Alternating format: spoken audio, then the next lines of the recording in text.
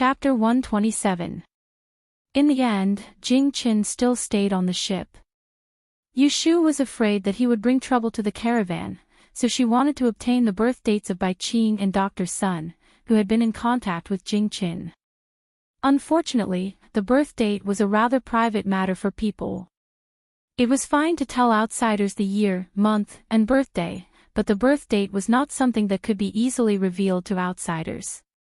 Unless it was a marriage, or if it was to go to the hall to ask for a divination. It was rude to rashly ask for the other person's birth time. Considering the friendship between Yu Shu and Bai Qing, it was not to the extent that she could pry. She asked in a roundabout way, but she only knew that Bai Qing was 31 years old this year and was born in September. To avoid suspicion, Yu Shu had to give up the idea of judging the disaster for the two of them. When she concentrated on looking at Yu Xiaoxiu's birth time, she would tell her own divination when she had nothing to do. Anyway, they were all on the same boat, so there should be some signs that something was going to happen. After Jing Qin woke up that night, he got out of bed in the middle of the night. The next day, he was strictly ordered by Yu Shu to stay in bed. He was not in good spirits. Except for eating and drinking medicine, he slept the rest of the time. Just like that, 3 days passed. Jing Chen's voice showed no signs of recovery, and his memory was still blank. Yu Shu tried to induce him to recall what happened after he left Yang City, but to no avail. Fortunately, Jing Chen did not show excessive emotions because of the 2 heavy blows of amnesia and speechlessness. He very calmly accepted the reality, took medicine on time, and obediently rested. There was no need for her to worry about him at all. The only thing that made Yu Shu embarrassed was that when Jing Qin was awake, he would always write on her hand and ask her about himself. It was clear that he did not care about amnesia. However, Yu Shu's understanding of Jing Qin was limited to the short 2 months in Yang City. She could not tell him much, and the secret that he was destined to offend Kidu Star was hard for her to say. She really could not bring herself to tell him that he was actually a jinx under such circumstances. She had to hide this part and told Jing Qin that he was a Taoist and went down the mountain to find someone. They met in Yang City. Later, when Jing Qin said goodbye to her and met him again, he became like this. She did not know what happened during this period. Jing Qin did not stay awake for long, so he did not ask many questions. But every day when he was awake, he would chat with Yu Shu. This morning, after Jing Qin took medicine, the two were chatting again. Jing Chen's slender fingertips were drawing on Yu Shu's palm. It was a little itchy. She focused on his strokes, so she could not to laugh and retract her hand. "Where are we going by ship?" Jing Chen wrote very seriously. He was afraid that Yu Shu could not see clearly, so after he finished writing, he would ask with his eyes. "We are going to the capital." "Do you know the capital?" Yu Shu had discovered in the past few days that Jing Qin could write and had some basic knowledge. There was nothing wrong with his IQ. It was just that he couldn't remember everything and everyone. Jing Qin shook his head, indicating that he did not know where the capital was. Because Yu Shu knew that he grew up in Longhu Mountain, he did not have much contact with the outside world, so she was not surprised by his ignorance. She patiently explained to him, "The capital is where the emperor lives." "Do you know the emperor?" "He is the most honorable person in the world." Jing Qin nodded. His fingers paused on her palm before he lowered his head and slowly wrote, "Can I go with you?" After reading this sentence, Yu Shu raised her head and saw Jing Qin looking at her with a slightly nervous gaze. It was as if he was worried that she would leave him behind. Yu Shu could not help but feel a little sour in her heart. The current Jing Qin was not the Lone Ranger who could come and go as he pleased. He did not know where he came from, nor did he know where he should go. The only person he could trust was Yu Shu, who knew who he was. Although she did not show it, he still felt uneasy. "Of course, you have to go with me. Otherwise, where do you want to go?" Yu Shu reached out and lightly hit Jing Chen's shoulder. Hearing this, Jing Chen's expression suddenly relaxed. He shook his head and wrote on her palm, "I have nowhere to go, I want to go with you." Yu Shu turned her hand over and picked up his wrist. She patted his hand that was wrapped in gauze, "Then let's go to the capital together." There was a smile in Jing Chen's eyes. He happily looked at Yu Shu. His fingertips bent and gently held her palm. His fingertips touched her soft body temperature, making him feel at ease. After dinner, Yu Shu was decocting medicine for Jing Chen. Yu Xiaoxiu suddenly screamed in the room. Yu Shu fanned herself while looking into the room. She saw him hurriedly lifted the quilt on the bed, climbed up and touched it, and finally crawled under the bed. "Xiaoxiu, what are you doing?" Yu Xiaoku did not answer. After a while, he crawled out from under the bed, squatted on the ground, and said to Yu Shu with a sad face, Kim Bao is missing." "Ah." Yu Shu's hand movement stopped, frowned and said, "Weren't you feeding it during dinner? How can it disappear?" "I don't know, I just went downstairs to pee, and came back to read a book for a while. It disappeared." Yu Shu immediately put down the fan and went into the room with Yu Xiaoxiu to look for it. In the end, they even looked under Jing Chen's bed, but there was still no trace of Kim Bao. Ever since Kim Bao left Yang City with the siblings, it had been very obedient, except for the fact that it liked to take Yu Xiaoxiu's clothes and grind its teeth. Other than trying to bite through Yu Shu's money bag several times, it did not do anything excessive. At first, Yu Shu and Yu Xiaoxiu would put it in a small bamboo cage. Later, when they saw that it had no intention of running away, they thought that it was cooked, so Yu Xiaoxiu didn't bother it anymore. When they slept, they just put it aside casually. When they woke up the next day, it was either sleeping next to Yu Xiaoxiu's pillow or nestling at Yu Shu's feet. But they didn't expect that the little thing would run away just after the siblings stopped worrying about it. They didn't have time to be angry. What Yu Shu and Yu Xiaoxiu were afraid was that it would be seen by other people on the boat and be killed as a mouse. The sound of them rummaging woke up Jing Chen, who was sleeping. He moved and turned his head to see Yu Shu coming out from under his bed. He was puzzled, so he knocked on the side of the bed twice to arouse Yu Shu's attention. Yu Shu heard it and looked up to see that Jing Chen was awake. She knew that they were too loud, so she apologized, "Go back to sleep. The medicine hasn't healed yet. It's Kim Bao who disappeared. Let's look for it." Jing Chen knew what Kim Bao was. Everything he came into contact with now was new, so he didn't feel anything wrong when he saw the little thing raised by Yu Shu and Yu Xiaoxiu. Seeing Yu Shu's anxious figure, Jing Chen didn't want to sleep anymore. He wanted to help, so he sat up on the bed with his arm. The pain from the wound made him frown uncomfortably. He reached out to press his abdomen and raised his head. He saw a person standing at the door and said to Yu Shu with an ugly face, "Hey, your thing ran into my room." Yu Shu heard the voice and turned around. She saw Xia Mingming standing outside the door with her arms crossed and a fierce look. Knowing that she was talking about Kim Bao, Yu Shu quickly got up from the ground and followed Xia Mingming to her room with Yu Xiaoxiu. Under Xia Mingming's angry gaze, they took Kim Bao from her bed and were chased out of the room. The quilt that Kim Bao had been lying on was also thrown out. As soon as they returned to the room, Yu Shu rewarded Kim Bao with 2 bounces on its head and left it to Yu Xiaoxiu to educate.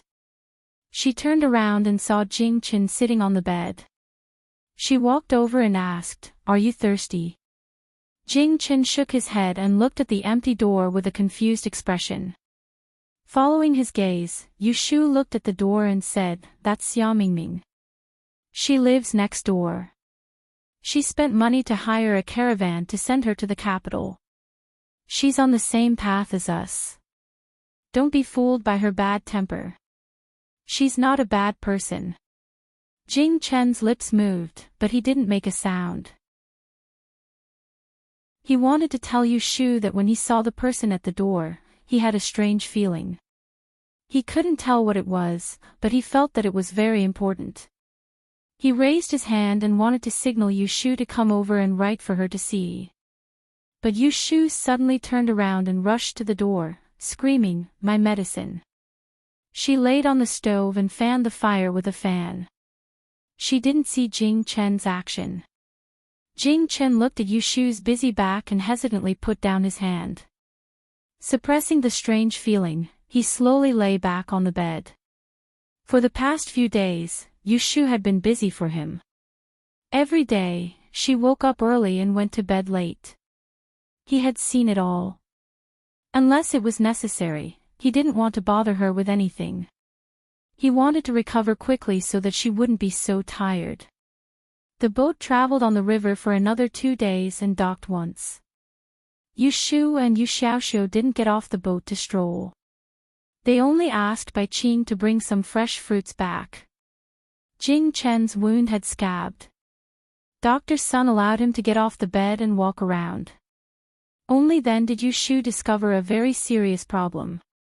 Jing Chen only wore a pair of pants these days. Of course, Jing Chen couldn't wear Yu Xiaoxiu and Yu Shu's clothes. Yu Shu waited for Bai Qing to buy them back on the boat and then went to borrow clothes from him. Bai Qing readily gave her 2 sets of summer clothes to change into. To change into clean clothes, one must take a bath.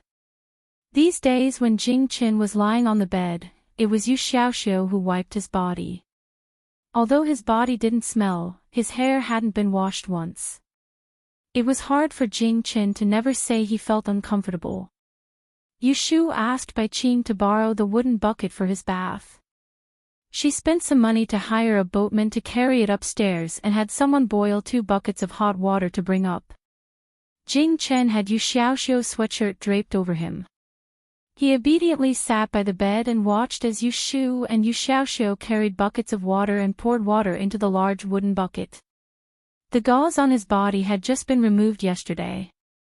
Yu Xiaoxiu's clothes were too small.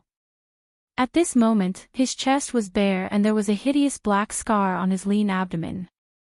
There were 3 more similar wounds on his back that he couldn't see. Yu Shu, who was adjusting the water temperature, raised her head and glanced at him. Her line of sight swept over the wound on his abdomen and she frowned. Jing Chen saw her looking at him, but he gently smiled at her. "The water is ready. Let Xiaoxiu bathe you. Be careful, the floor is slippery. If your wound hurts, immediately tell him." Yu Shu adjusted the water temperature, wiped her hands and said to Jing Chen. Jing Chen looked at her, then looked at the thin Yu Xiaoxiu. He shook his head and raised his hand to point at her. Yu Shu didn't understand, so she walked over and stretched out her hand, asking him to write on it. "Help me bathe." Jing Chen didn't know that Yu Shu was a girl. He made this request because he thought it would be more convenient for Yu Shu to bathe him. Although she knew that Jing Chen didn't mean anything else, Yu Shu couldn't help but blush. She glared at him and said angrily, "You wish." Then she left Jing Chen, who didn't know why he was scolded, and walked out of the room. Bang!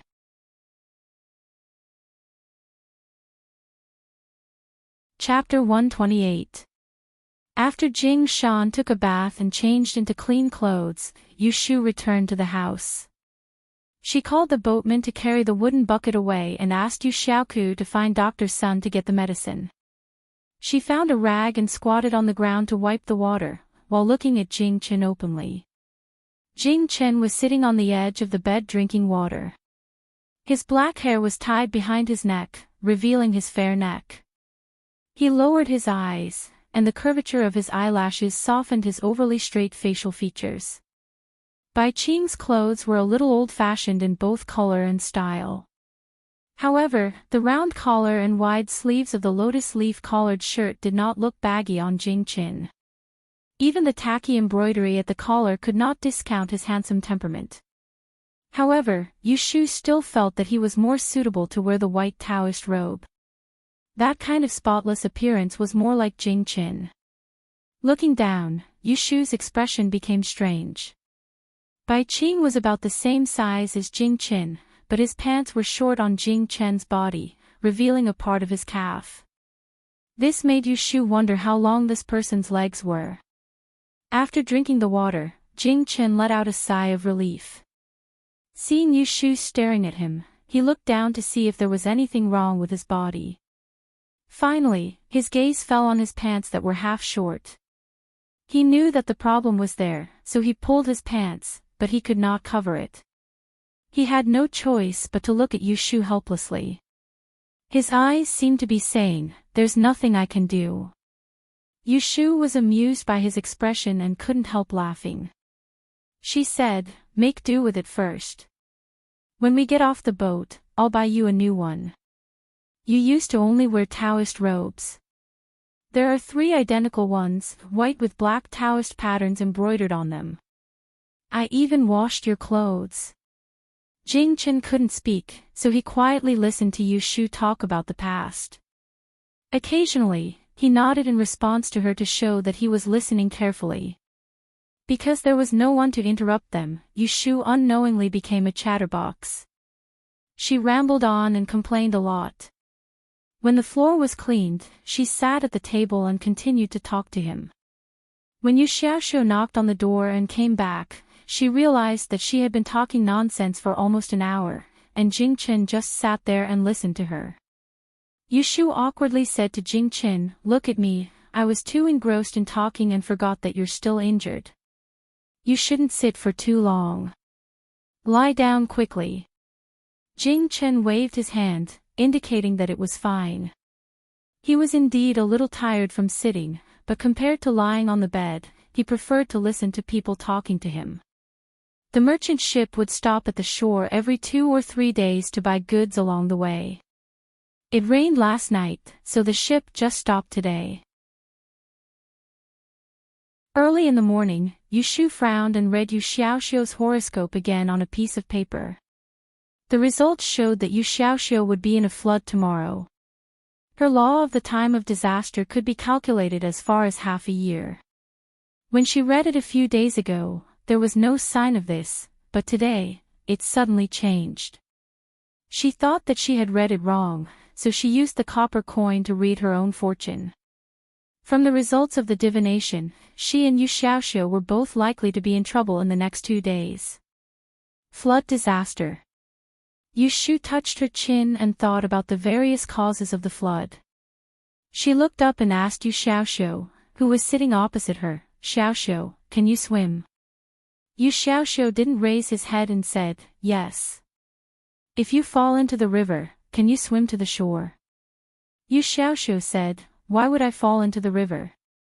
Let me make an analogy. I've never fallen before, so I don't know." "Then don't go to the side of the ship in the next 2 days. Just stay in the cabin, do you hear me?" Yu Shu said. Oh. Yu Xiaoxiu was not a child who liked to ask why. Unless he couldn't do what Yu Shu told him, he would usually listen. Yu Shu turned her head and looked at Jing Qin, who was lying quietly on the bed. She really wanted to read his fortune and see the power of K to star. Unfortunately, Jing Qin lost his memory, so there was no way to know his horoscope. Ding Ning told Yu Xiaoxiu that there was a flood disaster, but Yu Shu was still worried, so she went downstairs to find Bai Qing. She asked him how many days it would take for them to arrive at the destination and changed carriages. When she came out of the cabin, she saw the sailors adjusting the sails in preparation for docking. She found Bai Qing in the lower cabin. Bai Qing told her that according to the direction of the wind these 2 days, they would be able to disembark in another 3 days. Yu Shu was afraid that the flood was caused by the ship accident, so she deliberately followed him around the bottom cabin. She pretended to be interested and asked questions. After confirming that there would be no safety risks, she left with relief. On the 2nd floor, when she passed by Xia Mingming's door, the door suddenly opened. Xia Mingming came out with a heavy heart and almost bumped into Yu Shu. Yu Shu dodged and called her, "Mingming, where are you going?" "To find Bai Qing." Xia Mingming replied absent-mindedly and hurried downstairs. She didn't know what was so important that she didn't even get angry when Yushu called her Mingming. When Yushu returned to her room, she forgot about this matter. It wasn't until dinner time when a boatman knocked on the door that she knew that Xia Mingming hadn't returned to her room for a whole day. It turned out that when the boatman delivered lunch to Xia Mingming's room at noon, he didn't see her there. He thought that she had gone out, so he put the food on her table. However, at night, the boatman went to deliver lunch again and found that no one had touched the lunch on the table.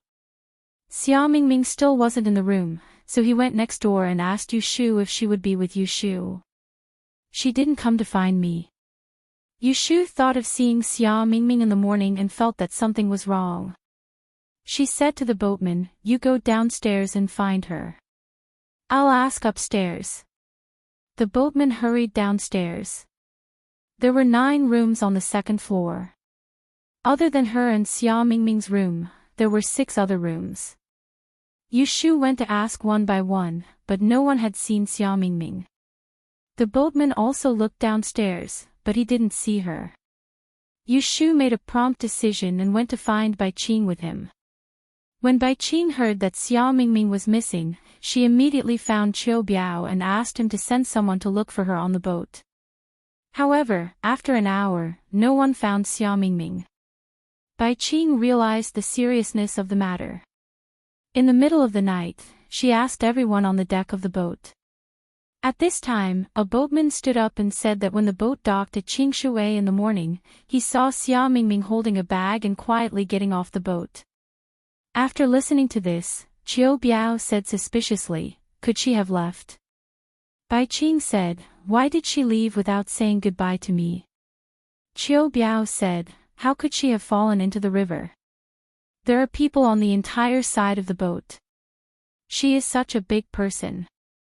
If she really fell into the river, even listening to the sound of the water, it would be impossible for no one to find her. It would be hard for her to drown." When Bai Qing heard this, her face fell. "What are you talking about? If something really happened to her on our boat, are you going to take the responsibility?" "You." Qiu Biao's face also fell. "If something happened, you want to push it to me." Qiu Biao and Bai Qing quarreled last time, and after a few days, their relationship became better recently. However, their temperaments were not compatible.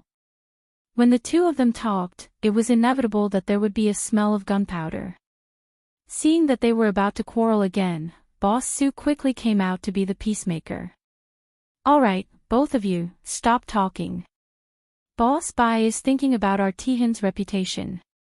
But what Ah Biao said makes sense. If someone really fell into the river, it would be impossible for no one to see her. Now that she is missing, she must have left. Didn't someone see her getting off the boat?" Qiu Biao said to Bai Qing, "Since Boss Su has said so, why? Do you want something to happen to someone on our boat before you are happy?" Bai Qing did not argue with him. She turned around and asked someone to check Xia Mingming's room. They found that her luggage was also missing. Only then did they confirm that she quietly left when they docked in the morning. Bai Qing dispersed the crowd. Those who should rest rested and those who should be busy went back to work. Yushu watched from the beginning to the end. She did not mention that she saw Xia Mingming in the morning. She stood alone on the deck for a while. When she saw that the crowd had dispersed, she went to the helm and found the boatman who saw Xia Mingming in the morning. "When did young Master Xia leave the boat?" The boatman thought for a while and said, "After the boat docked for a while." "Did she leave before or behind Boss Bai?" Yushu knew that every time they arrived at a place, Bai Qing would bring people to disembark and buy some things. Later, the boat didn't stop for long before Boss Bai left early. The boatman looked at Yushu in confusion. "Why does young master ask this?" "You." Yushu smiled bitterly. "I borrowed a tael of silver from young Master Xia. I haven't returned it to him yet." The boatman laughed. Then, someone called him to go back to work and he left. Yushu looked at the moonlight that was sinking into the blue waves of the river. She expressionlessly turned around and entered the cabin. As soon as she returned to the room, Yu Xiaoxiu came to welcome her. Jing Chen was also sitting on the bed. You still haven't found her. After being reminded by Yu Shu several times, Yu Xiaoxiu would only call Yu Shu's sister when they were alone. She left the boat in the morning. You two should quickly go to sleep. Yu Shu urged the two to sleep. She sat at the table and poured a cup of water. She held it in her hand and sipped it. Xia Mingming suddenly disappeared. This matter seemed very strange to her. The boatman said that he saw Xia Mingming leave the boat after Bai Qing left. It sounded like Xia Mingming deliberately avoided Bai Qing and left quietly. However, when she saw Xia Mingming in the morning, she clearly said that she was going to find Bai Qing. But looking at Bai Qing, he did not see Xia Mingming in the morning. Looking at the time, when Xia Mingming went to find Bai Qing, she had just seen Bai Qing. The boat had not yet docked. At that time, Bai Qing was still on the boat. Xia Mingming had time to find him. Then why didn't Bai Qing see her? Did Xia Mingming leave without saying goodbye, or was the boatman lying? Yu Shu analyzed and felt that the latter was more likely than the former. If the boatman was lying, then his purpose was intriguing. Why would a small boatman lie like this? It did not seem to be beneficial to him, unless someone was instructing him behind the scenes. Thinking of this, Yu Shu picked up a copper coin from the table with a serious expression. She stared at it, as if she wanted to see something from it.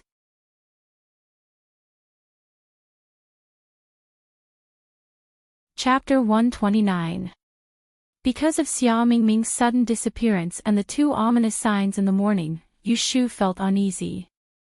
At night, after Yu Xiaoku and Jing Chen fell asleep, she quietly got up, touched the match on the table, and quietly went out the door. There was a bamboo lantern hanging in the corridor on the second floor.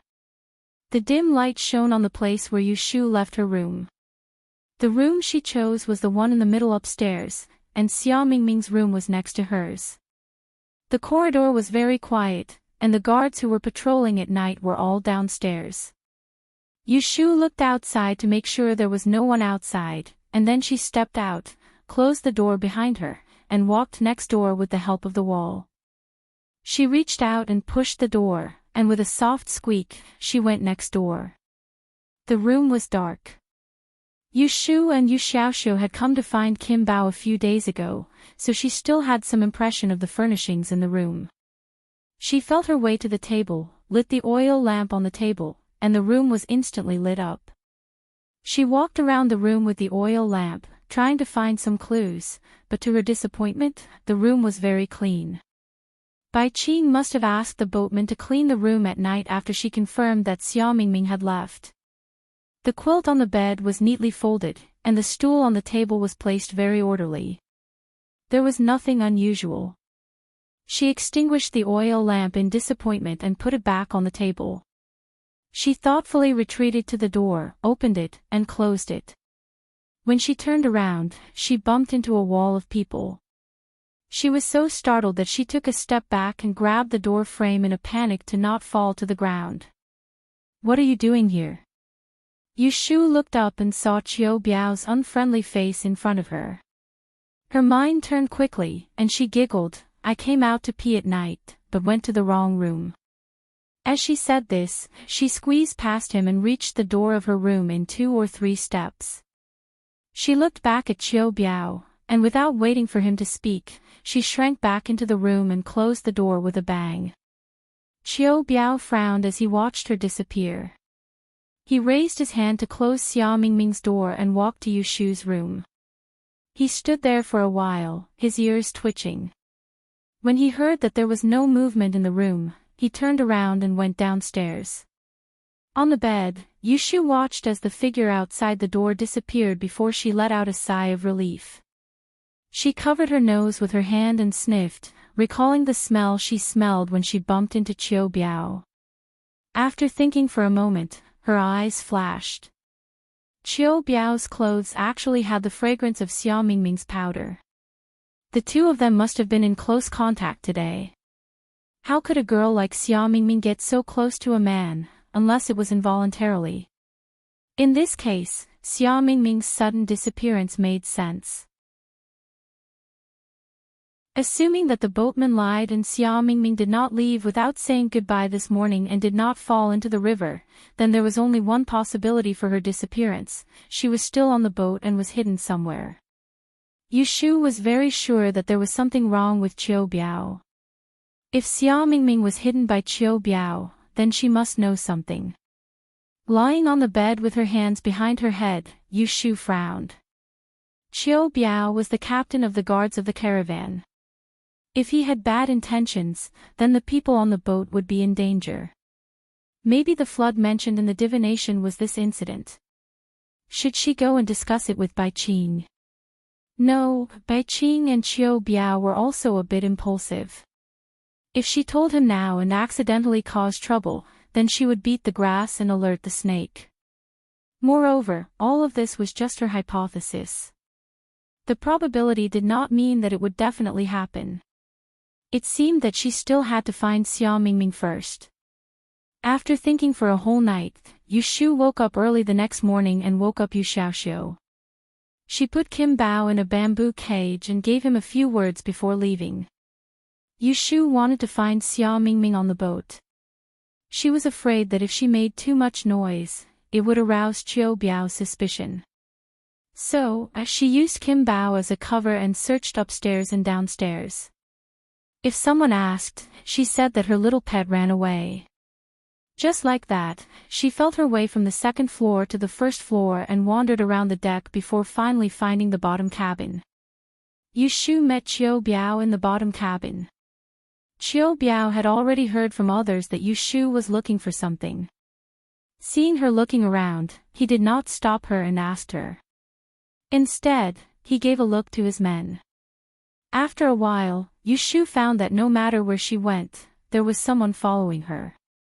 She sneered in her heart, but on the surface, she pretended not to see it and searched the bottom cabin. Sure enough, she found a suspicious place. In the dark corner of the entrance to the bottom cabin, in an inconspicuous place, there were two round wooden barrels. The height reached Yu Shu's chest and the lid was sealed. The space inside was enough to fit a person. The reason she was suspicious wasn't because of the barrels themselves, but because as soon as she approached, someone called out to her, "That bucket is filled with rancid water. When the boat docks, we have to throw it away. Don't touch it. If your hands get stained, you won't be able to wash it off." Yu Shu's hand stopped half a foot away from the barrels. She turned her head to look at the guard who had been following her since the beginning and then looked at the barrels. Her face revealed a look of disgust. When she turned around, she put her hand behind her back. At an angle that the guard couldn't see, she knocked her fingers on the two barrels. From the vibration that came back to her fingers, she immediately found something different. Of the two barrels, one was empty. This discovery immediately made Yu Shu excited.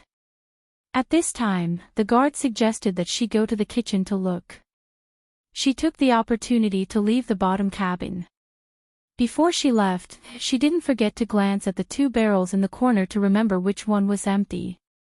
After a cursory look around the kitchen, Yu Shu hurried back upstairs. She closed the door and rushed to the window, ignoring Yu Xiaoxiu's questions. She opened the window and stuck her head out to look down. The entrance to the lower deck was right below. As soon as she lowered her head, she could see the stairs leading downstairs from the deck. There was a guard standing nearby, as well as two shipwrights. A moment later, Qiu Biao brought his men up from the lower deck and headed east. Yu Shu's nails clawed at the window. She quickly calculated in her mind how she could divert the people near the bottom cabin away so that she could go in and check the barrels. Her shoulder was patted lightly. Yu Shu came back to her senses. She turned her head and saw Jing Chen standing behind her, dressed neatly. He looked at her with a slightly worried expression. He raised his left hand and clenched it into a fist. Then, he opened it again and shook his palm twice.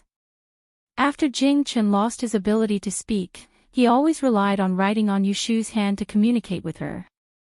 After a long time, Yushu felt that it was troublesome. Thus, she figured out a few simple hand gestures and taught them to him.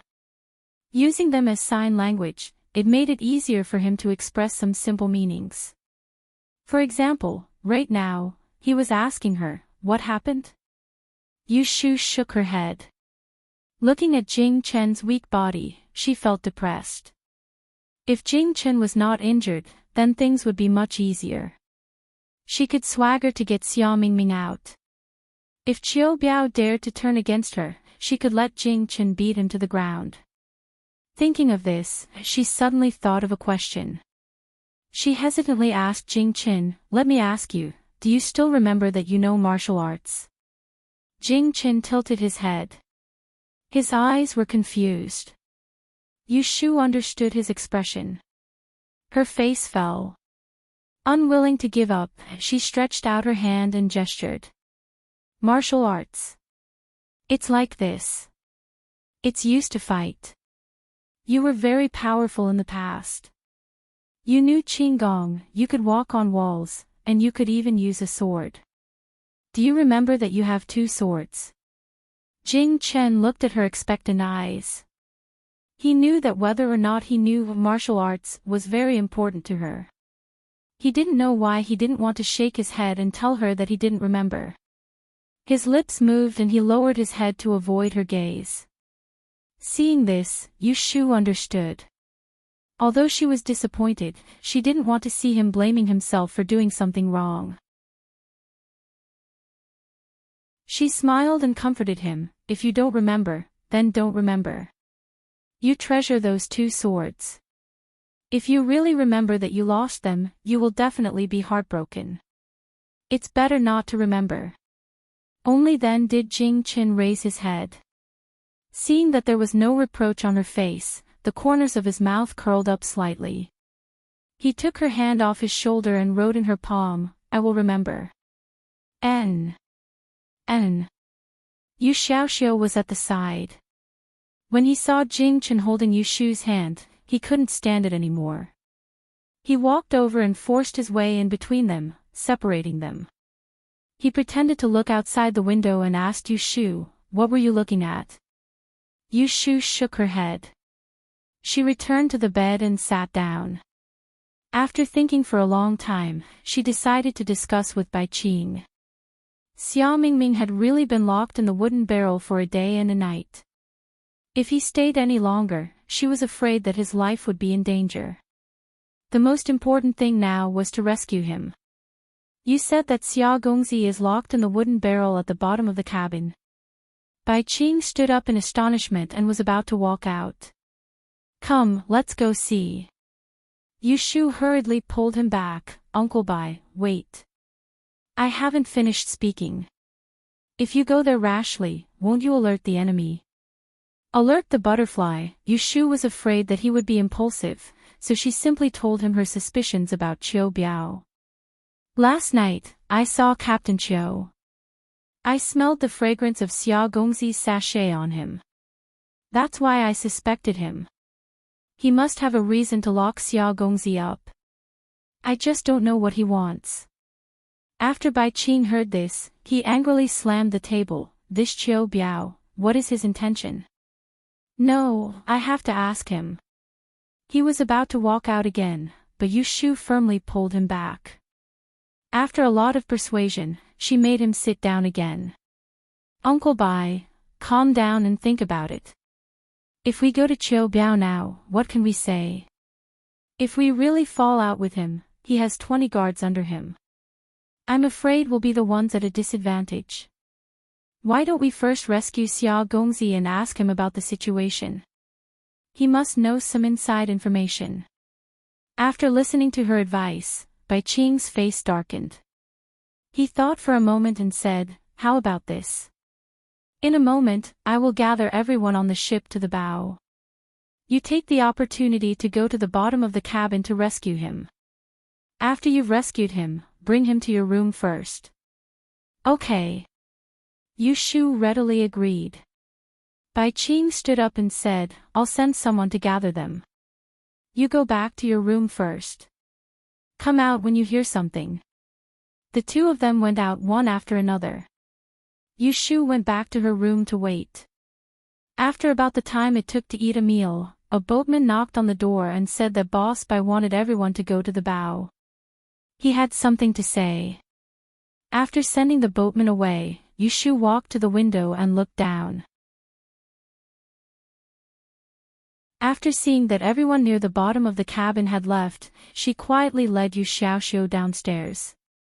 They went around the back door to the stern, and then from the stern to the bottom of the cabin. They found something to pry open the empty wooden barrel hidden in the corner. Although it was dark, Yu Shu could still see the figure curled up in the moldy barrel.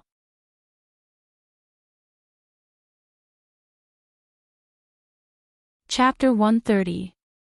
Yu Shu and Yu Xiaoxiu pour Xia Mingming out of the bucket. The sundries in the bucket can be used as a weight. Even if someone touches the bucket, they won't find out that the person inside is gone without opening it. They go back to the second floor. Jing Chen is sitting on the edge of the bed, holding the bamboo cage that Yu Shu threw to him before leaving. Looking at Kim Bao inside, he grits his teeth.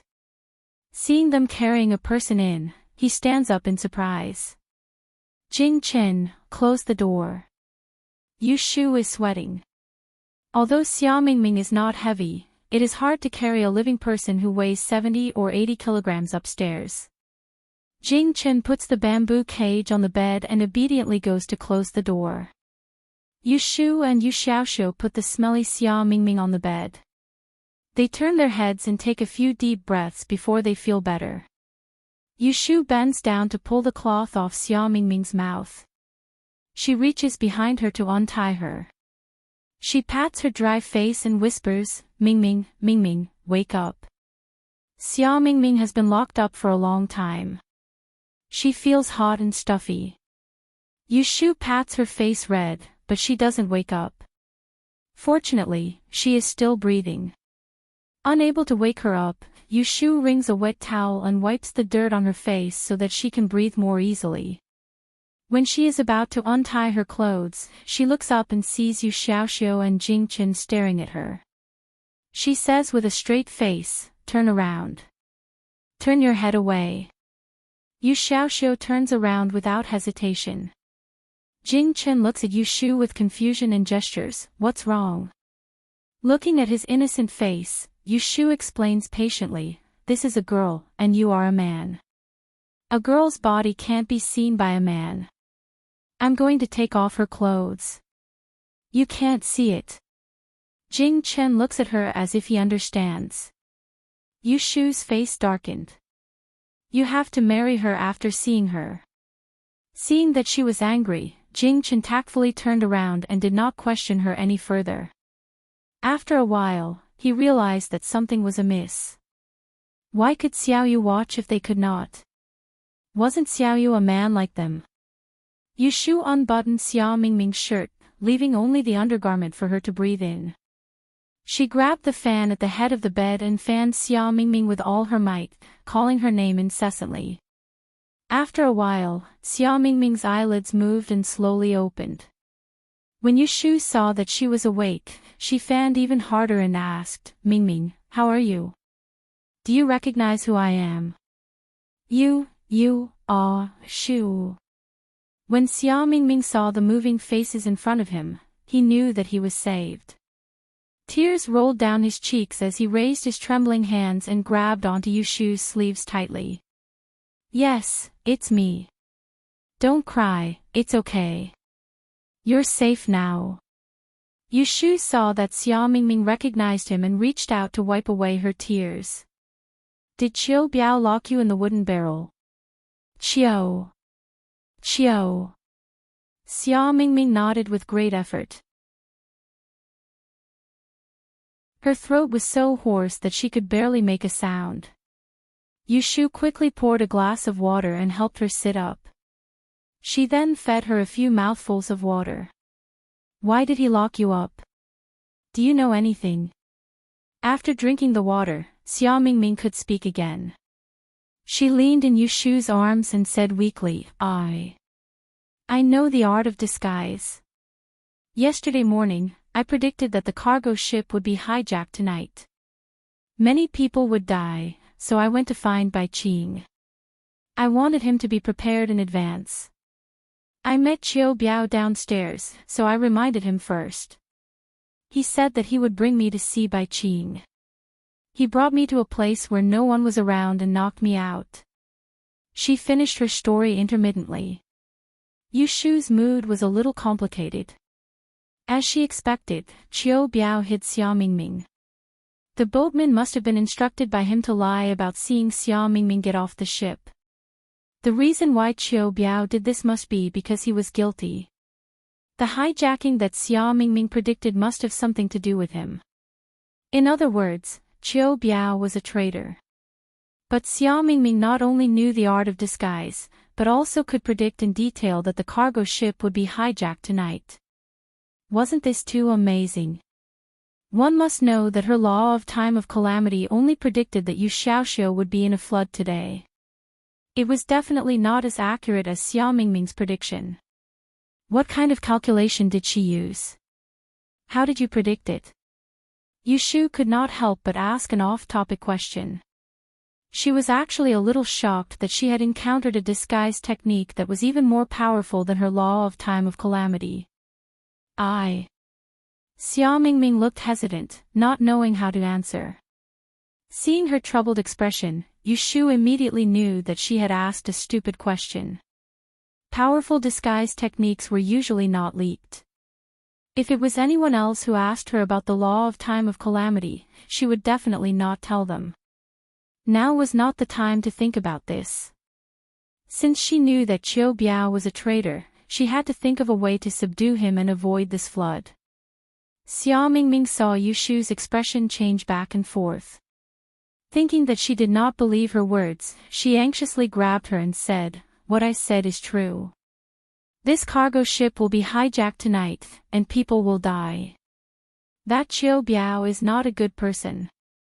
He must be in cahoots with the pirates. Believe me, I really predicted it."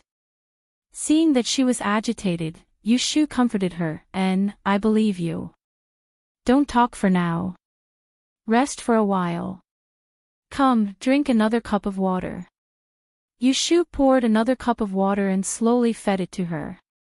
Her mind was filled with thoughts of how to avoid this disaster. She did not notice that Xia Mingming's gaze, other than gratitude, also had a strange look on her face. Putting down the cup of water, Yushu helped her lie down. Xia Mingming looked down and saw that her upper body was only left with a thin chest wrap.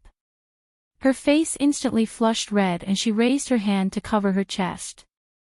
When Yushu saw this, she was afraid that this little girl would misunderstand that she was taking advantage of her. She quickly pulled the blanket over her and explained, "Don't misunderstand. I only took off your clothes to let you breathe. You have been stuck in the wooden tub for too long. If I don't do this, I'm afraid something will happen to you." Xia Mingming did not fall out with Yushu. She bit her lips. Her face, which had been wiped clean by Yushu, was now as red as a rose. You know. Know what? Oh. Yushu froze for a moment. She understood that Xia Mingming was referring to her female body. She found it funny in her heart. Xia Mingming didn't discover it when she saw her chest. She knew that she was a little girl the first day they met. Ahem, yes, I know. As soon as Yushu admitted it, Xia Mingming turned around and turned her back to her. Yushu had no time to guess what this little girl was thinking. Seeing that Xia Mingming was fine, she sat up from the bed and put down the mosquito net.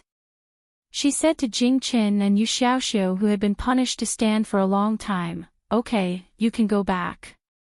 The two of them turned around. They consciously did not look at the bed. Their gazes fell on Yushu. Both of them had question marks on their faces. Yu Xiaoxiu pointed at the tea table and asked them to sit down. Since things had come to this, there was no need to hide it from them anymore. He told them everything in full detail. You heard it just now. This caravan's guard captain, Qiu Biao, had bad intentions. He was obviously knocked unconscious and hidden in the wooden barrel. I went to find Uncle Bai earlier. He gathered everyone to the bow of the ship and gave me space to rescue Xia Mingming. We didn't let Qiu Biao find out. Uncle Bai will come to find us later and we can discuss countermeasures. As soon as he finished speaking, there was a knock on the door. Bai Qing's voice came from outside the door. "Ah Shu, it's me." "It's Uncle Bai," Yu Shu said to the two of them. She got up and opened the door. Bai Qing entered the room and asked, "How is it? Did you save him?" Yu Shu nodded and pointed at Xia Mingming who was on the bed. "I saved him. Let's sit down and talk." Yu Shu repeated Xia Mingming's words to Bai Qing and verified the fact that Qiu Biao was a traitor. Bai Qing's face turned pale. It seemed that he was very angry. "Uncle Bai, what do you think we should do now?" Yu Shu pushed the problem to Bai Qing. She did not understand the river's affairs. She needed someone with experience to come up with ideas. Bai Qing turned to look at Yu Shu's bed. "Is young Master Xia awake?" Xia Mingming could not sleep and replied, "He's awake." Bai Qing said, "May I ask if young Master Xia is sure that there will be pirates coming to rob the ship tonight?" "It's fine if you don't believe me."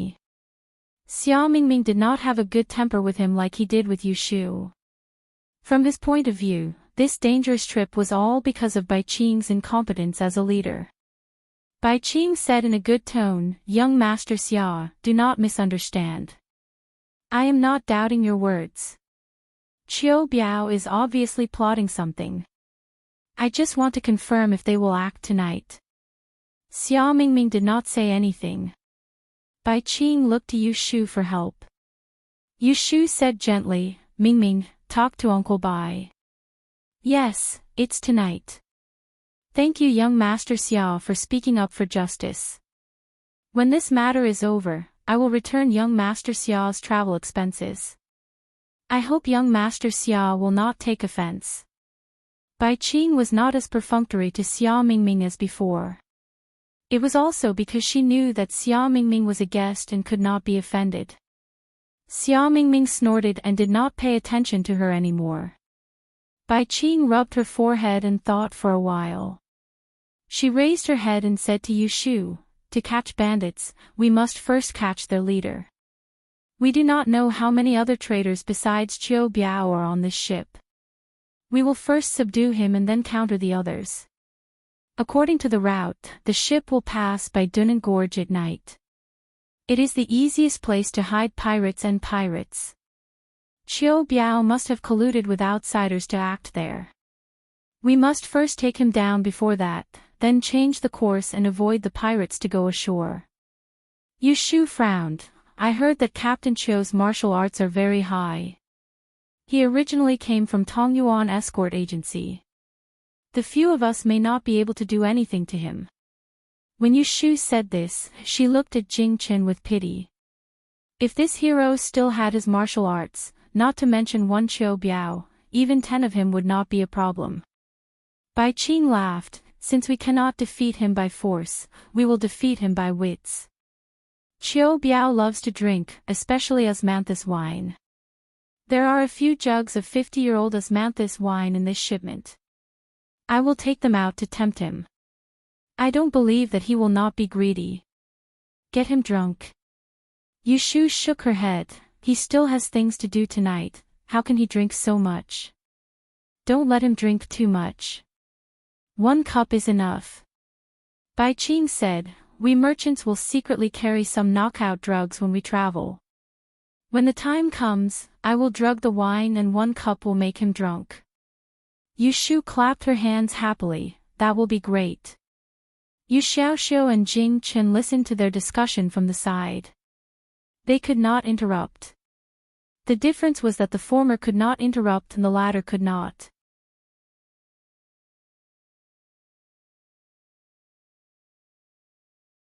Chapter 131. After Bai Qing left, Yu Shu waited anxiously in the room, afraid that Bai Qing would fail. Qiu Biao found out. Xia Mingming cleaned herself up and changed into Yu Shu's clothes, but she still couldn't get rid of the rancid smell on her. She leaned against the headboard and looked at Yu Shu, who was restless, and Yu Xiaoxiu, who was in a daze. She turned her eyes to Jing Qin, who was sitting on the opposite bed without saying a word. She couldn't help complaining, "It's all because of this person. We are all unlucky because of him. We shouldn't have let him on board." Jing Chen and Yu Shu looked up at her at the same time. The former was puzzled, while the latter was calm. She said, "Qiu Biao had evil intentions and planned it long ago. What does it have to do with him? If he didn't get on board, they wouldn't have hijacked the ship." Xia Mingming pursed her lips and didn't argue with Yu Shu. She also knew that the hijacking had nothing to do with Jing Chen. She was just angry and had nowhere to vent, so she said those angry words. Yu Shu looked back at Jing Chen and felt suspicious. She had predicted that she and Yu Xiaoxiu would be in trouble, and she thought that Jing Chen was the cause of the disaster. But now it seemed that the hijacking had nothing to do with Jing Chen, the bane, in terms of time.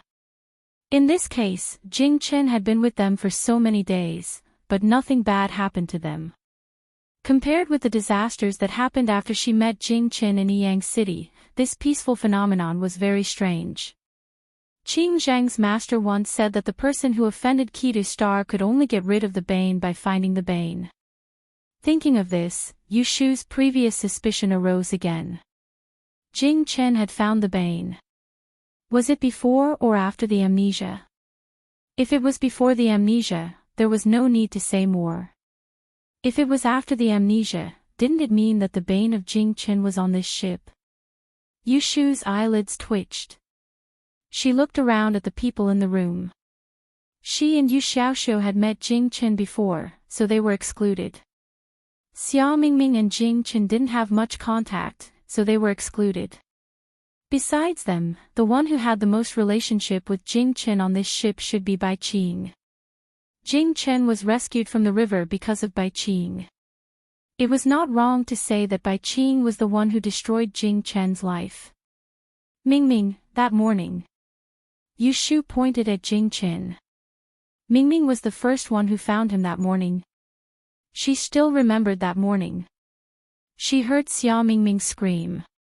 Then she got up and saw someone fishing Jing Chen out of the river. In this way, the one who had the most relationship with Jing Chen's rescue should be Xia Mingming. Xia Mingming didn't know why Yu Shu brought this up. She nodded reluctantly. Then she saw Yu Shu look at her strangely. "Ah Shu, what's wrong?" Yu Shu looked at her and then looked at Jing Chen. Her eyes wandered back and forth between the two. She laughed dryly. "No, nothing. The bane of Jing Chen was probably Xia Mingming. It's been so long. Uncle Bai hasn't come back yet. I'll go out and take a look." Yu Shu said. "I'll go with you."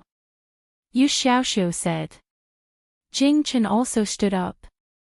At this time, the door rang. Hearing Bai Qing's voice, the room suddenly became quiet.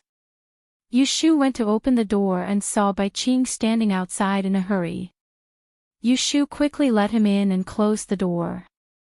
Then she turned around and asked, "How is it? Is it done?"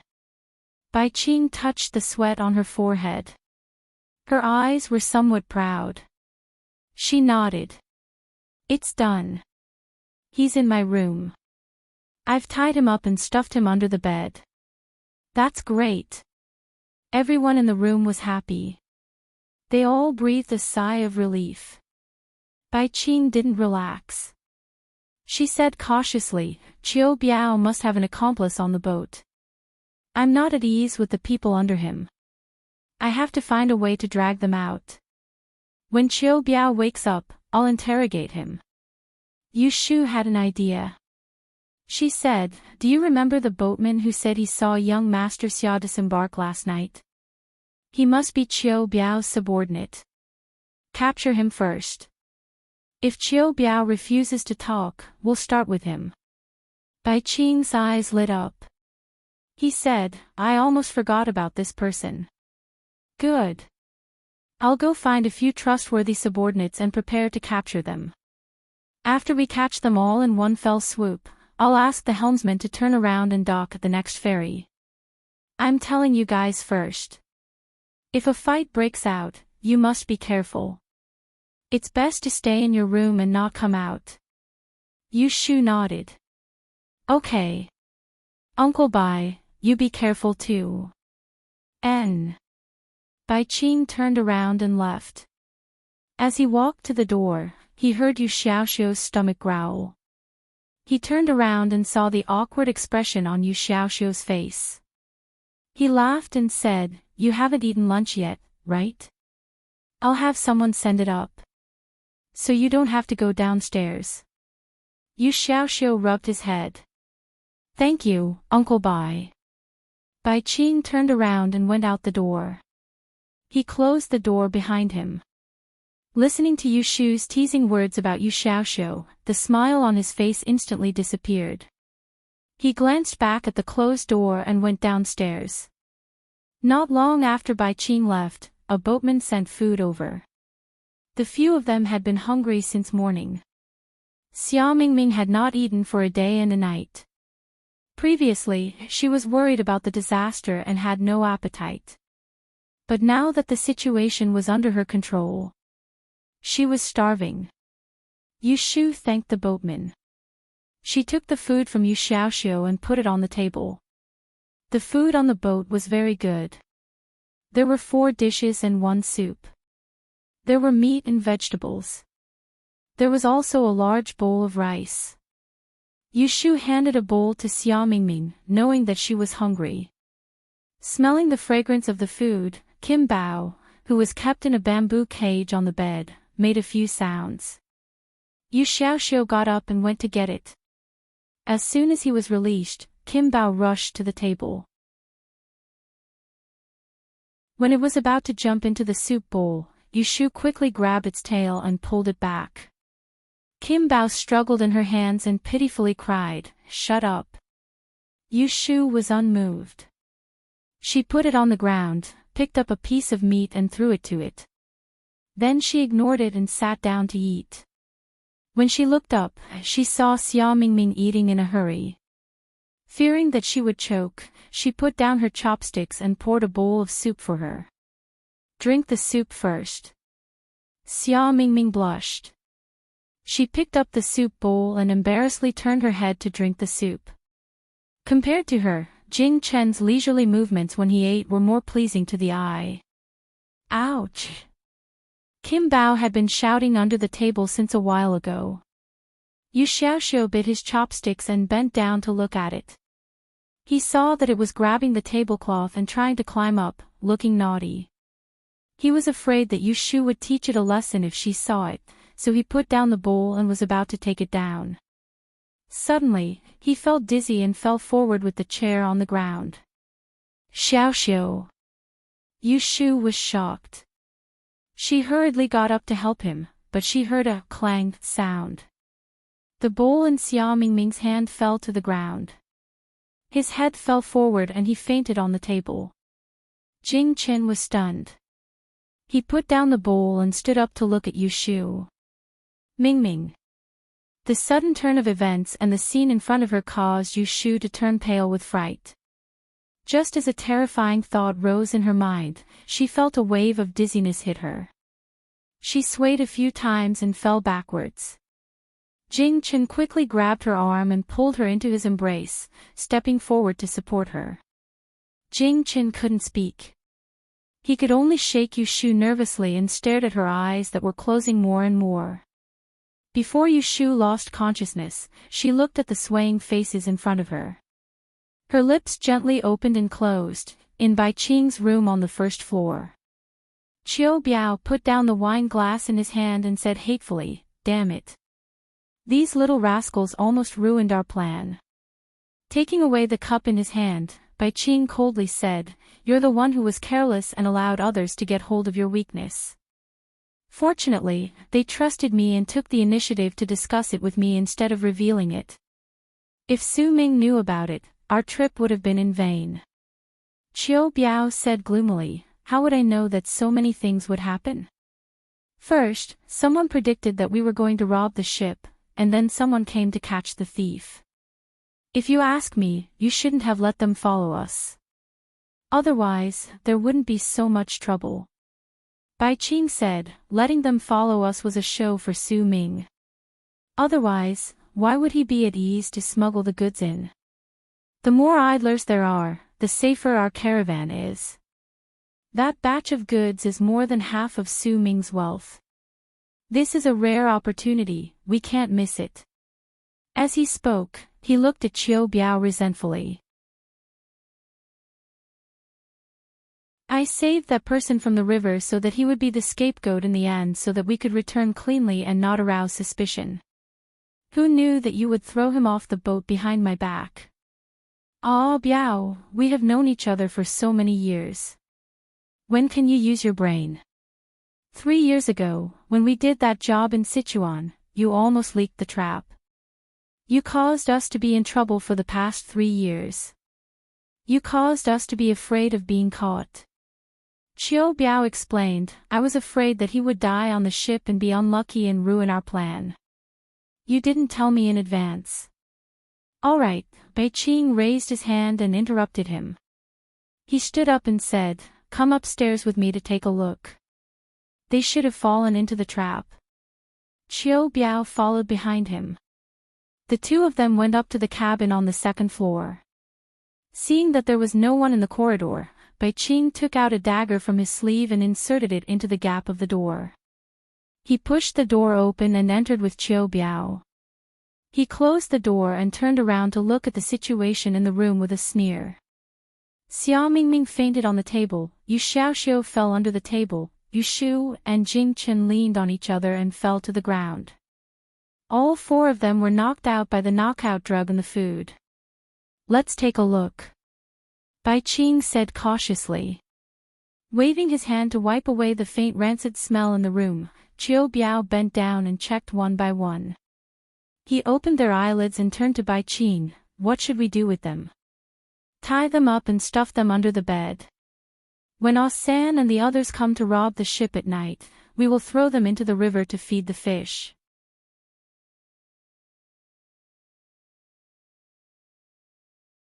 Chapter 132. Night fell, and the moon rose above the river. The boat sailed on the river. Not far ahead was Husband's Pass. The surrounding cliffs gradually became steeper, and the water flowed rapidly. The helmsman at the bow focused all his attention on the gorge in front of him. It was easy for the boat to deviate at night. The gorge was steep, and the current was even faster. It was common for the boat to accidentally brush against the cliffs. Carefully sailing into the gorge, there was a turn in front of them. The wind grew louder, and the boatmen working on the deck all grabbed onto the mast and ropes. A few experienced boatmen even took the opportunity to chat, talking about what they saw when they crossed the river. At that moment, there was a sudden whistle from the bow. The alarm had only been sounded twice when the boat suddenly swayed and tilted without warning, crashing into the cliffs. The faces of the boatmen on the deck all changed.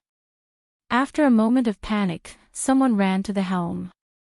The call grew louder and louder. The one who ran the fastest saw the helmsman killed by an arrow on the helm. He didn't even have time to scream before the arrow pierced through his chest. Blood splattered in front of his eyes. Having lost the helmsman, the boat crashed into the cliffs. The violent shaking caused many people running on the boat to tumble. 1 or 2 people who were close to the edge of the boat fell directly into the water. Screams rang out one after another on the boat. Then, a nimble bandit boat approached them in the night. Iron chains were thrown onto the boat, and figures stepped on the chains and jumped onto the merchant boat. Ah! Someone hijacked the boat. The water bandits are here. The water bandits are here. In the midst of the hubbub, Yushu struggled to wake up. When she opened her eyes, it was dark in front of her. There was no light in the room, only a little light shining through the window. Lying in the narrow space, her hands and feet were tied, and her mouth was gagged with a cloth. Her head was still a little dizzy. She shook her head, trying to see the scene in front of her clearly. Someone lightly bumped her shoulder. She turned her head and saw a pair of eyes that were still slightly bright in the night. Her mind instantly woke up. Woo-woo. Seeing that Yushu had woken up, Jing Chen's eyes lit up with joy. Unable to make a sound, he bumped her with his shoulder again as a response. Yushu soon discovered that they were now under the bed. She was lying on one side of the bed, while Jing Chen was lying on the outside. His hands and feet were tied up and he couldn't move. She nudged Jing Chen with her head, signaling him to go out first. Jing Chen understood and moved out, while Yushu directly turned around and rolled out. With the help of Jing Chen, Yushu stood up from the ground and hopped to the opposite bed. She looked down and saw that Yu Xiaoxiu and Xia Mingming were both lying on the bed, unconscious. Damn it! Yushu cursed fiercely in her heart and wished that she could slap herself. She had taken everything into account, but she didn't expect that Bai Qing and that Qiu Biao were actually in cahoots. She thought she was smart enough to discuss with Bai Qing how to deal with Qiu Biao. Instead, she was drugged by them and became a turtle in a jar. There was no time to blame herself too much. The noise outside made Yushu realize that time was running out. If they didn't find a way to get out, they would all die. Bai Qing and Qiu Biao spent so much effort to put on a show. They planned to return to the Chamber of Commerce as victims afterward. She had seen through Qiu Biao and Bai Qing's true colors. Bai Qing would definitely not let them live. Woo-woo. With her hands tied, Yushu motioned Jing Chen to sit on the bed and turned her back to him. She pulled off the cloth on his mouth with her fingers and made a demonstration, asking him to pull off the cloth on her mouth. Yushu jumped back to her bedside and turned around to take out a dagger from under the mattress. This was a dagger Pei Jing had given her when she left Yang City for self-defense. She didn't expect that it would really come in handy. She used the dagger to grind her wrist a few times. It was not smooth, so Yushu called out to Jing Chen in a low voice, "Jing Chen, come here. I'll untie you first." After struggling for a while, the two of them untied each other's hands and feet. Yushu instructed Jing Chen to drag Yu Xiaoxiu and Xia Mingming out from under the bed and untied them. "Xiaoxiu, Mingming, wake up, wake up." Yushu patted their faces, but she couldn't wake them up. Hearing the sounds of fighting downstairs getting louder and louder, she was afraid that someone would rush upstairs to finish them off. She was burning with anxiety and thought of the plot she had seen on television before. She grabbed the kettle on the table and poured water on their faces. Cough, cough. This method worked. Xia Mingming and Yu Xiaoxiu woke up one after another. Yushu didn't have time to comfort them and hurriedly said, "Wake up, the hijackers are coming. We have to run." As she spoke, she crept back to the bed and stuffed the important items into a waterproof leather bag. She fastened the bag and hung it around her neck. She grabbed the ancient sword under the pillow and pulled off the cloth wrapping it, revealing the sword. It didn't matter if it was sharp or not, it was still a weapon. After quickly packing up, Yushu rushed to the window and opened it. She looked down and was immediately shocked. Under the moonlight, she saw shadows of people moving around, swords and sabers gleaming. Corpses of the shipwrights were strewn across the deck. The sound of sharp weapons piercing into flesh resounded, and the river wind carried the stench of blood into her face. Suppressing the acid in her stomach, Yushu turned around and stuffed the dagger into Jing Chen's hand. She nudged the still-stunned Xia Mingming and pulled Yu Xiaoxiu tightly. She urged them, "Jing Chen, look after Mingming and follow me closely." Yushu walked to the door and gently opened it a crack. She looked outside and heard people screaming and running in the corridor. The lights had long been out, so she couldn't see who was who. Chirp chirp. An ear-piercing chirp awakened Yu Xiaoxiu's attention.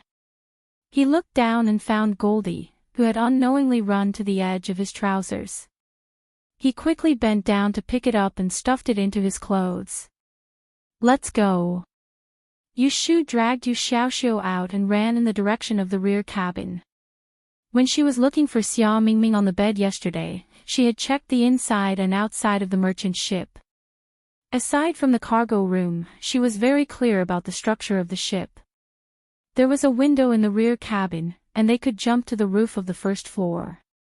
It wasn't too high from the deck, and it was much safer than taking the stairs. The four of them ran to the end of the corridor and found the window. Yushu opened the window and looked down. Seeing that there was no one below, she jumped down first. This floor wasn't high, and the four of them successfully jumped out. Further down was the deck. From Yushu's estimation, this floor was about 2 meters high. She grabbed the sword in her hand and jumped down first. When she landed, her entire calf was numb. She rubbed her ankle and stood up. She looked up at the 3 people on the roof and said, "All of you, jump down, quick." Yu Xiaoxiu and Jing Chen jumped down without saying a word. However, Xia Mingming stood on the roof and didn't dare to move. Jing Chen landed firmly on the ground. Yushu pulled Yu Xiaoxiu up. Seeing her dawdling and hearing the sounds of fighting coming closer, she anxiously reached out to her and coaxed, "Mingming, quickly jump down. Don't be afraid, I'll catch you." Xia Mingming made up her mind. She squeezed her eyes and jumped down. Yushu reached out to catch her, but she was knocked back by Xia Mingming.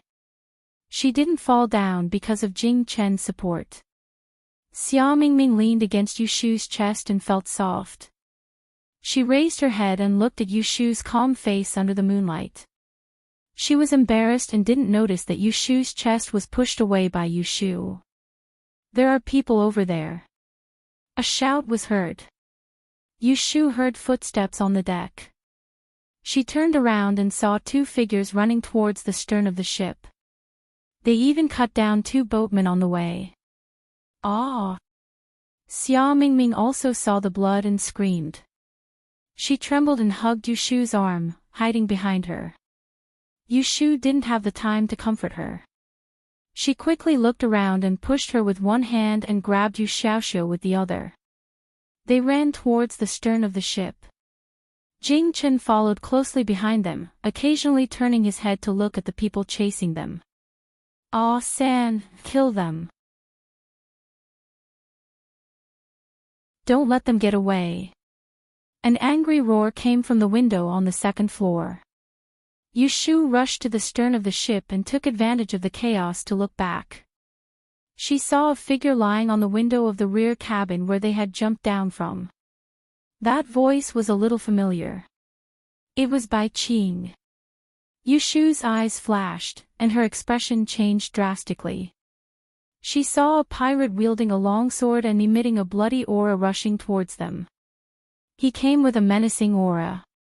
Just a dozen steps away, he raised his hand and cut off the head of a shipwright who was lying on the ground. Blood splattered everywhere. "Jump down. Swim to the shore," Yushu shouted. She pushed the pale-faced Yu Xiaoxiu to the edge of the ship and pushed him down. Plop! Yu Xiaoxiu fell into the river, splashing water all over the surface of the pill layer. Xia Mingming's legs went soft. She flipped twice but couldn't get over. She sat on the ground. Yushu climbed halfway and was about to jump down when she saw Xia Mingming sit down. Hesitation flashed in her eyes. She gritted her teeth and pulled back her legs. She pulled Xia Mingming up from the ground and slapped her face. Jump down if you don't want to die. Swim to the shore for me. Bang, bang. Xia Mingming woke up a little from the slap. She bit her lips and climbed back to the edge of the ship. She was pushed down by Yu Shu by the leg. There was another splash. At this time, Yu Shu didn't even dare to turn her head. She was afraid that if she turned her head, her neck would be chopped off. She heard footsteps behind her.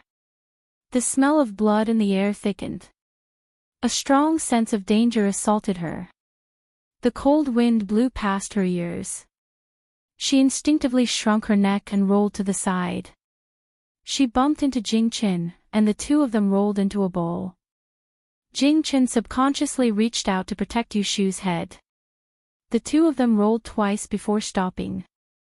Yu Shu happened to be under his body. When she opened her eyes, she saw a shining longsword on Jing Chen's shoulder. It was stabbing towards Jing Chen's back.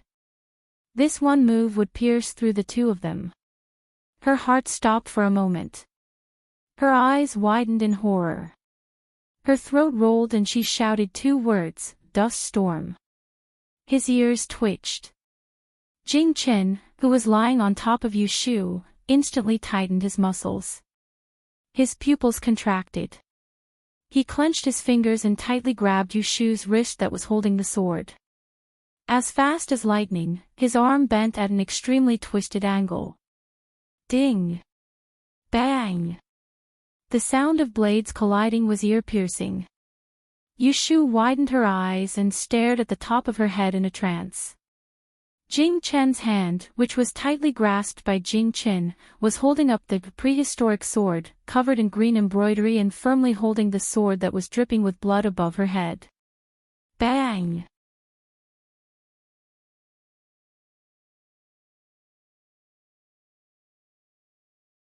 Chapter 133.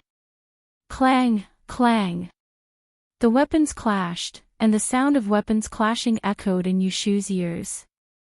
In the next moment, she felt her wrist, which was being held by Jing Qin, heat up. With a violent jolt, she saw that the fiendish pirate leader was jolted away by an invisible force. The long sword in his hand fell from his hand, and his entire body fell miserably. Asan! Bai Qing, who was at the rear window, saw this scene, and his expression changed. Jing Qin held Yu Shu and rolled twice on the ground, crashing into the wall of the ship. This time, it was Yu Shu who was lying on top of him. She crawled up in shock and knelt on the ground. Turning her head to look at the unconscious pirate on the ground, she turned back to grab Jing Qin with joy and said, "You remember? That's great.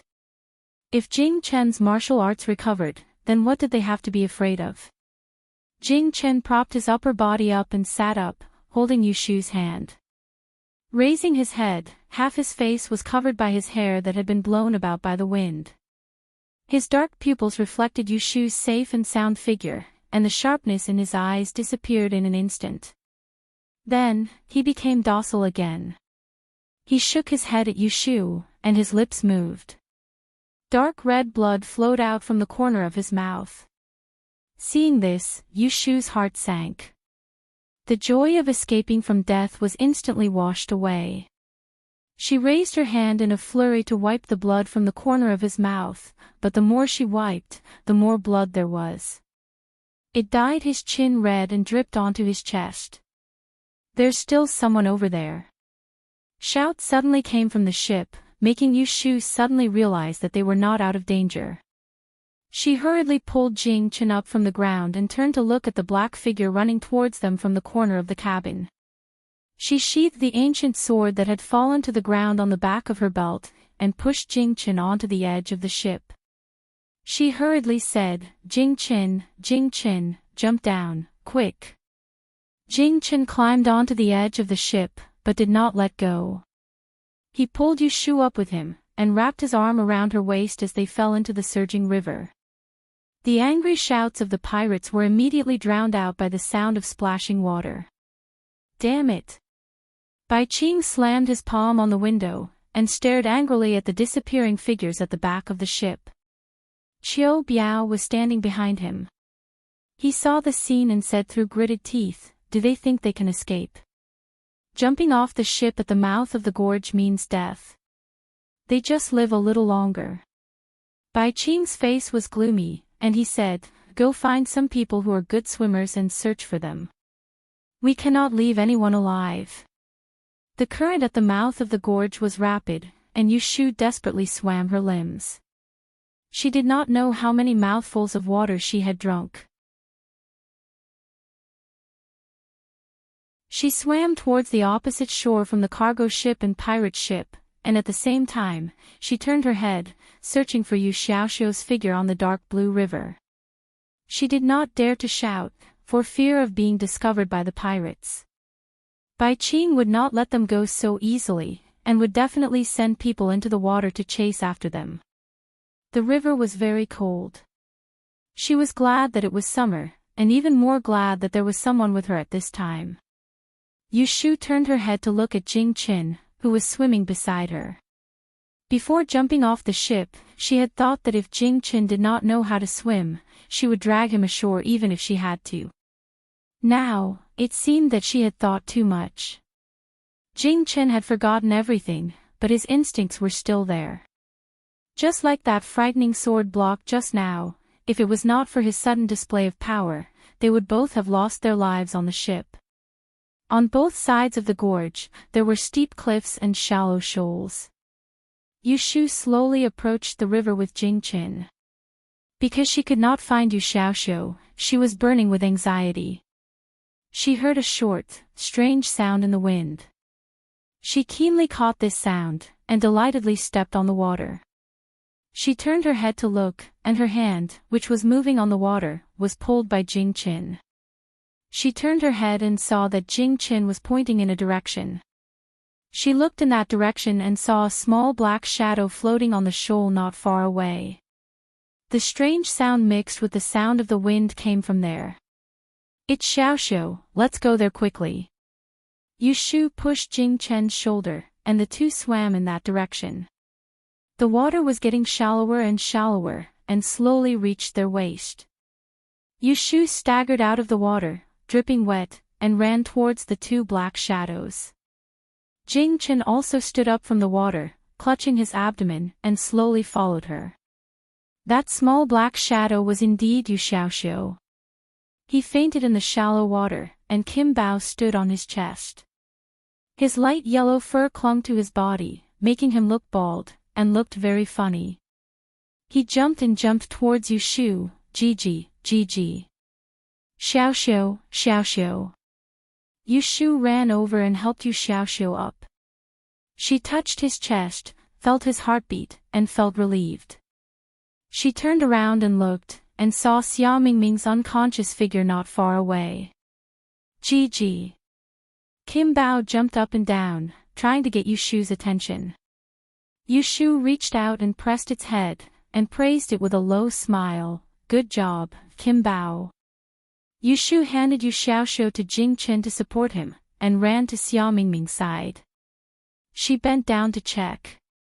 Fortunately, he was still alive, but he fainted just like Yu Xiaoxiu. She looked around the environment. The shallow water was not big, and there was a piece of rock behind it. Behind the rock, there was no light in the dark forest. She looked at the river, and the two boats stopped under the mountain wall on the opposite bank, huddled together. The fire on the boats was jumping, and it seemed that they could smell the blood in the wind. "We can't stay here."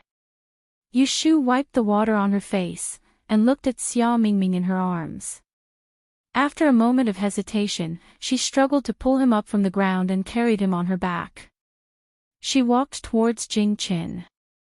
Jing Qin supported Yu Xiaoxiu and raised his head to look at her. Yushu's gaze swept past his scarlet lips, and she knew that his injuries were not light. She turned her head to look at Xia Mingming, who was on her back, and steeled her heart. She pointed to the forest behind them and said, "Jing Qin, you carry Xiaoxiu, and I'll carry Mingming. We have to escape into the forest and find a place to hide. Jing Chen nodded, pressed his palm on his dry abdomen, and bent down to carry Yu Xiaoxiu. He staggered and stood firm. Yu Shu pursed her lips and looked at him. She reached out to grab Kim Bao, who had climbed onto her to untie her legs, and put him on her shoulder. She supported Xia Mingming on her back and staggered forward behind the pile of rocks. Not long after they left, several bandits wearing fish skin diving suits came up from the shallow water. They searched around but did not see anyone, so they gathered together and asked, "Did you find it?" "No. There's nothing there either. Do you want to search the forest?" "No need. It should have sunk into the river. Let's go back and report. It's not easy to do such a big job, so we should go back to the stockade to celebrate. Brothers, let's go." Yu Shu and Jing Chen walked in the dark for half an hour in the forest before they found a cave under a mountain wall that they could hide in.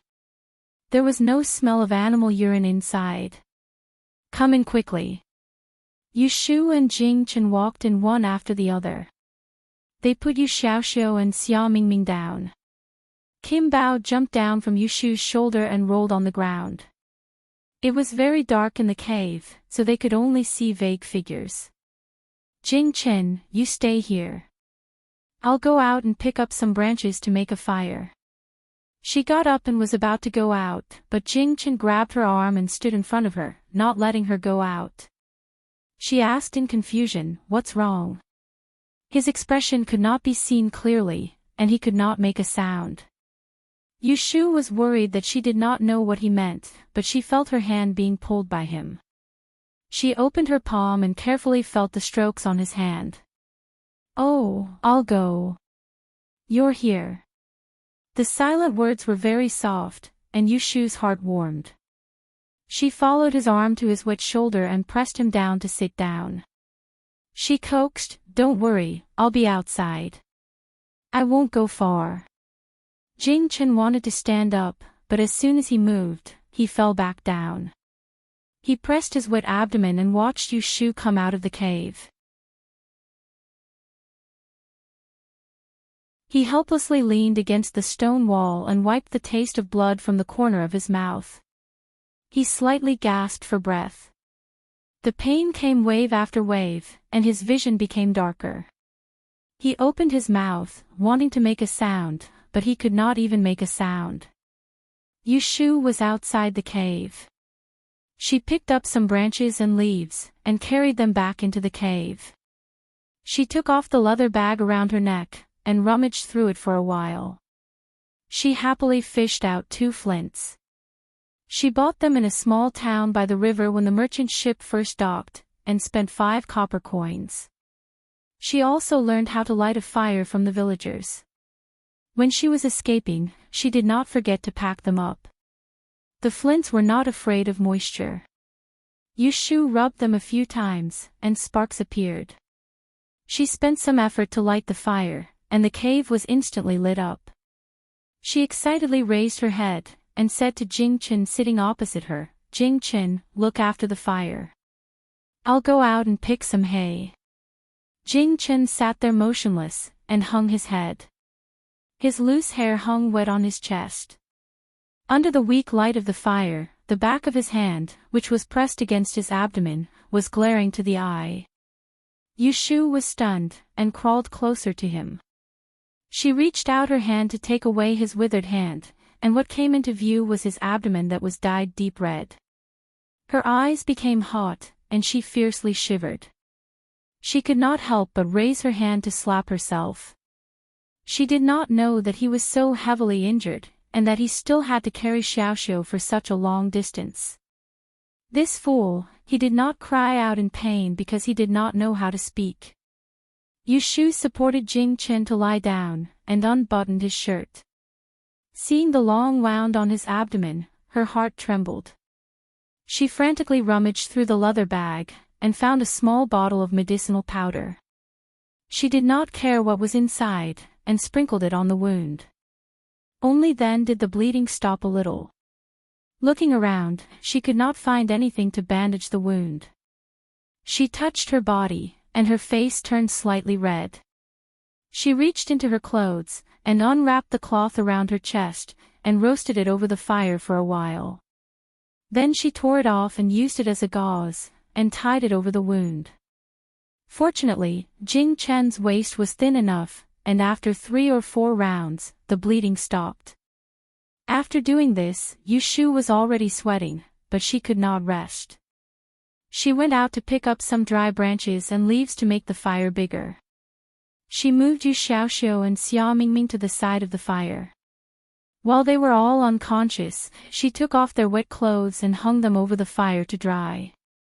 Kim Bao was lying by the fire, lazily looking up at the naked Yu Shu, and opened its mouth to yawn. When Yu Shu saw it, she reached out and poked its forehead, and scolded it in a low voice, "Turn around, don't look."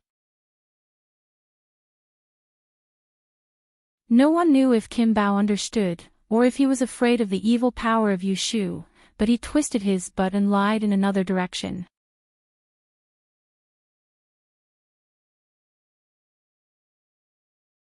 Chapter 134.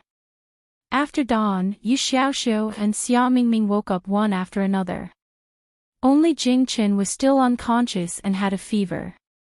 Yu Shu roughly told them the truth about Bai Qing and Qiu Biao robbing the merchant ship. Without giving them time to calm down, she assigned tasks to them. Xia Mingming stayed in the cave to look after Jing Qin, while she and Yu Xiaoxiu went out to look for food. After listening to Yu Shu's arrangement, Xia Mingming said unhappily, "I want to go with you." Yu Shu was depressed because of Jing Chen's injury, so she didn't treat her well. "What are you going to do? Do you know how to climb trees? Do you know how to catch fish? Just stay here and look after Jing Qin." Xia Mingming glanced at Jing Qin, who was lying on the ground with his coat covered. She curled her lips and said, "He's a girl. Why do you want me to stay with him? Anyway, he's unconscious and won't run around. Let him stay here alone." Hearing this, Yu Shu's face suddenly showed a stern expression. She said coldly, "If you don't want to stay here, then get out of here." Xia Mingming's eyes widened. She couldn't believe that Yu Shu would speak to her like this. Yu Xiaoxiu was also surprised. His sister rarely spoke with a straight face. Usually, she would smile mischievously. Along the way, she had been nice to Xia Mingming. Why did she suddenly turn hostile?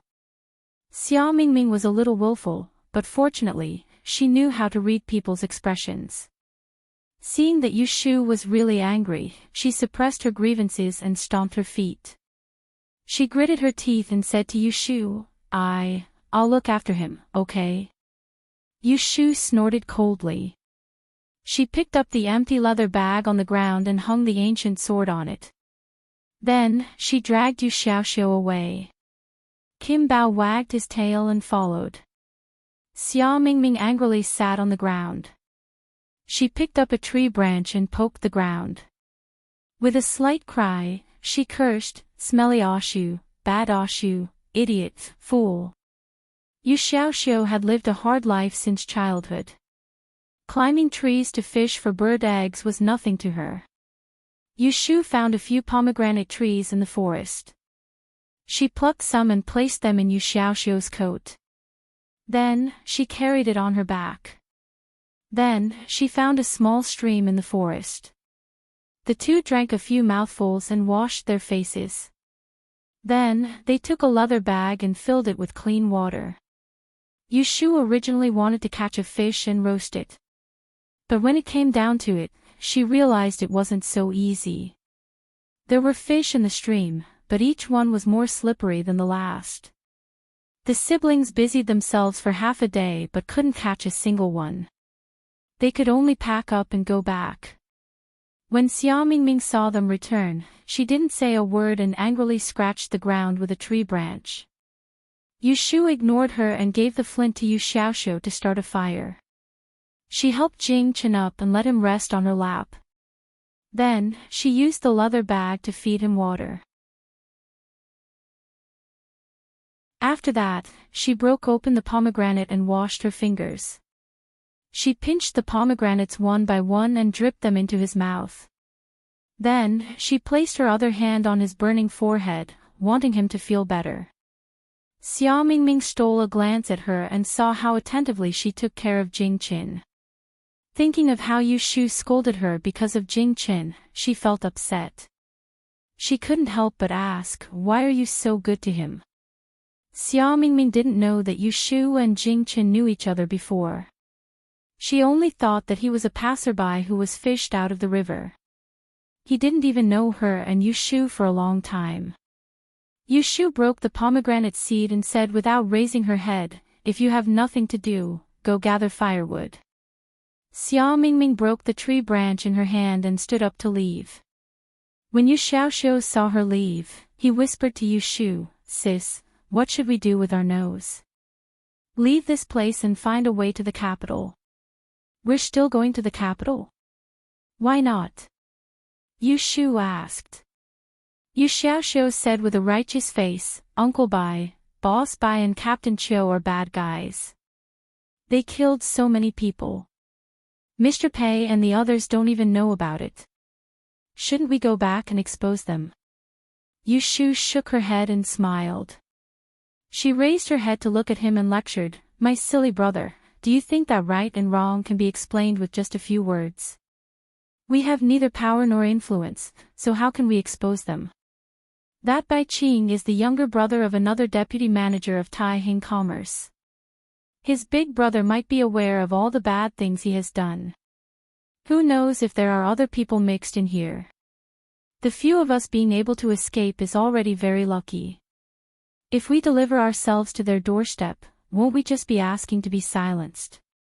Yu Xiaoxiu was dumbfounded. Then we let them get away with it." Yu Shu said expressionlessly, "They will get what they deserve." She had predicted this calamity beforehand, but she still couldn't avoid it. Now that things had come to this, she had to flee in a sorry state, causing Jing Qin to be injured.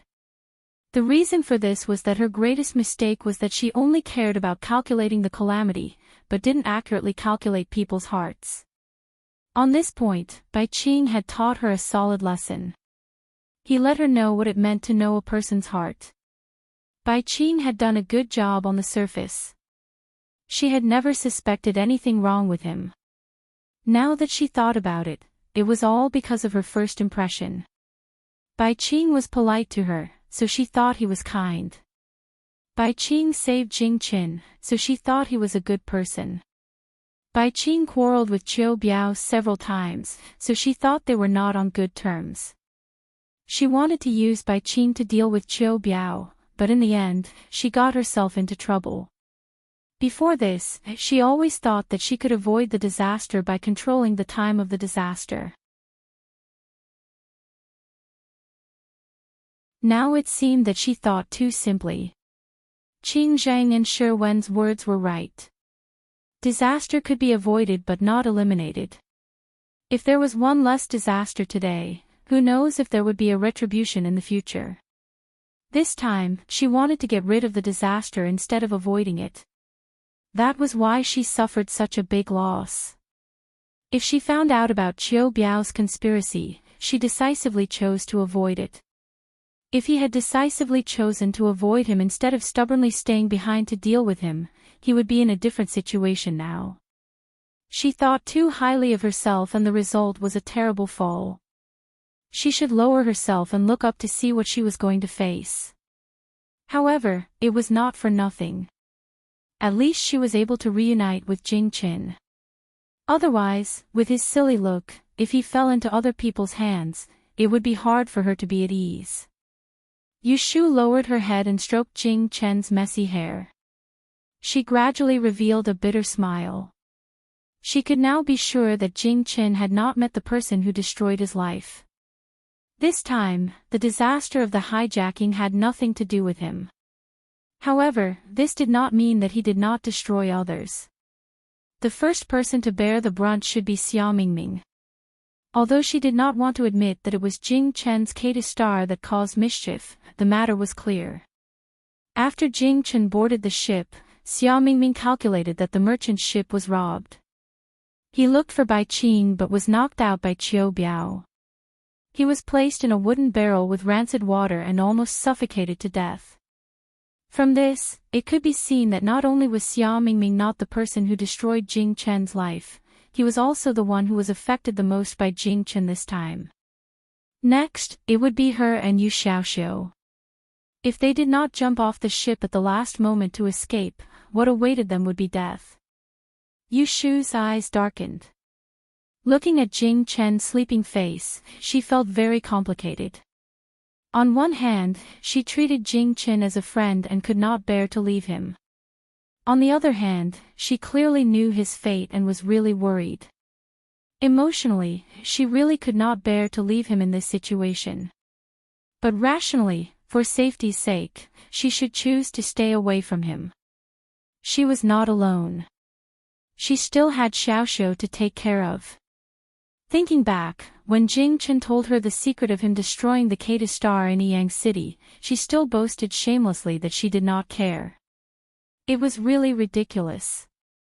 How could she know what kind of fate Jing Chen was carrying?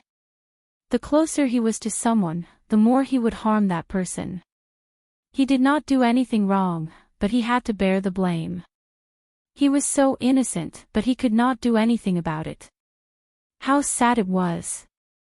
Thinking of that in the alley at dusk, Jing Chen faintly said to her, "This is goodbye." Yu Shu's chest felt stuffy. She thought that perhaps amnesia was a good thing for Jing Chen. Yu Shu's eyes became bright again. She said that she would protect him. How could she go back on her words? At least before he remembered everything, she would not leave him alone. If he was unlucky, then so be it. She had the ability to judge disasters. At worst, she would calculate a few more times every day. She looked at him carefully. Xia Mingming came back from picking up branches outside and found that Yu Shu's mood had improved. This was reflected in his simple address, "Mingming, the things you picked up are not firewood, they are called tree sticks." Although it was a mockery, it sounded much more pleasing to the ear.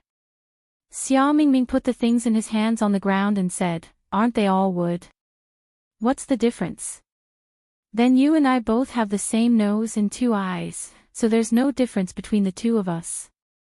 Xia Mingming said confidently, "Of course there's a difference between the two of us. I'm a girl and you're a man." Yu Shu was wrapping mud on the bird's egg. When she heard this, she almost crushed the egg. She raised her head and looked at the little girl in front of her with a strange expression. She thought to herself, "This silly girl still doesn't know that I'm a girl." Yu Xiaoxiu snickered at the side and fed the pomegranate to Kim Bao. Xia Mingming was embarrassed by Yu Shu's stare. He lowered his head and whispered, "Why are you looking at me like that?" Yu Shu casually said, "Because you're pretty." Xia Mingming blushed and said in a low voice, "Flirting." Yu Shu chuckled and didn't deny it. Instead, she asked, "By the way, Mingming, you're so good at disguising. Can you tell me when we'll arrive at the capital?" She was very interested in Xia Mingming's disguising skills. She couldn't be rude when they were on the ship, but now that this girl's life was saved by her, there was no harm in asking about it. This. Xia Mingming looked troubled. Under Yu Shu's expectant gaze, she said, I don't have anything for divination. I don't have a divination item, so I can't calculate anything." With one look, Yu Shu knew that she was lying. She looked at Xia Mingming meaningfully and suddenly said, "If you can't do it, then I'll do it." Hearing Yu Shu's words, Xia Mingming burst into laughter, thinking that she was joking. Not everyone could do divination. Yu Shu stuffed the bird egg into the fire pit and went out to wash her hands. When she came back, she picked up 3 copper coins from the pile of miscellaneous items on the ground and rubbed them in her palm. She calmed down and asked for a divination before throwing them down. Xia Mingming looked at her carefully and asked suspiciously, "What are you doing?" Yu Shu pointed at the copper coins on the ground. Don't you recognize it? This is the 6 lines divination. Dan. Yushu tossed the copper coins in her hand and chanted, throwing heaven and earth, overturning yin and yang. When Xia Mingming heard these 2 lines, her eyes suddenly lit up and she sat up from the ground. You know the 6 lines divination. I do. Yushu said resolutely. From the first day she met Xia Mingming, she could tell that she was very interested in the 6 lines divination technique.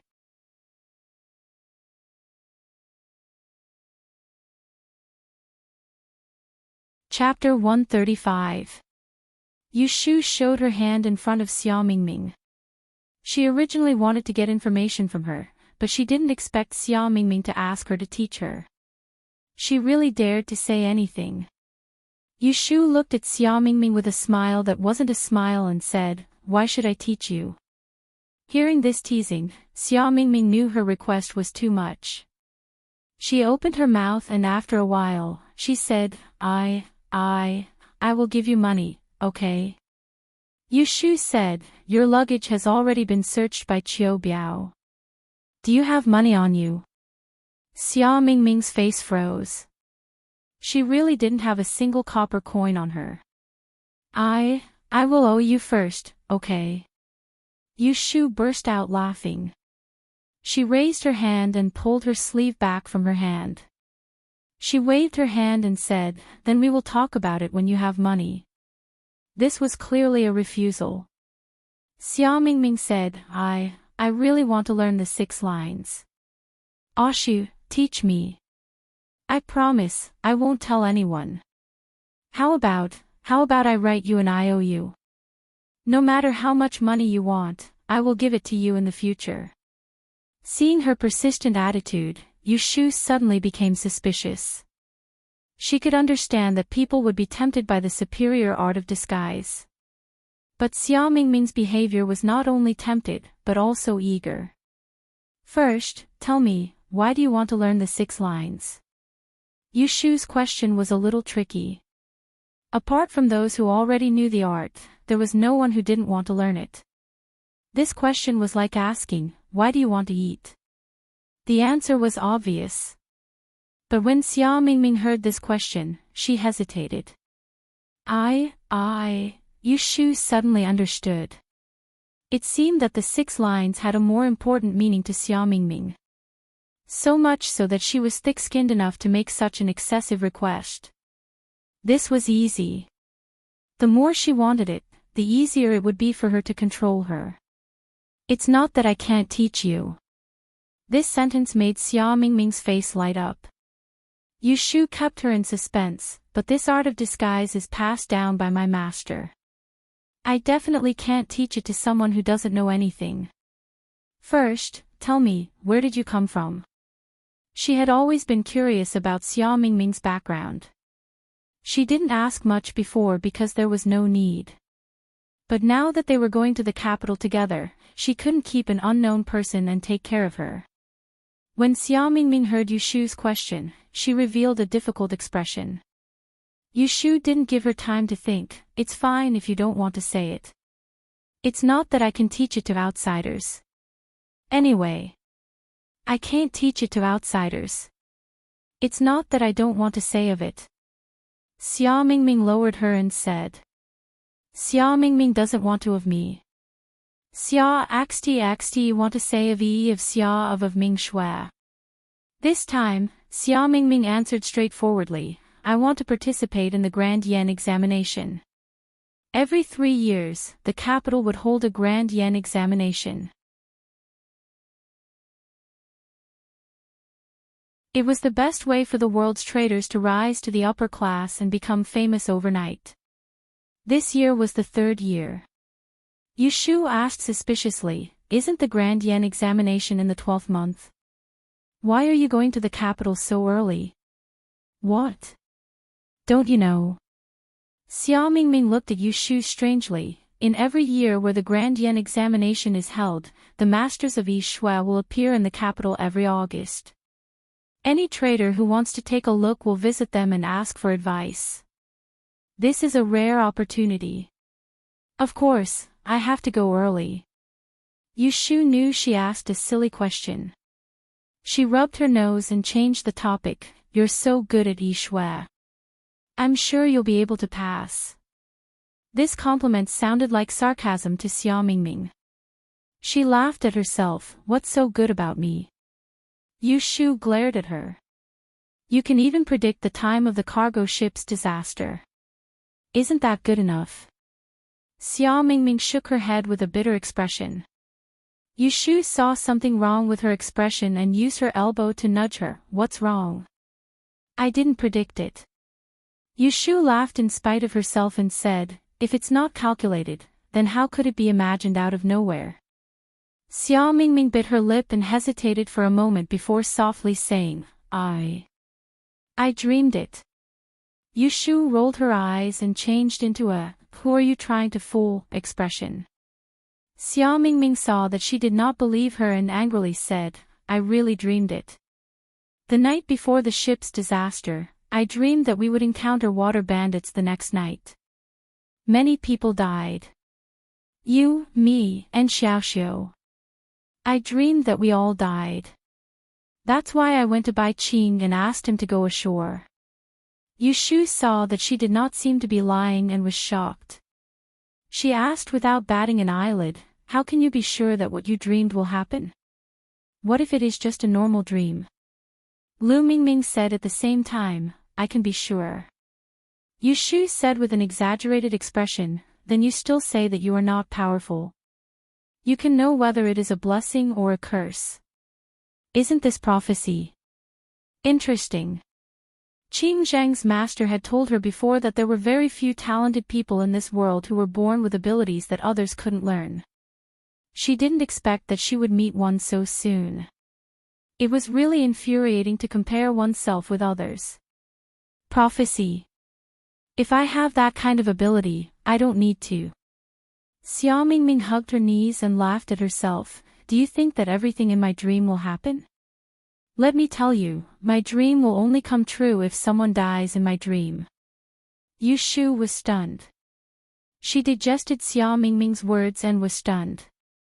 If what she said was true, then Xia Mingming had the ability to determine life and death.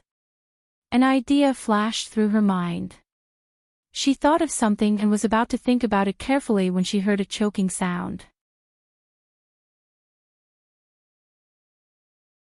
She raised her head and saw that Xia Mingming was crying with tears in her eyes. Yu Xiaoxiu, who had been eavesdropping on their conversation, also raised his head and looked at Xia Mingming, who was crying at the drop of a hat. Hey, what's wrong? Why are you crying out of nowhere? Yushu reached out to pat her but found that her hand was covered in mud. She could only retract her hand and soften her voice. Isn't it good that you have this ability? What's good about it? Xia Mingming shouted at Yushu and cried with red eyes, I often dream that people I don't know will die. It is not an empty dream. They will really die. They will really die. Do you know that? I don't know who they are and where they are. I can't tell them. So what if I dream? What's the use? What's the use? I can't dream of good things, I can only dream of dead people. I am the trash of the Xia Jiang clan, I am trash. Yushu was dumbfounded. She could hear the pain in Xia Mingming's crying. Only then did she realize that her thinking was too simple. Dreaming about the life and death of people and determining the life and death of people, the difference was 1,000 miles. Determining the life and death was not knowing the life and death. If you don't know who will die, even if you know why and when they will die, what's the use? Yushu suddenly felt pity for her. With this kind of ability, she might as well not have it. Xia Mingming cried and stood up, wanting to run out. Seeing this, Yushu hurriedly chased after her and pulled her back outside the cave. She was afraid that she would get lost in the forest in her excitement. Let me go. Let me go. Xia Mingming struggled and reached out to slap Yushu.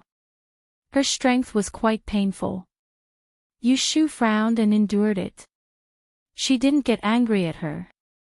Instead, she grabbed her wrists and twisted them back. She hugged her and comforted her. Okay, don't cry. There are wolves in the forest. If you attract them, they will eat you first. Xia Mingming's body stiffened and then softened. She leaned her forehead on Yushu's shoulder and sobbed softly. In the blink of an eye, her tears had wetted Yushu's shoulder. Yushu was annoyed by her crying. She wanted to push her to the side, but she was afraid that she would run away. She could only hug her and wait for her to calm down. Yu Xiaoxiu and Kim Bao were squatting in the cave, looking at the two of them with their big and small eyes.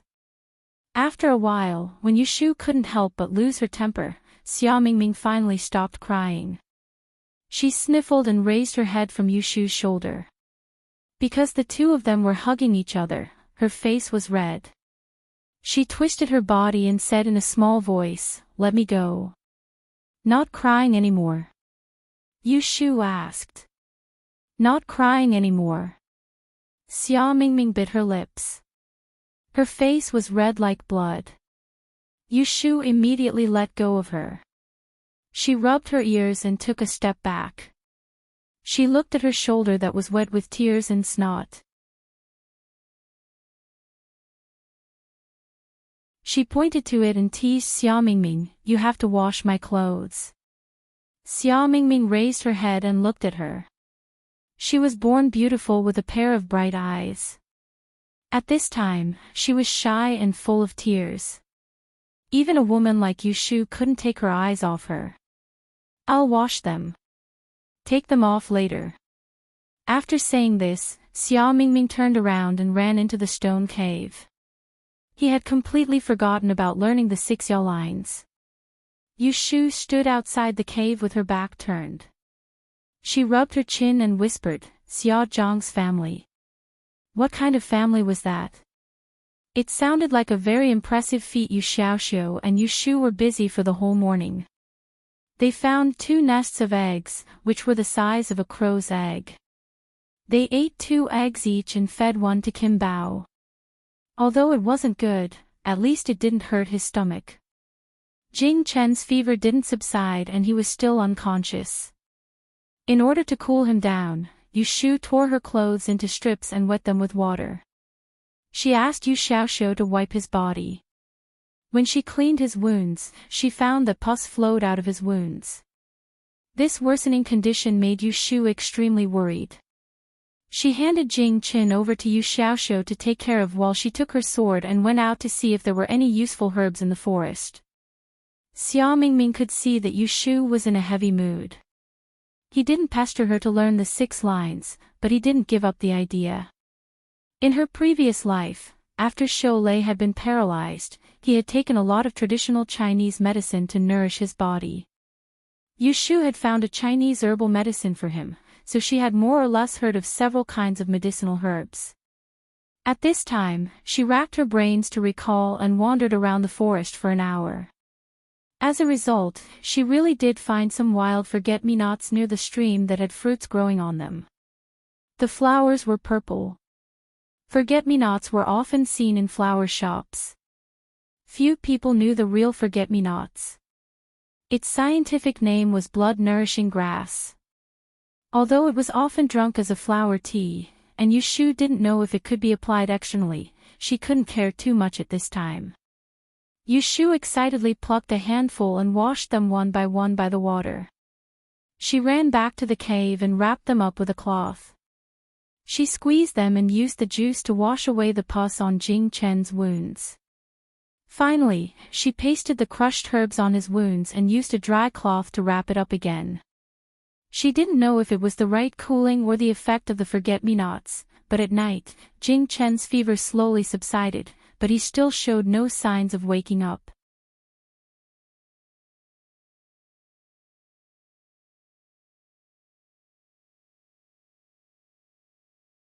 Chapter 136.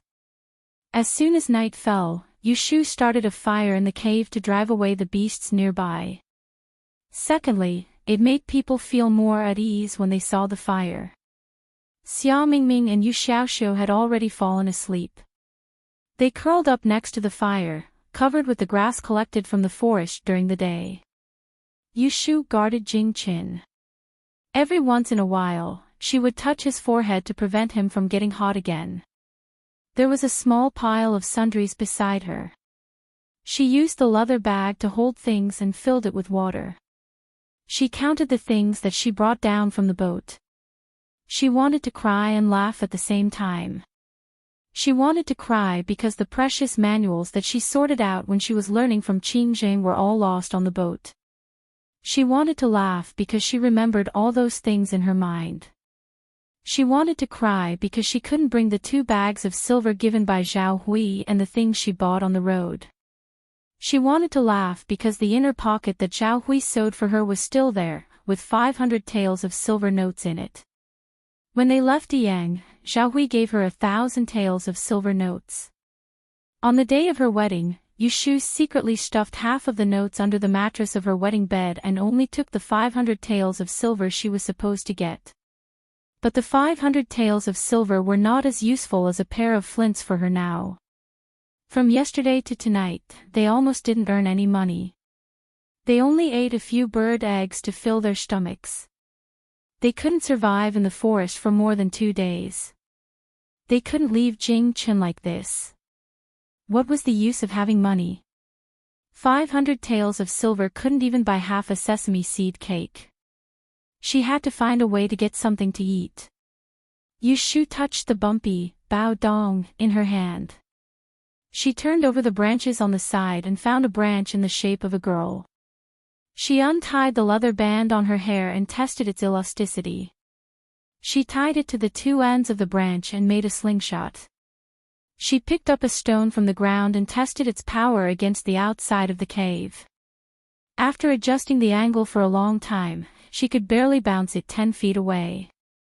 Let's go out to hunt birds tomorrow. If we can catch a few sparrows, it'll be good to roast them. Yu Shu calculated in her heart. She gathered a small pile of stones in the cave and sat down beside Jing Qin. She faced the empty ground and practiced her aim, preparing for the battle. When the stones were emptied, she would pick up some more. She didn't know how much time had passed, but she couldn't stand it anymore and yawned. She looked outside and saw that the sky was about to brighten, so she got up and extinguished the fire. She brushed her messy hair, stretched, and lay down next to Jing Qin. She closed her eyes and fell asleep.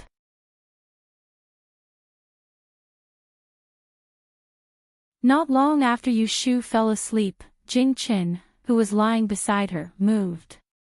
He raised his hand and slowly touched his abdomen. He pressed lightly, and the intense pain woke him up. He opened his heavy eyelids and noticed that someone was beside him. He turned his head and saw Yu Shu, who was curled up and sleeping beside him. He looked at her quietly for a while, moved his arm, and felt for her on the ground. He gently held her hand, tilted his head, and closed his eyes again. The sun rose and the sunlight shone into the cave. Yu Shu frowned and woke up. She raised her hand and wanted to rub her swollen forehead.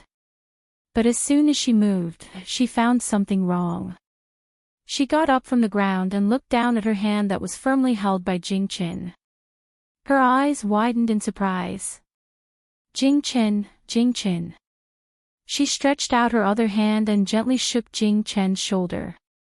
She stared at his face. After a few times, she saw Jing Qin's long eyelashes tremble. He slowly opened his eyes, and her dirty face was reflected in his hazy eyes. Yu Shu grinned, grabbed his hand, and held it tightly. She said excitedly, "Great, you're finally awake. You're finally awake." Clearly feeling Yu Shu's joy, Jing Qin moved the corner of his mouth and smiled. This movement woke up Yu Xiaoxiu and Xia Mingming. They sat up from the haystack and looked at Yu Shu. After a while, they realized that Jing Qin had woken up. Yu Xiaoxiu quickly climbed to Yu Shu's side and happily looked at Jing Qin, who was awake. Xia Mingming was also happy at first, but then he uncomfortably turned around and tidied up his messy hair. Then, only Yushu's attentive voice could be heard in the cave. Jing-chin, are you thirsty? Jing-chin, are you hurt? Jing-chin, does your wound hurt? Jing-chin, do you feel uncomfortable? Jing-chin could not speak, nor could he move. He could only lie down and let Yushu busy herself around him. Yu Xiaoxiu didn't care at this time. Yesterday, he heard from Yushu that it was Jing-chin who carried him all the way from the riverside with his injury. He was only grateful to Jing-chin, and for the time being, he was not in the mood to care about the difference between a man and a woman. However, Xia Mingming, who hadn't heard a word from Yushu and her for the whole morning, was unhappy. Her stomach growled, and she said with grievance, "Ashu, I'm hurt." The remaining 2 bird eggs from yesterday had been fed to Jing-chin by Yushu Sang. Now, there were only 2 sour pomegranates left in the cave, and they had been occupied by Jin Bao. He was pushing and rolling them around as if they were toys.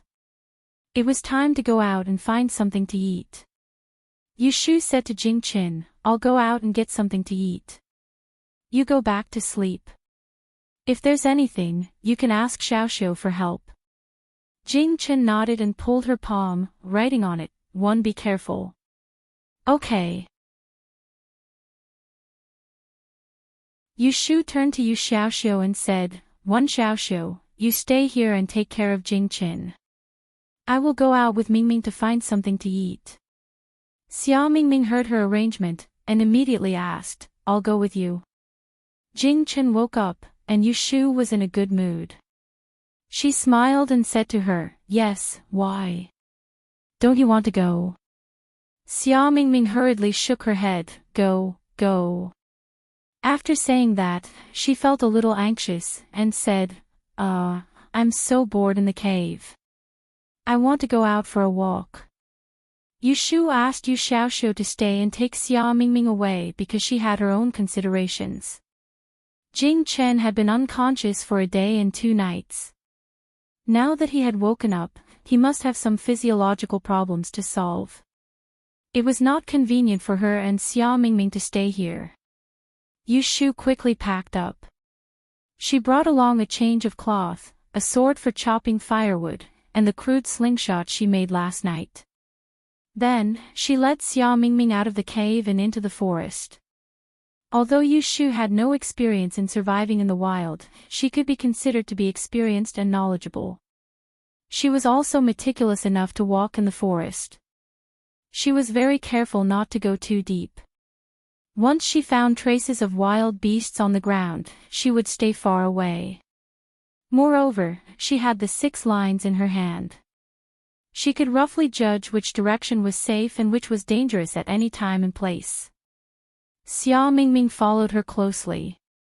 Seeing her using the 6 lines for divination, his heart was itching. He wanted to ask her several times, but was interrupted by Yushu, so he couldn't find a chance to ask her for advice. There were many birds in the woods, but most of them flew in the air and landed on the trees. A small number of them liked to land on the ground. The wild sparrows in the forest were not afraid of people. Yushu tried a few times and found that as long as she approached them quietly, the sparrows would do whatever they wanted to do within a certain distance. Some would peck at insects, while others would take a stroll. Fortunately, this distance was just within the range of her slingshot.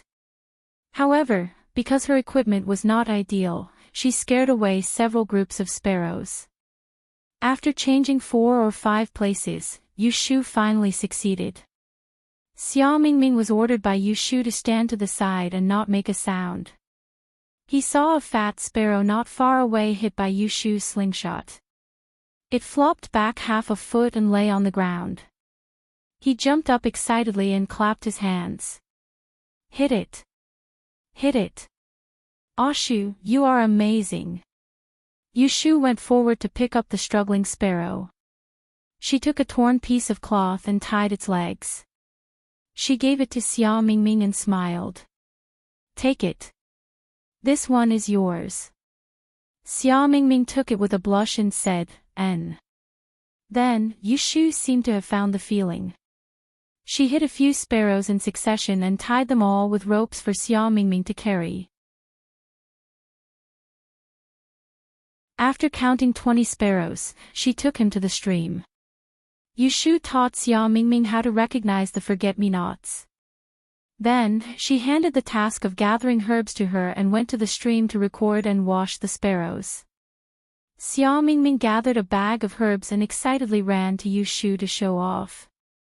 Seeing the ingredients that had been washed clean and placed on the rocks, her face twisted. She turned her head and retched. Yushu looked at her in disgust and continued to work. Which chicken, duck, and fish on the table wasn't slaughtered like this? Xia Mingming was tactful and didn't say anything fake.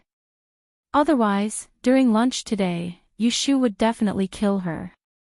There was no salt and it wasn't a special oven. Yushu roasted the sparrow until it was sticky.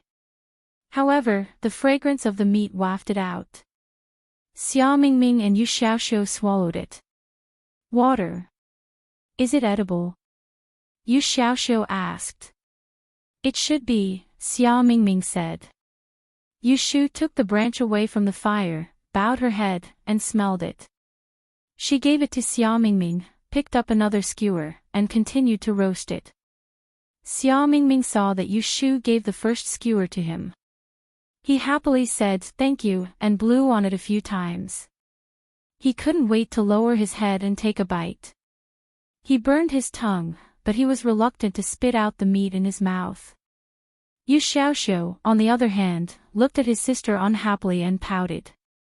When Yushu saw this, she smiled and put her arms around his neck. She whispered in his ear, "What's the hurry? Let her eat the burnt skewer. If I roast it again, I'll be more experienced. I'll give you something good to eat." Yu Xiaoxiu was happy again. He covered his mouth and smiled. He nodded and thought, his sister is really bad.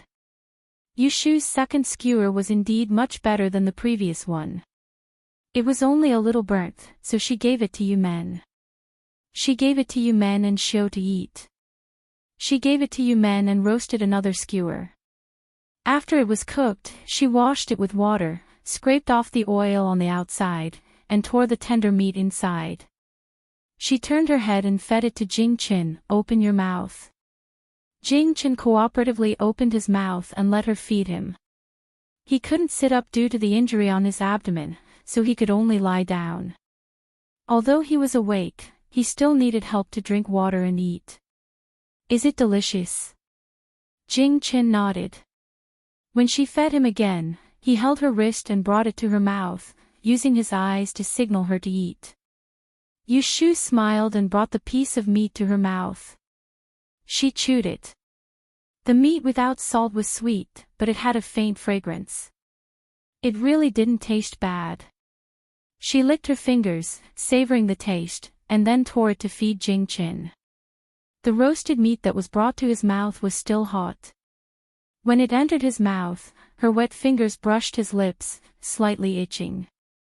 Jingqin remembered Yushu's small action of licking her fingers just now.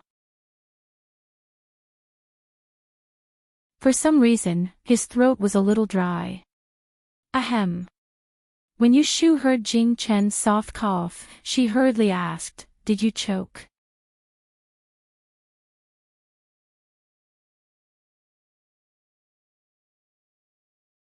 Chapter 137. Because Jingqin's injury was very serious, it was inconvenient for him to move, so Yushu, the three of them, and the mouse stayed in the cave. Every day, they relied on roasting sparrows, digging for eggs, and picking wild fruits to survive. After 10 days, Jingqin's wound finally formed a new layer of scab, and it did not affect his walking anymore. Yushu decided to leave the forest the next morning to find a village outside and ask for directions to the capital. The day before they left, Yushu had made all the necessary preparations. She had a bag of fresh bird eggs and wild fruits to serve as dry rations for the journey, washed and dried medicinal herbs, and a walking stick that she had sharpened for Jingqin in the past 2 days. That night, Yu Shu let Xia Mingming and Yu Xiaoxiu take turns to keep watch, while she slept soundly. Because tomorrow she would lead the way out of the forest, she needed to recover enough energy so that she could use the 6 lines divination to find the direction. The next day, at dawn, Yu Xiaoxiu woke Yu Shu up after keeping watch for the second half of the night.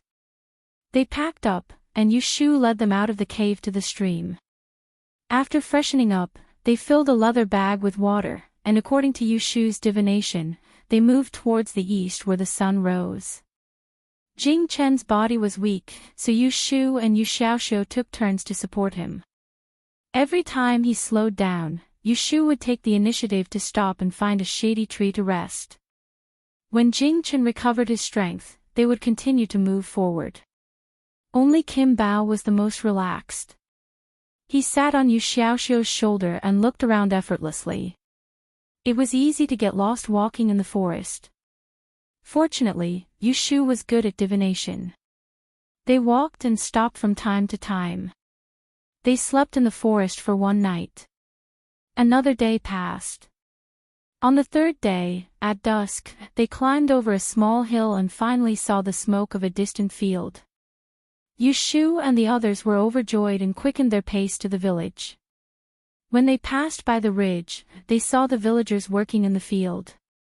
Yu Shu took the initiative to talk to them, claiming that they were travelers who had unfortunately sunk on the river and came here to ask the villagers to let them stay for the night.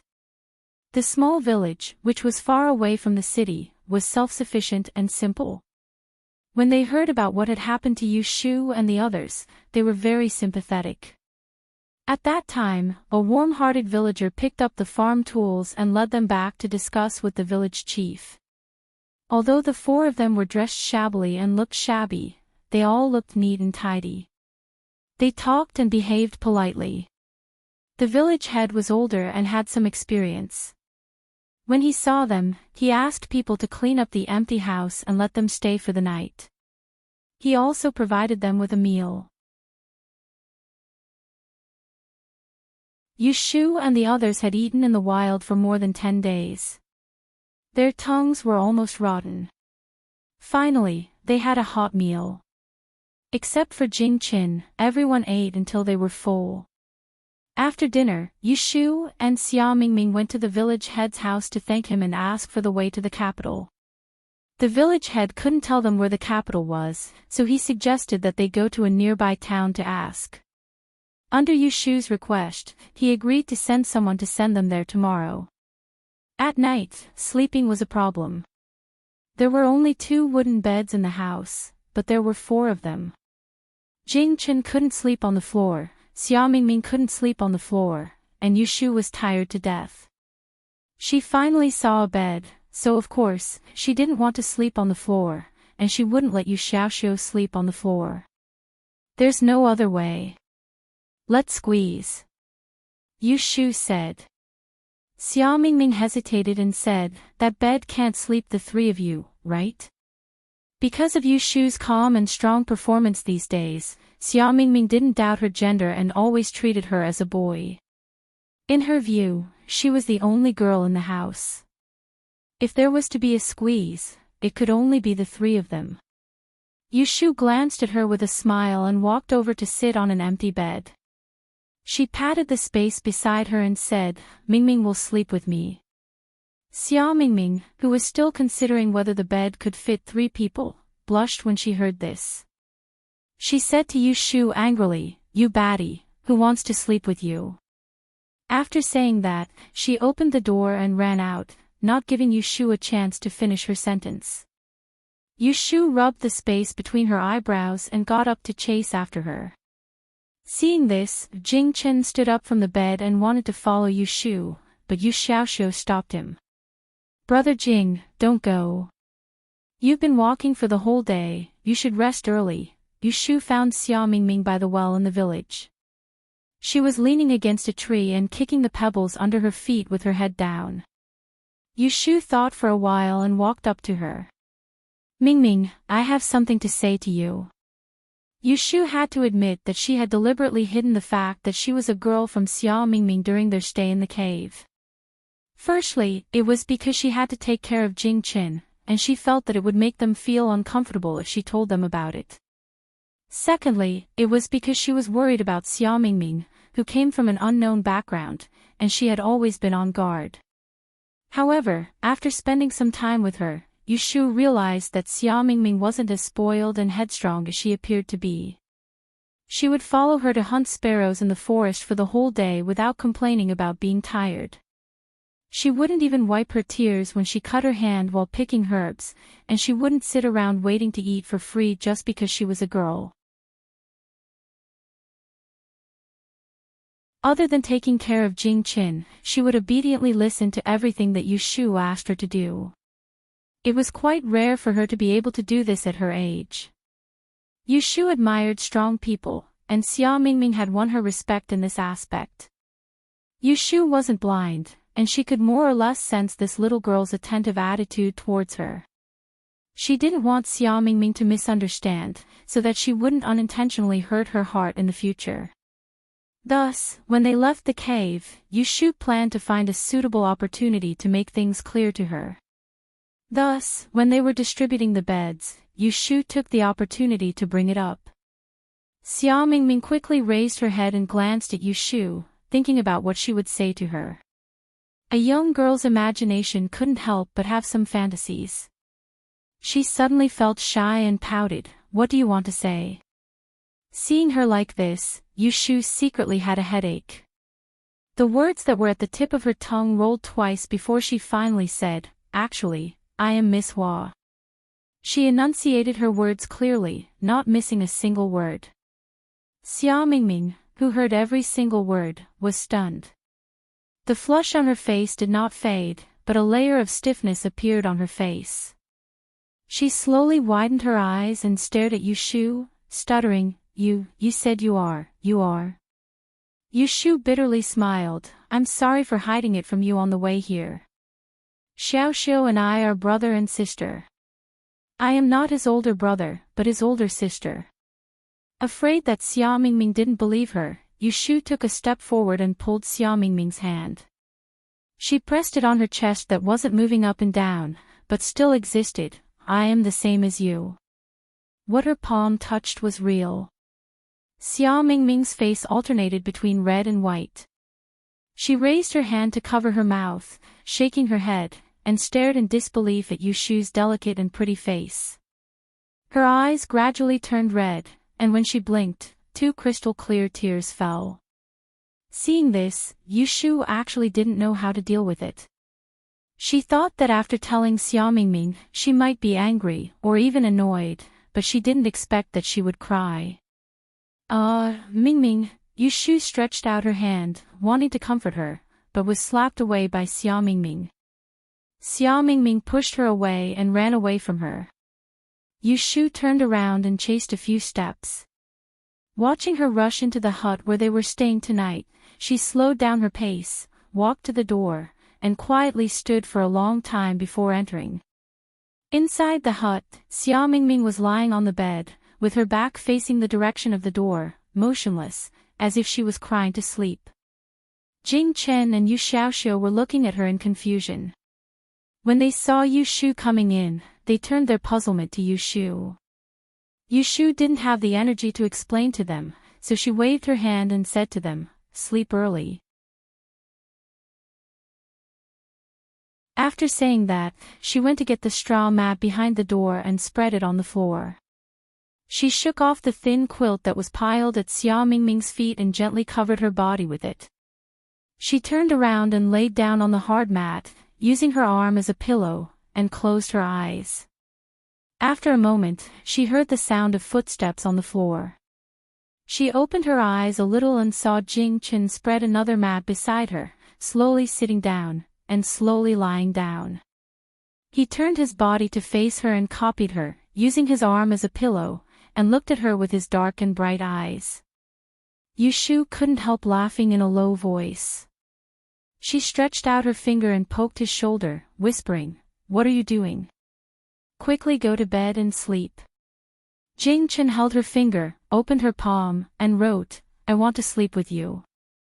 Yushu didn't know whether to laugh or cry. She angrily stared at him and sat up from the floor. She rubbed her face, and her mood, which was messed up by Xia Mingming, became better. Yu Xiaoxiu frowned as he looked at Xia Mingming, who was occupying the whole bed. He was about to tell her to get up and move when he saw Yu Shu get up from the floor and walk to the bed behind him. She rolled up the quilt and urged Jing Qin to get up from the floor. She spread the thin quilt on the 2 straw mats and pointed to the floor. Xiaoxiu will sleep in the middle, Jing Qin will sleep over there, and I will sleep over here. After saying that, she took off her shoes and lay down on the floor. She stretched and yawned at the 2 people. Put out the oil lamp and go to sleep. We have to get up early to go to town tomorrow. Jing Qin obediently lay down, leaving the space in the middle for Yu Xiaoxiu. Yu Xiaoxiu looked at them, touched his head, and went to put out the oil lamp. He held the lazy Kim Bao and lay down between Yu Shu and Jing Qin. He rubbed the fluff on Kim Bao's back and put it on his stomach. Kim Bao swung his tail, rested his chin on his 2 front paws, and blinked his eyes. Soon, they fell asleep one after another. This was the first time in more than 10 days that Yu Shu slept with them.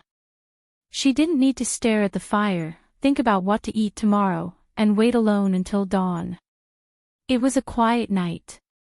The next day, Yu Shu was the last one to get up. Yu Xiaoxiu, who woke up early, woke up Yu Shu and pushed her up. Sit on the bed over there, I will make the bedding. Oh. Yu Shu walked to the bed in her shoes, sat down next to Jing Qin, and looked around the room. She didn't see Xia Mingming. She frowned and was about to ask Yu Xiaoxiu when she saw Xia Mingming coming in from the door with a basin of water. Xia Mingming looked at Yu Shu and turned his head away awkwardly. He walked in and put the basin on the table, wrung the towel in the basin, turned around, and strode to Yu Shu, handed the towel to her, and said to her angrily, "You got up so late, wash your face."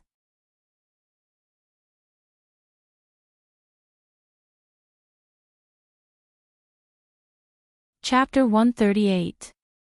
Comrade Zhuo Xiaoxia, I would like to speak to the Secretary of the Southern Province Commission for Discipline Inspection, Comrade Yan Sai. Can you give me his private number? Li Yi said lightly. When he said Yan Sai's name, it was as if he was saying an ordinary person's name. Niu Dehong felt a toothache.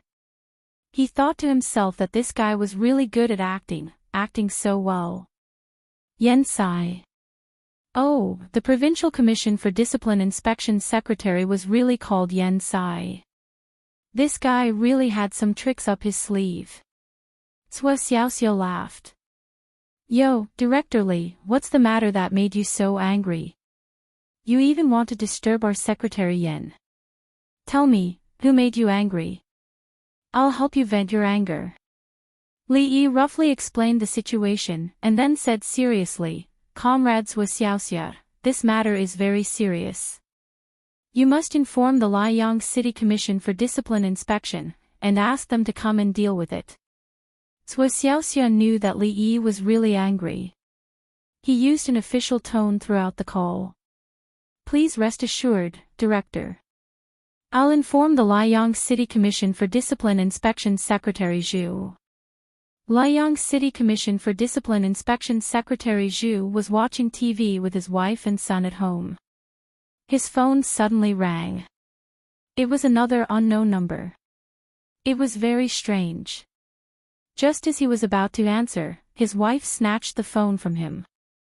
It's so late, who's calling? Zhu Tong said unhappily, what do you mean? This is a work phone. Will you take responsibility if work is delayed? Madame Zhu said, I just want to listen to the other person's voice. If it's a man, I'll leave it to you. Zhu Tong said, you. We're old married couple, and you still don't trust me. I'm in charge of discipline inspection, how could I do something against the rules? Madame Zhu said, I don't think you're old at all. Men are 41 flowers. The last time I went to your unit, I saw 2 young girls surrounding you. They're colleagues. Zhu Tong waved his hand. Hurry up and answer. Don't delay official business. Madame Zhu pressed the answer button and put the phone to her ear, not saying a word. A sweet female voice came from the phone. May I ask if this is Secretary Zhu of Liang City Commission for Discipline Inspection? Madame Zhu was immediately angry. She threw the phone at Zhu Tong. It's for you. A woman. Zhu Tong smiled awkwardly. He picked up the phone and put it to his ear. The voice on the other end kept ringing. Hello. Hey. Hello, who is this? Zhu Tong pretended to be serious and asked. Madame Zhu held the remote control and kept changing channels. Her mind was preoccupied with Zhu Tong's conversation. Secretary Zhu, I'm Zhua Xiaoxia from the Provincial Disciplinary Committee. Director Zhua, hello. Why are you calling so late at night? What's the matter? Zhu Tong's expression was really serious. There's a matter. Li Zhujing is currently in the Qingshan County Public Security Bureau. Please take some time to deal with it. If Zhu Shu is busy, I can come down. I'm free. I'll deal with it right away. When Zhu Tong heard that Li Yi, the deputy director of the 8th Office of the Central Commission for Discipline Inspection, was trapped in the Qingshan County Public Security Bureau, his expression was no longer serious, but dark. After hanging up the phone with Zhua Xiaoxia, he said to his wife, How dare you be jealous of Director Zhuo of the Provincial Disciplinary Commission? Something big had happened. You bitch, you only know how to be jealous. Isn't it just an excuse to fool around? Madame Zhu looked at him with disdain. Her meaning was that his lies were too weak to withstand a single blow. Unreasonable. Zhu Tong couldn't be bothered to argue with her. He quickly dialed the number of the municipal committee's secretary and reported this matter to the municipal committee. When Zhu Tong reported to the municipal committee's secretary, he had already made the situation extremely urgent. It was as if Li Yi was in deep water. If they didn't rescue him, he would be in danger. The municipal committee's secretary took it seriously. The deputy director of the 8th Office of the Central Commission for Discipline Inspection was 3 ranks higher than him. Li Yi was 3 ranks higher than him. If that was the case, then Li Yi was much more powerful than him, a city committee secretary. If anything happened to Li Yi in Liang, then his position as the municipal committee secretary would come to an end. He immediately made a call to the leaders of the Qingshan County government. He ordered them to rescue Comrade Li Yi immediately. The people of the Qingshan County government didn't hear the situation clearly from the municipal committee secretary, but they understood a few things. A high-ranking official of the Central Commission for Discipline Inspection was arrested by the Public Security Bureau of Qingshan County. His life was in danger. They must go and rescue him immediately. After putting down the phone, the leaders of the Qingshan County government rushed to the Public Security Bureau. There was no small matter in the government. Li Yi's phone call had turned the Qingshan County upside down. When the number 1 and number 2 cars of the County Party Committee arrived at the Public Security Bureau, Niu Dehong was still arguing with Li Yi. Niu Dehong was surprised to see the secretary of the County Party Committee and the head of the County Party Committee. The secretary of the County Party Committee was a middle-aged man in his 40s with slick back hair. He had the dignity of a leader. After he got off the car, he asked in a deep voice, "What's going on?" Niu Dehong replied, "Secretary Jiang, a worker from Mapo Town came to petition and got into a fight. He was brought back by the Public Security Bureau for questioning. It has been handled." Secretary Jiang said, "What about Li Yi from the Central Commission for Discipline Inspection?" Niu Dehong's heart skipped a beat. He said, "Is Li Yi really from the Central Commission for Discipline Inspection? Isn't he a liar?" "Liar your head." Secretary Jiang ignored Niu Dehong and strode towards the crowd. He asked, "Excuse me, may I ask who is Li Yi?" Li Yi replied indifferently, "That's me." Secretary Jiang immediately changed his expression. He smiled and extended his hands towards Li Yi. He said, "Oh, Li Yi, nice to meet you. I'm the secretary of the Qingshan County Party Committee, Jiang Fei. Director Li's presence in our county must have startled you." Li Yi stood still and shook hands with him. He laughed and said, "I'm not startled, but I got to watch a good show." "Secretary Jiang, do you want to listen?" The head of Qingshan County walked up and shook hands with Li Yi. He smiled and said, "Director Li, nice to meet you. I'm the head of Qingshan County, Gao Jinlong."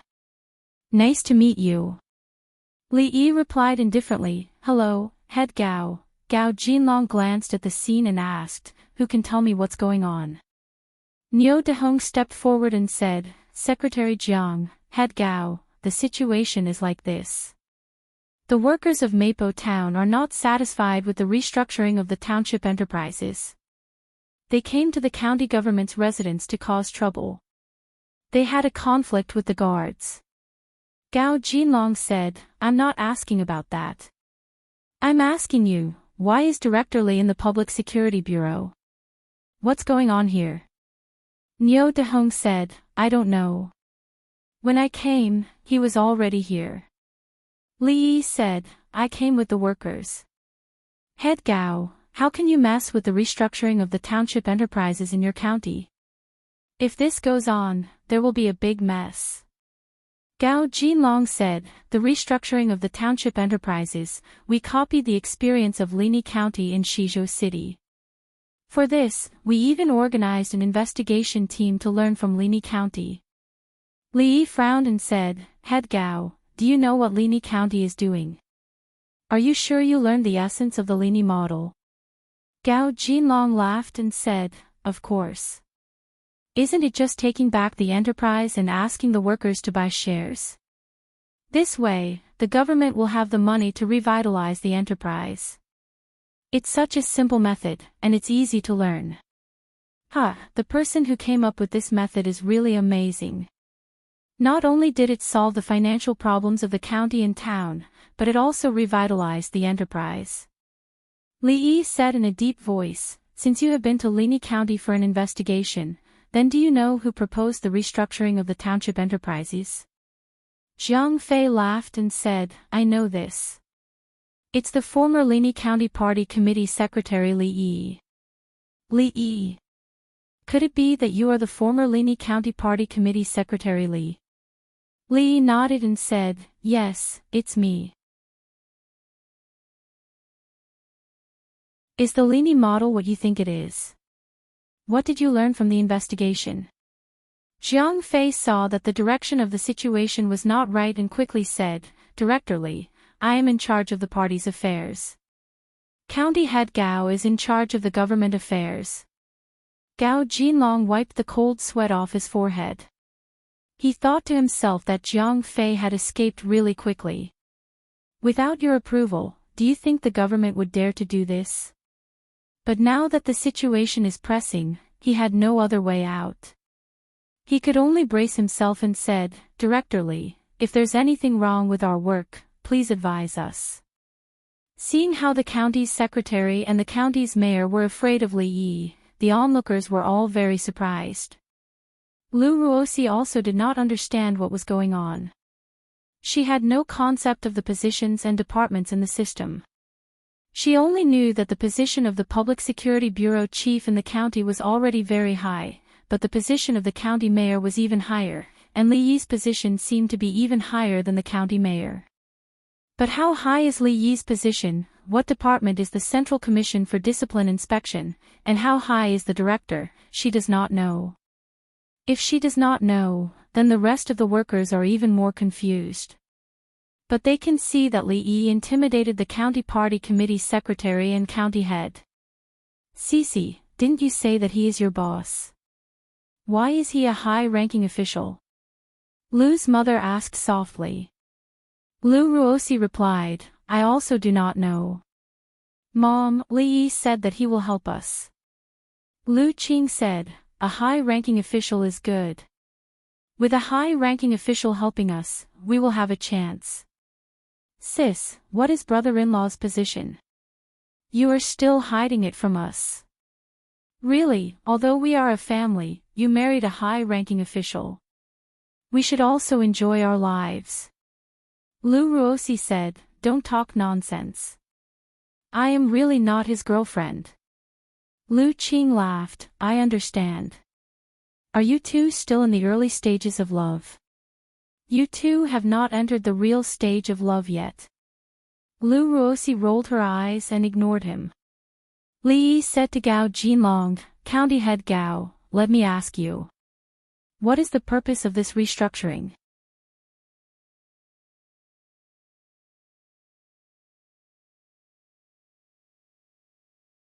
Chapter 139. Kaifeng, originally known as Bianzhou, was the capital of Houyang hundreds of years ago. Later, it was designated as the capital of the world by the Northern Song dynasty. After Emperor Anwu re-established the dynasty, he ruled the Southern Song dynasty for 3 years. Kaifeng Prefecture governed 11 counties, and Kaifeng County was known as Quxian. Yu Shu and the others arrived at the county by car the next morning. On the way, they had already eaten the dry food given by the villagers.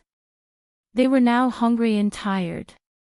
As soon as they got off the car, Yu Shu anxiously inquired about the location of the Five Blessings Bank in the city. She found a shady place and asked Yu Xiaoxiu to stay with Jing Chen to wait. She took Xia Mingming and asked along the way to find the bank. When exchanging the banknotes, they went through a lot of trouble. Everywhere they went, there was no lack of snobs. 500 taels of banknotes was not a small amount. 2 young men in ragged clothes coming to take it was not suspicious. If not for Yu Shu's tough attitude, she was afraid that if she showed a little bit of guilt, she would be regarded as a small thief. The thief was taken to see the official. After exchanging 100 taels of banknotes and 2 bags of silver, Yu Shu and Xia Mingming directly rented a carriage on the street and went to the city gate to pick up Jing Jian and Yu Xiaoxiu. They found a famous big inn in the city and asked for 2 superior rooms. With money, it was easy to talk anywhere. Throwing a piece of silver as a tip, a waiter bowed his head and led them into the inner courtyard. When they went up to the 2nd floor, it was already past noon. In the superior room that cost 2 taels of silver a night, there was a folding chair, bed, wardrobe, and desk. There were 2 doors, a living room and a bedroom. There were 2 beds in the room, one for the master and the other for the servants. The bedding was newly changed. There was also a flower pot in front of the window with a pink and white hibiscus plant. When Yu Shu saw the flower pot, she felt that it was interesting. The hibiscus plant was placed in the south, which was a feng shui method. It seemed that this inn was good at doing business. Boil 2 buckets of hot water for bathing and send it to the room. Also, go and prepare your signature dishes. There is no need for wine. Yu Shu ordered the waiter. Yes, sir, please have a rest first. I will bring it to you in a moment. As soon as the waiter left, Xia Mingming couldn't wait to throw himself on the big bed. He rolled on the soft quilt and moaned, it's too comfortable. I want to sleep for 2 days and 2 nights. Yu Shu smiled and hung the leather bag that was used to survive in the forest on the head of the bed. She said to Xia Mingming, I'll go out and buy some clothes. The food will be delivered later. You can eat first. Hearing this, Xia Mingming immediately sat up on the bed, I'll go with you. She was still wearing the clothes that she had changed into when Yu Shu rescued her from the lower cabin. After wearing it for half a month, she smelled moldy and wanted to change her clothes for a long time. No need. If you're tired, you can rest for a while. I'll go. Yu Shu said. She took off the ancient sword wrapped in rags from her back and put it at the end of the bed. She only took the silver and went out. Xia Mingming looked at her back until he heard the sound of the door closing.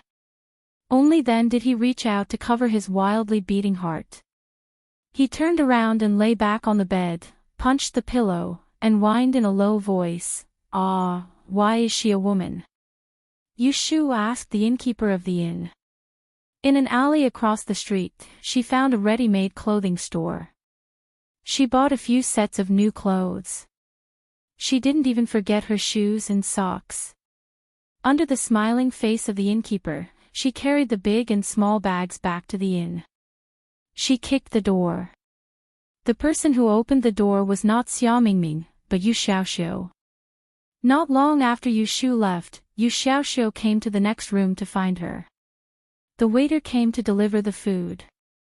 He called Jing Chen to wait for Yu Shu to come back. "Quick, quick, help me carry this."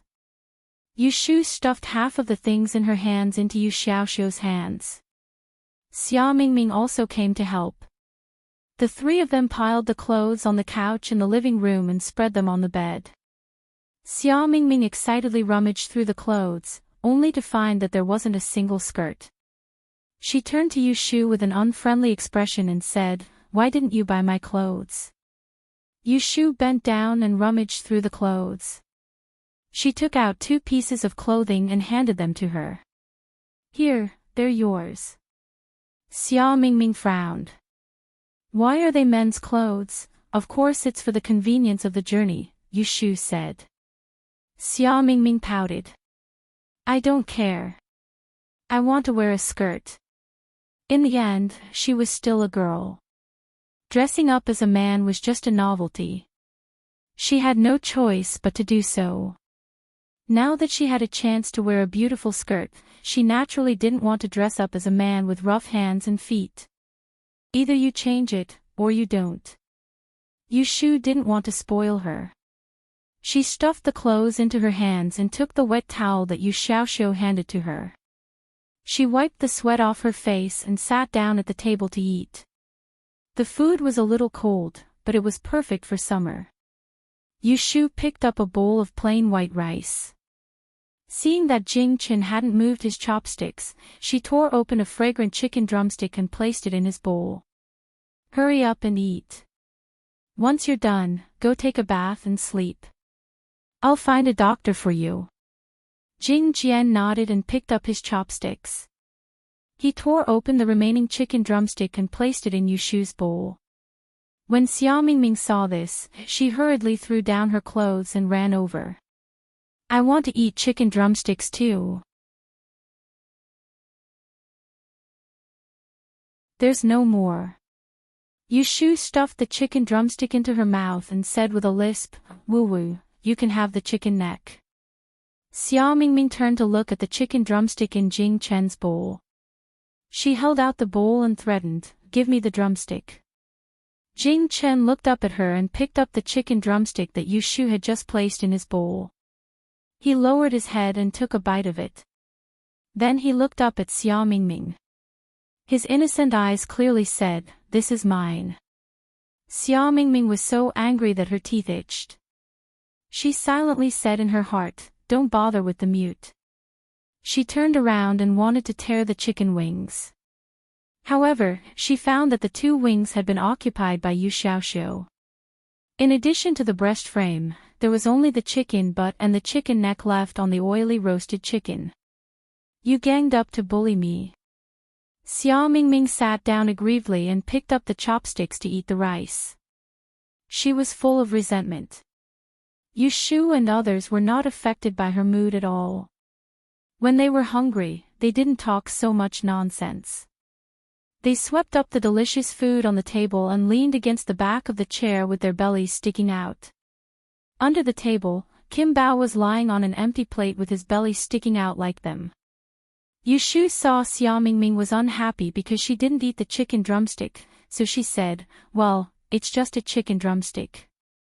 I'll buy it for you in the evening." "Who cares?" Xia Mingming snorted softly, but her face was no longer depressed. She didn't care about the chicken drumstick, but wanted someone to care about her. After eating, a waiter in the inn carried hot water upstairs to 2 rooms. Yu Shu urged Yu Xiaoxiu and Jing Qin to go back to their room to take a bath, but she was stopped by Jing Qin at the door.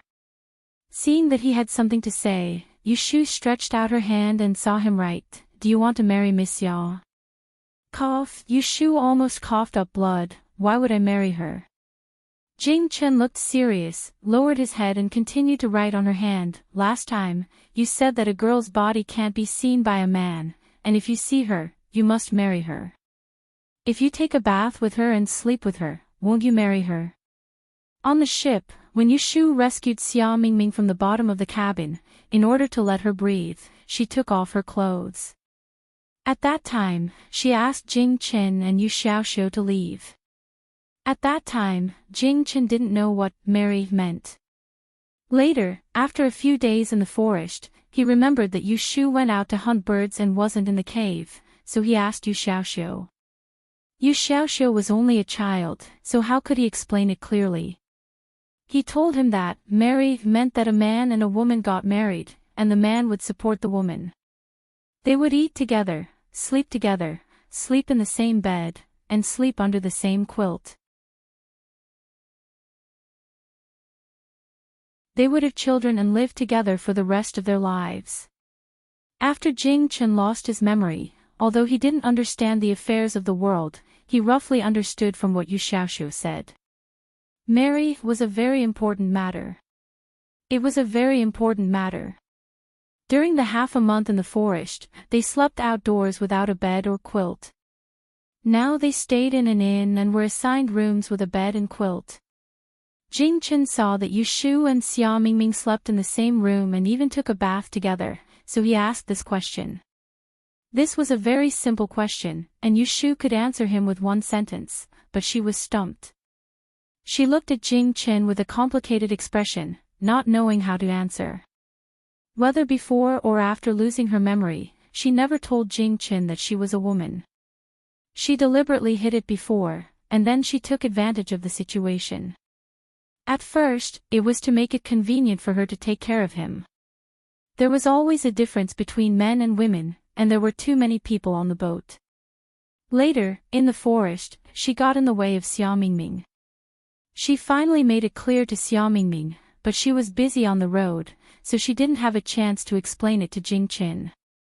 She didn't feel any guilt for lying to Xia Mingming, but she felt an indescribable guilt for lying to Jing Chen.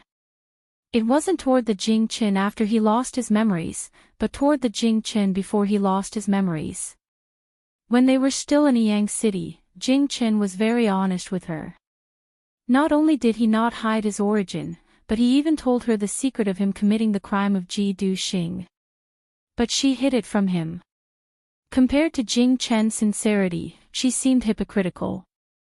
In fact, whether she was a man or a woman was not a big problem, and it didn't affect anything. But because she lied to Jing Chen before, it became very difficult for her to say it. She was a woman who was good at lying. She could find an excuse to fool him and continue to let him think that she was a man, which was convenient for everyone.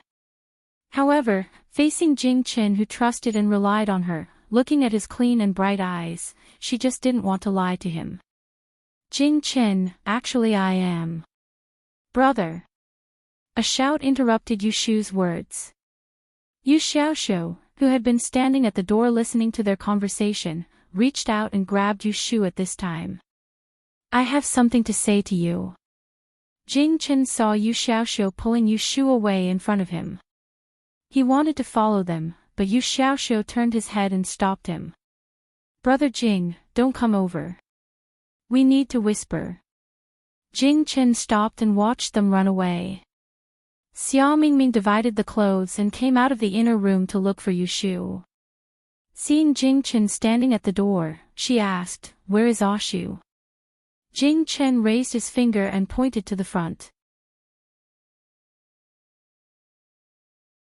Xia Mingming wanted to go over to look for him without thinking, but Jing Chen reached out his hand and stopped her. What do you call it? Xia Mingming said unhappily. Jing Chen couldn't speak, so he stretched out his hand and opened it in front of her. On it, he wrote, You can't go over. Xia Mingming rolled her eyes and pointed behind Jing Chen. Ashu.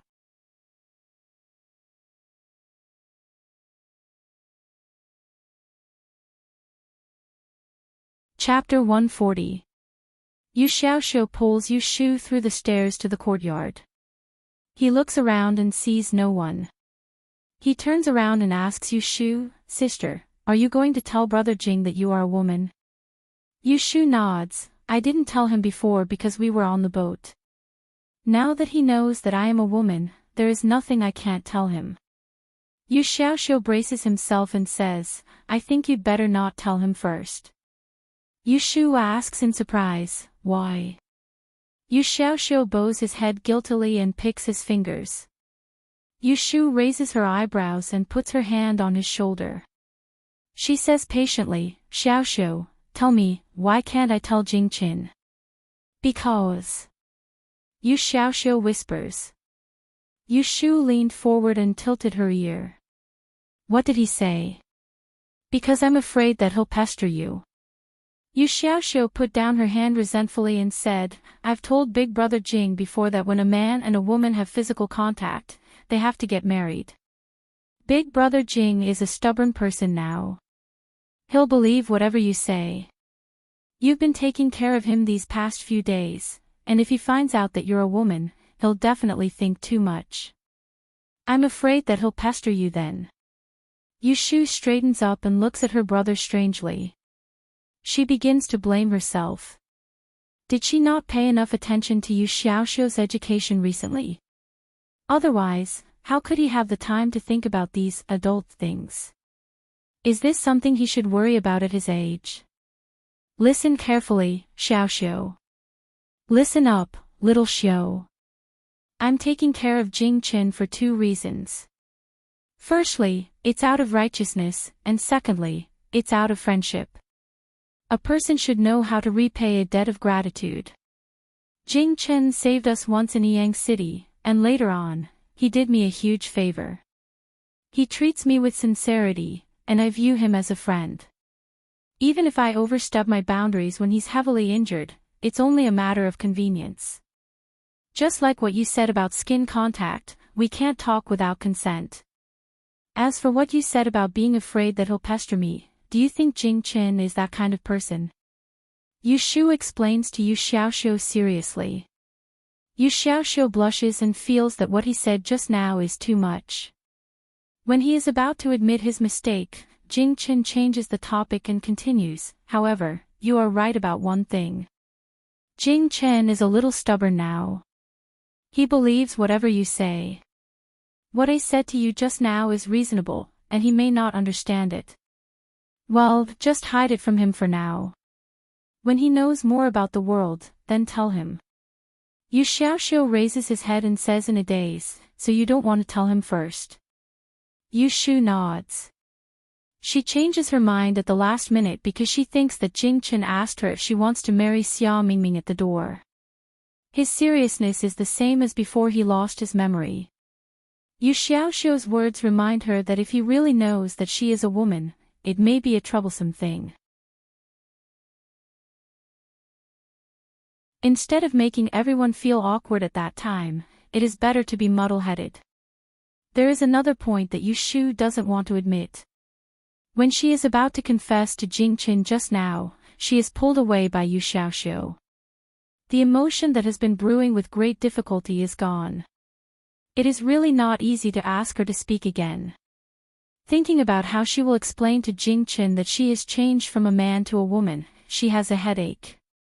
After the discussion, the sister and brother are about to go back to the room. When they turn their faces, they see Xia Mingming showing half of his body in the corner of the wall. They don't know where she heard so much. Yu Shu frowns, while Yu Xiaoxiu says angrily, "You eavesdropped on our conversation." Being discovered, Xia Mingming stands up boldly, throws a glance at Yu Xiaoxiu, and says to Yu Shu with a clear look, "It turns out that you have known him for a long time. No wonder you would do your best to take care of a stranger on the boat." When they are still in the forest, Xia Mingming always hears Yu Shu and Yu Xiaoxiu calling, "Jingqin Jingqin." He thinks that it is a new name for Jingqin. Now hearing their private conversation, he suddenly realizes that they know each other. Yushu and Yu Xiaoxiu look at each other. The former pushes the latter's shoulder and walks forward. They turn a blind eye to Xia Mingming and walk towards the direction of the room. Xiaoxiu, remember to wash Jing Chen's hair later. His underwear is in the paper bag. The small one is yours. Don't wear the wrong one. Sister, don't say it so loudly. I am your sister. What are you afraid of? Xia Mingming, who is ignored, stands there stupidly for a while. Seeing the sister and brother go far away and enter their respective rooms, she suddenly comes to herself and chases after them. Ashu, didn't you hear me? Why are you ignoring me? Yushu is tidying up the new clothes on the couch. She turns her head and looks at Xia Mingming, who rushes in to question her. She says calmly, "Close the door." Oh. Xia Mingming closed the door and bolted it. Only then did he realize why he was so obedient. He stomped over and said angrily, "I'm talking to you. Don't try to play dumb with me. You guys knew Jing Chen from before, right? What exactly happened? Come and take a bath." Yushu picks up the underwear for washing. She grabs Xia Mingming's wrist with one hand and pulls her into the inner room. When he entered the room, he saw the large bathtub behind the screen that was emitting hot steam. When he turned his head, he saw that Yushu had already begun to undress. Xia Mingming immediately forgot what he wanted to say just now and stammered, You and I are bathing together." Yushu rolls her eyes at her. "What else? Are you going to use the water that I have washed? Hurry up. You are going to be rotten. Stand outside and take a bath first. Then you can scrub my back later." As a result, Xia Mingming dizzily follows Yushu to take a bath. After half an hour, she comes out from behind the screen with her head heavy. She lies on the bed and watches Yushu put on a pair of trousers and a pair of boots. She coils up her hair and walks out the door in a refreshed manner. In the end, she still can't get an answer. Yushu invites an old doctor to a large medical center a little further away from the inn. She directly uses a carriage to bring people back to the inn. She leads them to the inner courtyard and diagnoses Jing Chen. As for Jing Chen's injury, Yushu makes up a story to deal with the old doctor's bewilderment. Your brother was not treated in time when he was injured and lost his essence qi. Right now, his qi and blood are insufficient and his meridians are cold. Fortunately, his body has a good foundation. He must have practiced martial arts and has internal energy to protect his body.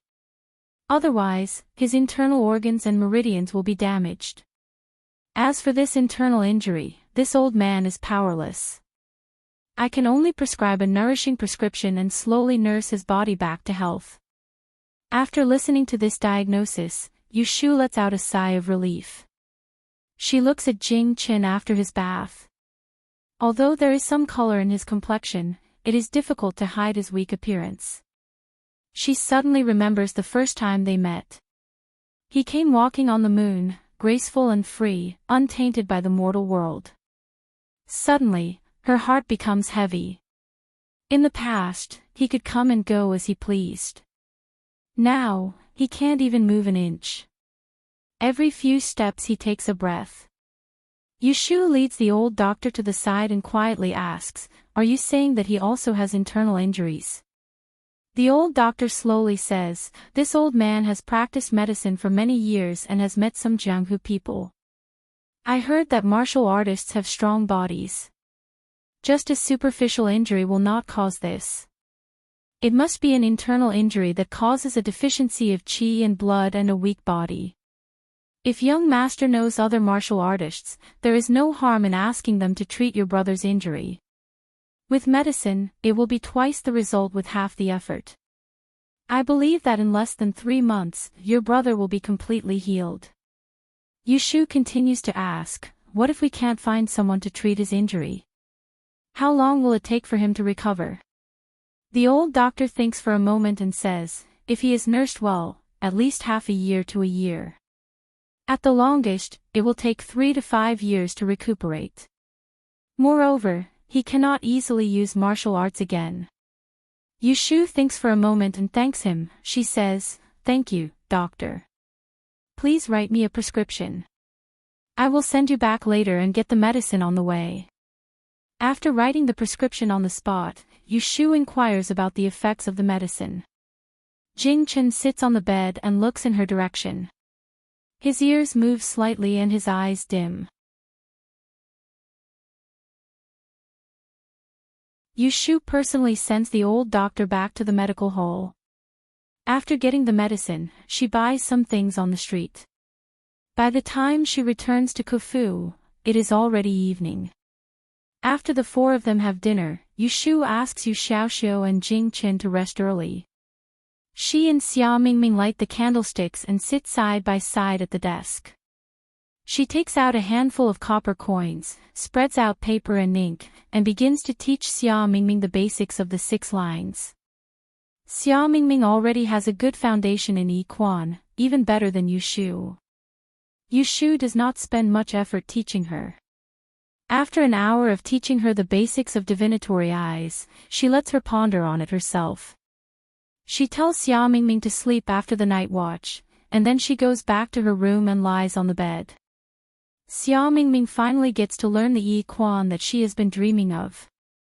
She is so excited that she can't sleep. Yushu is so tired that she falls asleep as soon as she touches her pillow. She ignores the sound of copper coins being thrown outside.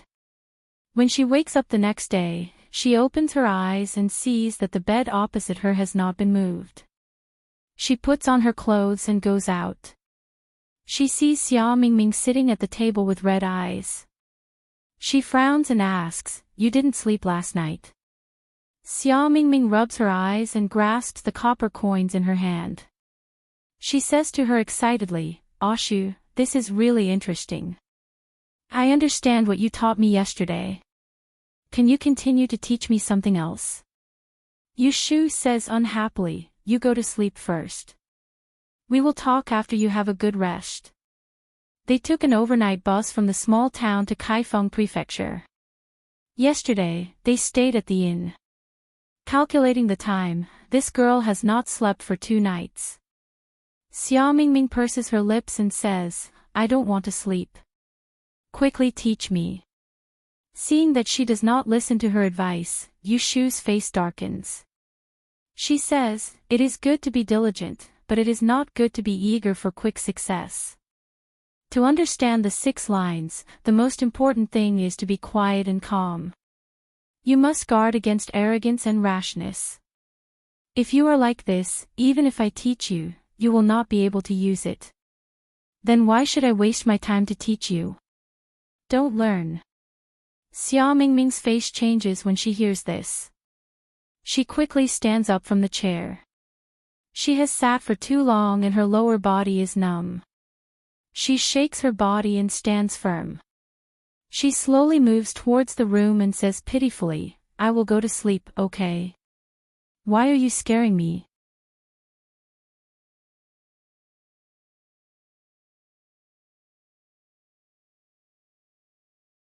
Chapter 141.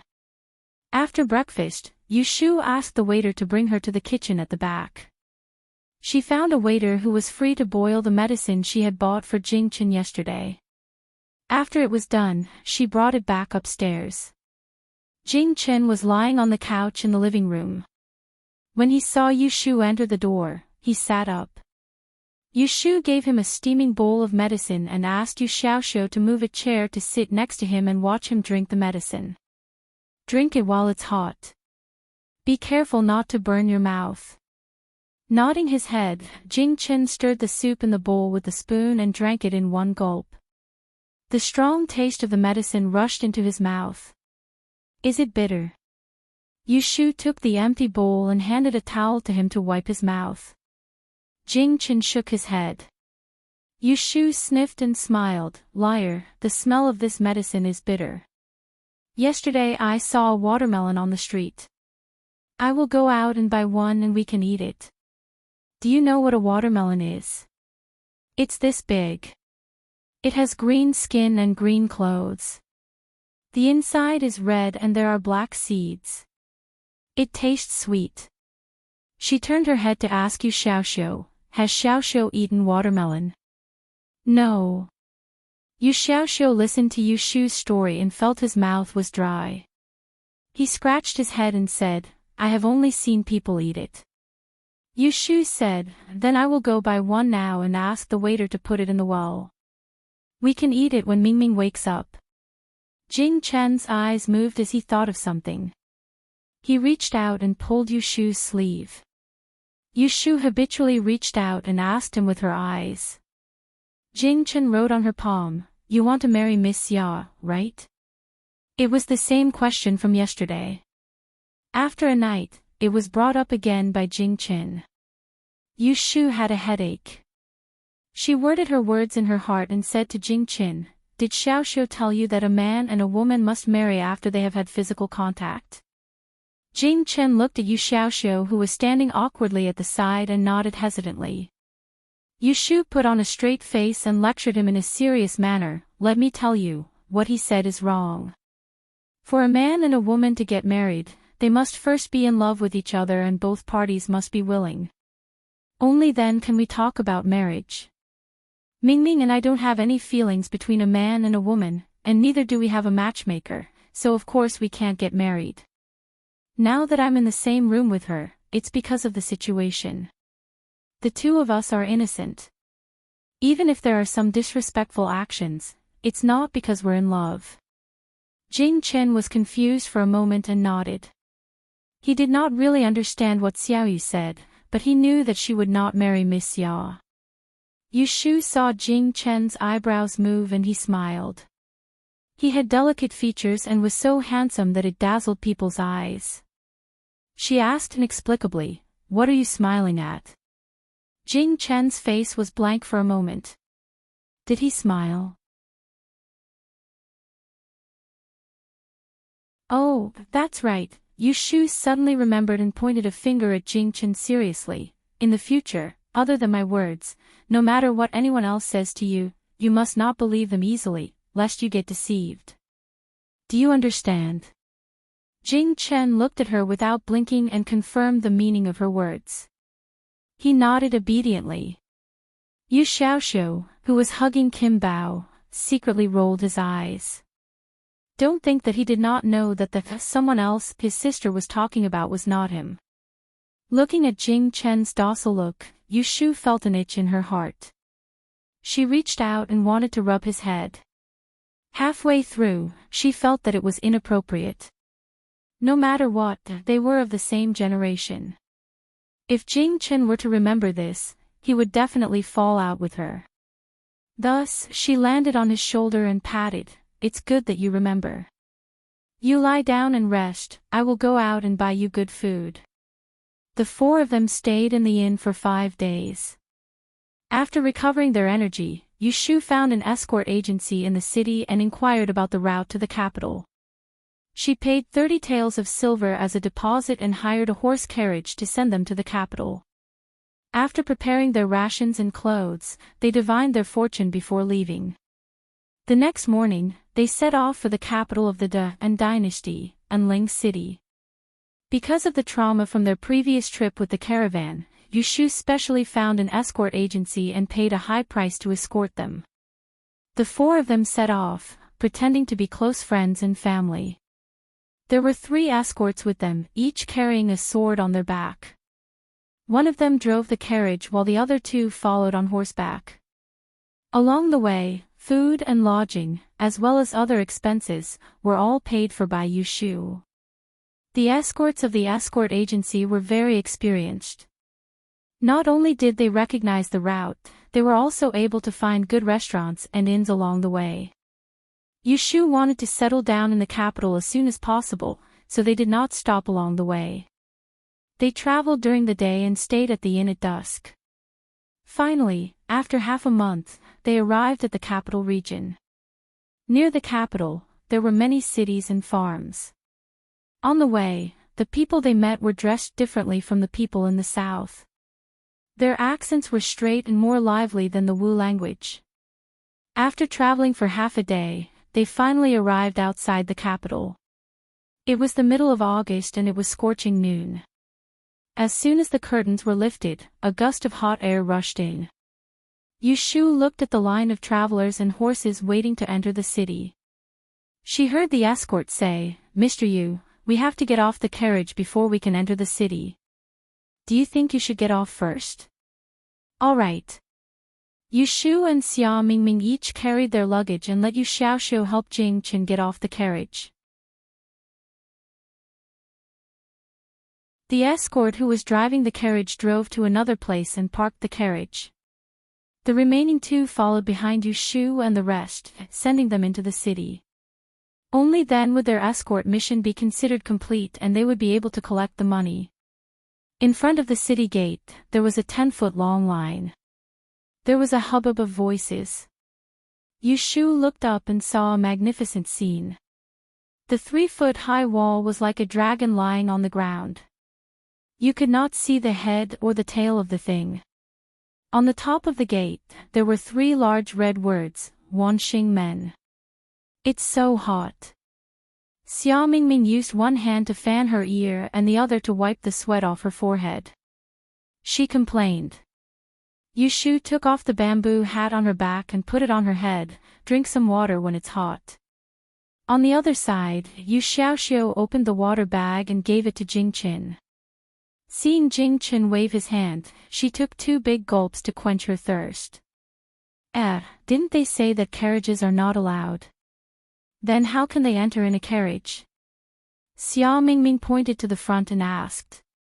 Yushu looked in the direction she was pointing and saw that the city guards had opened up a path for a carriage to pass. They were not afraid at all. There were people with special privileges everywhere, not to mention a place like the capital that was full of riches and honor. As expected, the escort said, "That must be the carriage of an official in Enling. They come and go frequently." The guards all recognized them and would not dare to obstruct them. Xia Mingming put down her hand resentfully and whispered. Their group of people queued for almost half an hour before they reached the front. The guards questioned them one by one about where they came from and why they came to the capital. When they heard that Yushu and the others said that they came to study the Dian dynasty, their attitude became better. They did not check their luggage and allowed them to pass. After walking a dozen steps forward and exiting the city gate, they suddenly saw a wide road from south to north. The road was wide enough for 3 carriages to travel side by side. The stone slabs were flat and there were no bumps under their feet. On both sides of the road, there were neatly erected buildings with double eaves and spikes. Most of them were shops of various colors. Their signboards fluttered in the wind, black, red, brown, and green. There were also restaurants with pots hanging down. The fragrance of the wine wafted through the streets. People came and went on the road. Their clothes were neat and their hair was neat. They looked generous and did not look like a dirty village. Standing at the foot of the emperor, if someone from a small city came, they would shrink back for no reason. Yu Xiaoxiu's eyes were wide open. He looked curiously left and right, his mouth slightly open. He was a complete country bumpkin. Xia Mingming and Jing Qin were much more restrained. The former had probably been here before, while the latter had his own temperament. Only Yushu looked at him curiously and turned to talk to the escorts. She dragged Yu Xiaoxiu, who could not move his feet, to a tea shop on the next street. She invited the 2 escorts to drink herbal tea and paid the remaining 20 taels of a transportation. She asked around for directions in Anling City. "Second brother Lu, we want to find a place to stay.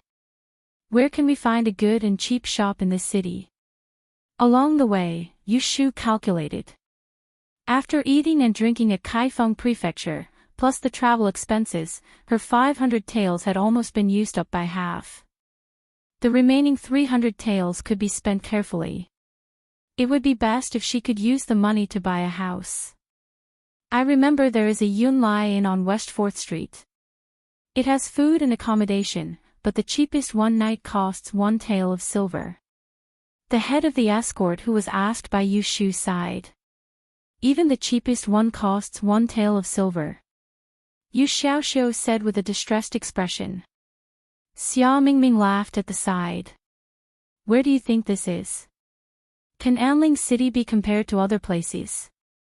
A casual meal in a restaurant costs 20 to 30 taels of silver. A night's stay only costs 1 tael of silver. Is that considered expensive? Yu Xiaoxiu glanced at her.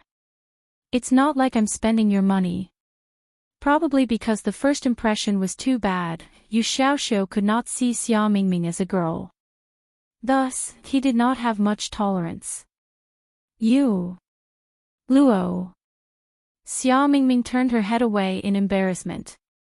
If she did not have an accident on the ship and lost her belongings, this 1 tael would not be enough for her to give out as a reward. Jing Chen looked at the two of them. He picked up the teapot and refilled Yu Shu's cup with water. Yu Shu pretended not to hear Yu Xiaoxiu and Xia Mingming bickering. After chatting with the escort for a while, they got up to leave and went to meet up with the brothers who drove the carriage outside the city. Yu Shu and the others sat in the tea house and chatted. Mingming, what do you plan to do next? Yu Shu asked. Hearing this, Xia Mingming sat up straight and said defensively, of course I'm going with you guys. What, are you trying to get rid of me here? Yu Shu said, I mean, aren't you here for the examination? Don't you need to find a place to ask around? Yu Shu didn't understand the process of the Great Yen examination, but she thought that this kind of examination was similar to the imperial examinations, and there should be procedures. Xia Mingming's luggage was lost on the way, so it was impossible for him to wait empty-handed for the examination. Seeing that Yu Shu had no intention of abandoning her, Xia Mingming's expression softened a little. Then, she frowned and said, I've lost my recommendation letter. I need to find a teacher to get it before I can register my name in the Directorate of Astronomy. If I don't get it before October, this trip will be in vain. Tomorrow, we will go to the Purin Training Hall in the east of the city to ask around and see if we are going to visit the teacher's house in the city. Yu Shu pursed her lips. I have something to do tomorrow and can't accompany you. Lu Mingming was surprised and said, do you still have your recommendation letter? Lu Mingming was taken aback. Do you still have your recommendation letter? Not lost. Xia Mingming stared at her, then why don't you come with me? Xia Mingming glared at him. Then why don't you come with me? Are you not going to take the examination?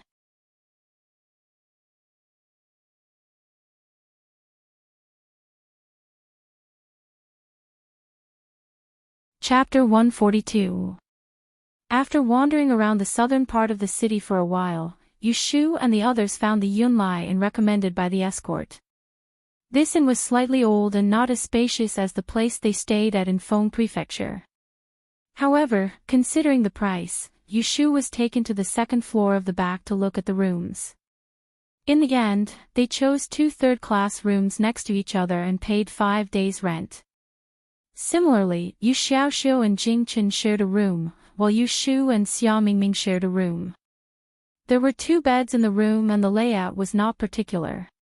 Fortunately, the bedding was clean and there was even a summer mat. The window was open on the back street, so it was relatively quiet. This was something that Yu Shu was very satisfied with. Putting down the luggage, Yu Shu walked to the basin rack to wash her hands. Xia Mingming had been holding back all the way. Seeing that there was no one around, he finally asked, You are so good at Yi Shui, why don't you take the Dian examination? Yu Shu shook off the water droplets on her hands and wiped them with a handkerchief. She turned her head and asked, Is my Yi Shui good? Of course it's good.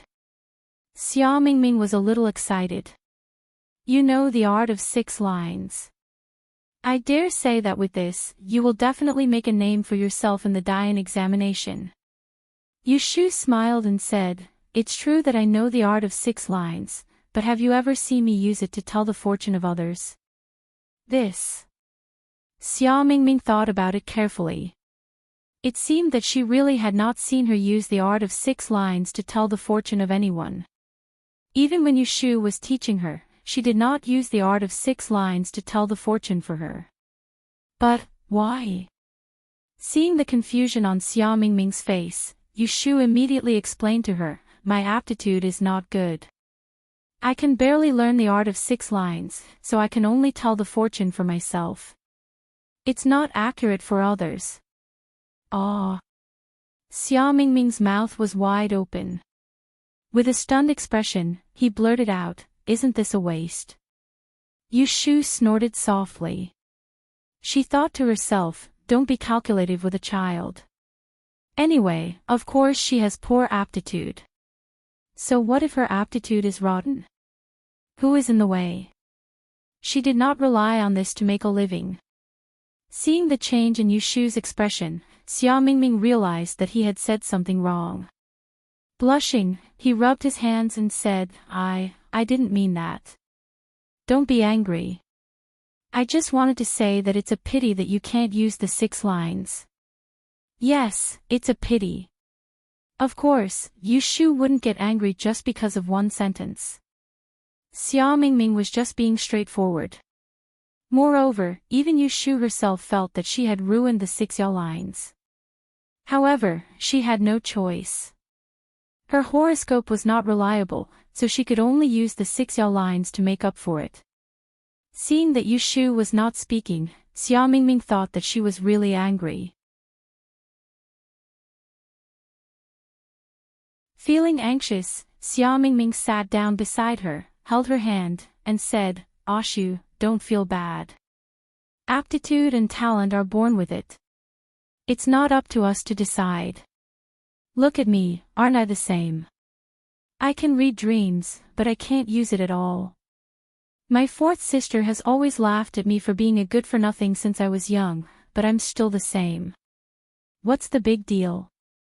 They are just a little better than us when they are born." As she spoke, she began to sympathize with Yushu.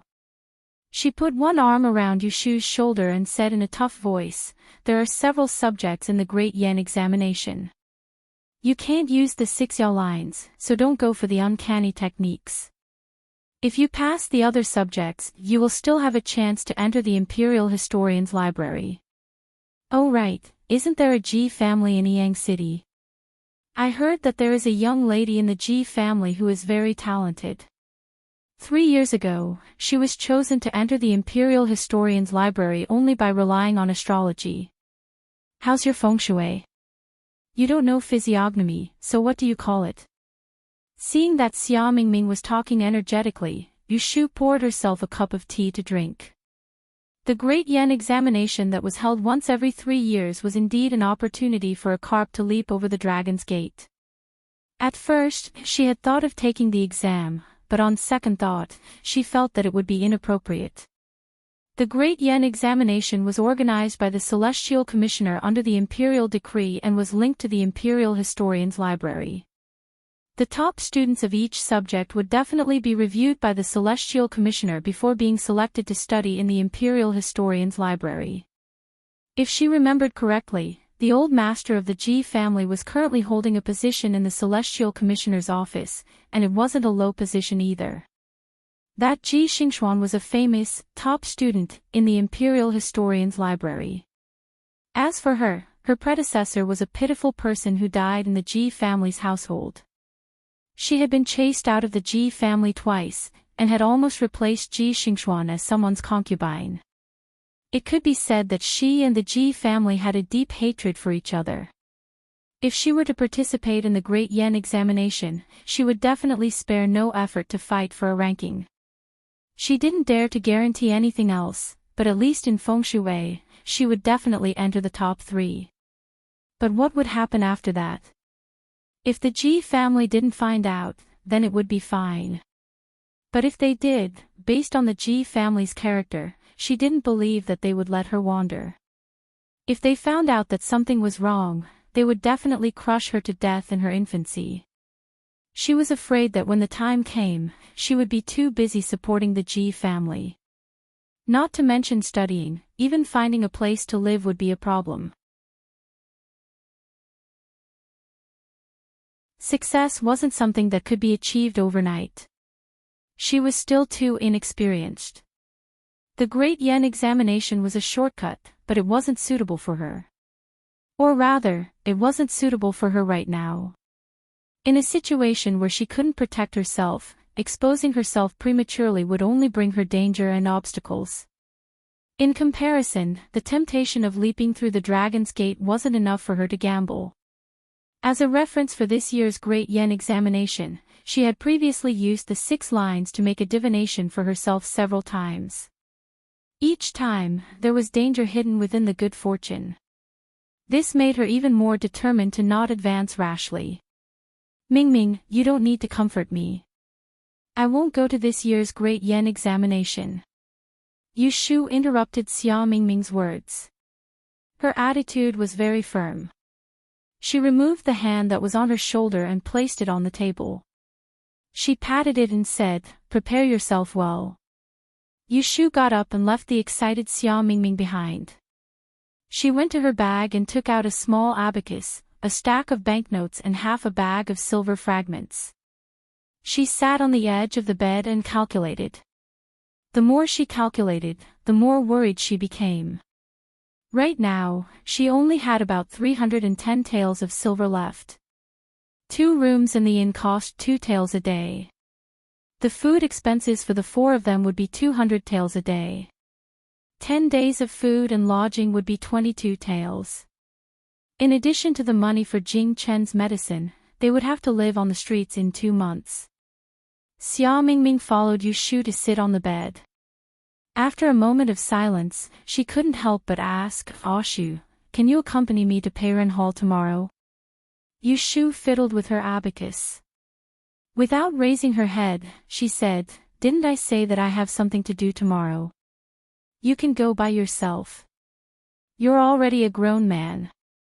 How can you get lost? Don't you dare to go to the capital alone. How come you've become a coward here?" She could take care of Xia Mingming and help him, but she didn't want to spoil and protect him. She didn't have the leisure and obligation to do so. "Who's a coward?" Xia Mingming was dissatisfied and said, "I want to bring you to see the world. Peiren Hall is a must-visit place for those who come to the capital. If you're lucky, you can meet a great master there. What urgent matter do you have to do?" Yu Shu said, "I want to see if there are any houses for sale in the city. I want to find a place to stay as soon as possible. It's a waste of money to stay in an inn. It's not cheap to eat outside." Xia Mingming was surprised. "You want to buy a house?" "Yes, it's not a big one. 2 rooms are enough." There were 4 of them and the place was too small. Just like the small courtyard where Chao Zixin lived in Yang City. Inadvertently thinking of that person, Yu Shu was slightly absent-minded. She only responded after Xia Mingming called her several times. "Shu, Shu. What did you just say?" Yu Shu lowered her head and cleared the messy abacus in her hand. She thought that he had already returned to the Shui family and should be in the capital now. "You just said that it's expensive to eat outside. Are you going to cook after buying a house?" "Let me tell you first, I don't know how to cook. I don't expect you to. Anling City was so big. They shouldn't be able to meet each other. Even if they met, there was nothing to say. After all, that day Yu Shu sighed. She would rather not see him again than feel awkward when they met again. Whether it was her brother Chao or Master Shui, she didn't know how to face him. "Why are you sighing? Do you not have enough money?" Xia Mingming asked with concern. After several times of Yu Xiaoxiu's unintentional ridicule, she was now very self-aware. She knew that she had to rely on Yu Shu to support her. "Just save some money. Wait for me to think of a way to make money. Yushu sorted out the scattered banknotes. She took out the top banknote with a denomination of 10 taels. She took out a few pieces of silver and handed it to Xia Mingming. What is this for? Xia Mingming looked at it but didn't take it. Yushu smiled and said, Aren't you going out tomorrow? Are you going to walk? If it's too far, you can rent a carriage. But don't waste it. Buy some tools with the remaining money. You don't even have a compass now. Hearing that Yushu was so considerate of her, Xia Mingming's eyes became wet. She took the thin banknote. She wanted to say thank you, but she was afraid that it would be unreasonable. Just as she was feeling touched, she heard Yushu say, I'm not giving you money for free. I'll keep an account for you. You have to pay me back in the future. Don't forget to write me an IOU later so that you won't renege on your debt. Xia Mingming's face turned green. She said angrily, Pay me back. I'll pay you back 10 times. Yushu reached out and flicked her forehead with force. Wait until you have money. Ah! Xia Mingming cried out in pain. She covered her forehead and wanted to flick her hand back, but she didn't dare. She could only swallow her anger and pout her mouth. She stared at Yushu with her big eyes.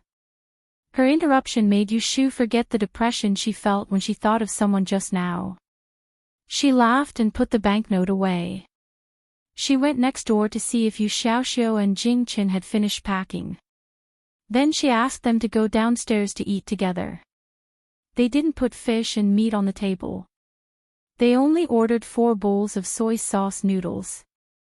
Yushu asked Yu Xiaoxiu to buy 6 sesame seed cakes from the opposite street. The 4 of them ate together. Jing Qin and Yu Xiaoxiu didn't complain at all.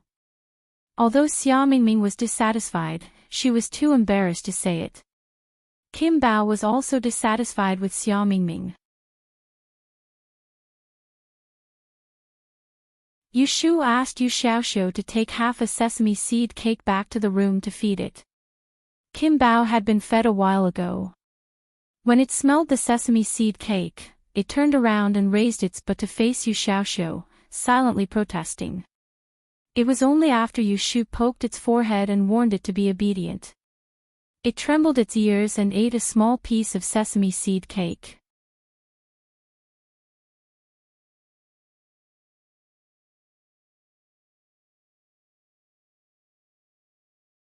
Chapter 143. After a night of rest, early the next morning, Yushu woke up Xia Mingming and took Yu Xiaoxiu out of the house, leaving Jing Qin to rest in the inn. They separated at the street corner. Xia Mingming rented a car and went to the east of the city to find the Peiran Hall, while Yushu led Yu Xiaoxiu to wander around the unfamiliar streets. Sister, where can we find information about the house? Let's look around first. In ancient times, there were no real estate agents to find. They were unfamiliar with the people and the place in the capital. If they wanted to buy a house, they had to ask around first to avoid being cheated. The siblings walked around the nearby streets and found a tea house. They ordered 2 plates of snacks and a pot of iced chrysanthemum. The first floor of the tea house was crowded. A storyteller was telling a story with a big folding fan. The second floor was a private room, and there were only a few people going in and out of the stairs. After listening for a while, Yushu used the storyteller to talk to an old man at the next table.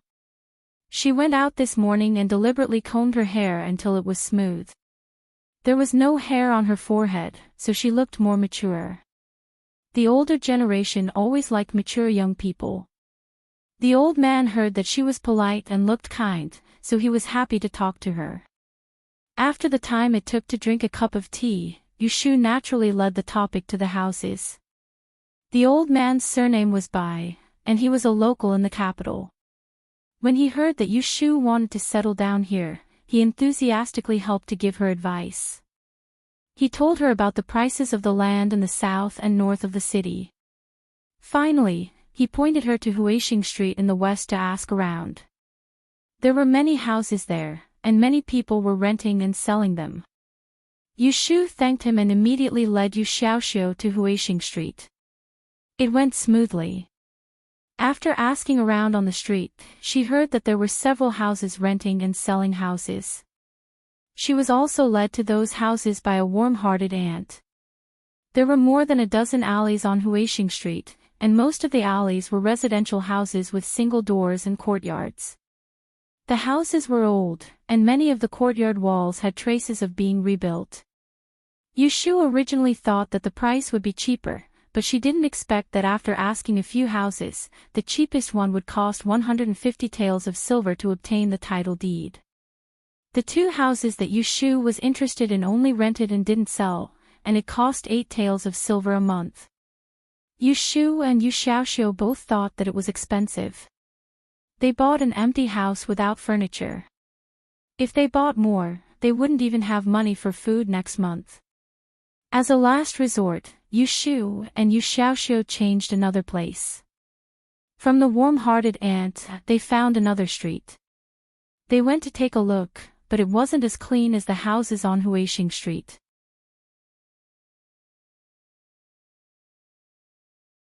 At noon, they bought a basket of steamed buns on the street to eat. Because they had told the waiter to send food to Jing Chen's room, they weren't in a hurry to go back, so they walked to Huixing Street.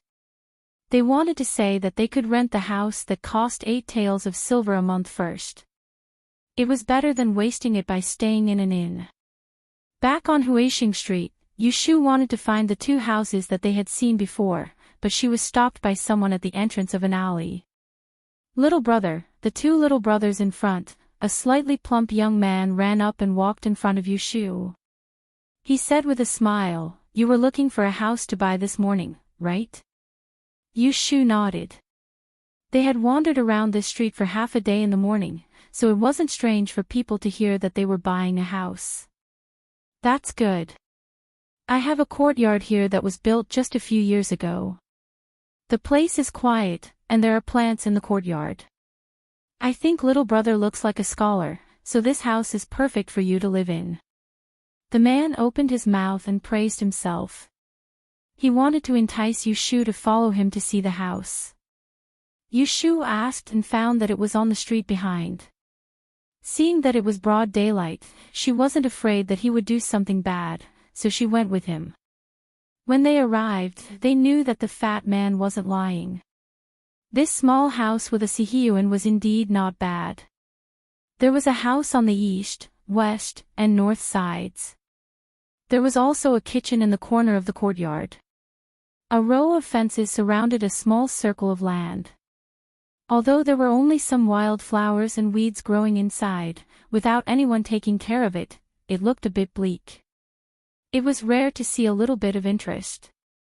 At first glance, Yu Shu fell in love with this small courtyard. She carefully looked around inside and outside and found that there was no problem with feng shui. She turned to ask the owner of the house, "This small courtyard, how much are you willing to sell it for?" The fat landlord said reluctantly, "Well, someone in my family is sick and I am in a hurry to raise money for medicine. This house is originally only for rent and not for sale.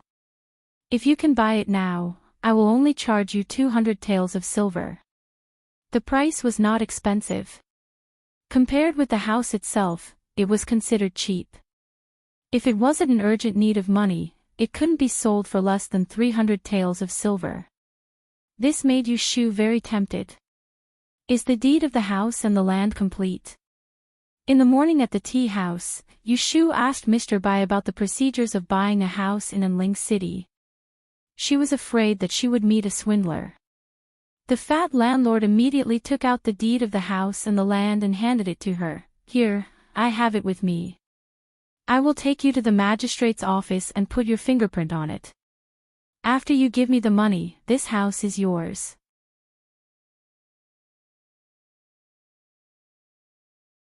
Yu Shu had seen the deed of Zhao Hui's small courtyard and recognized the format.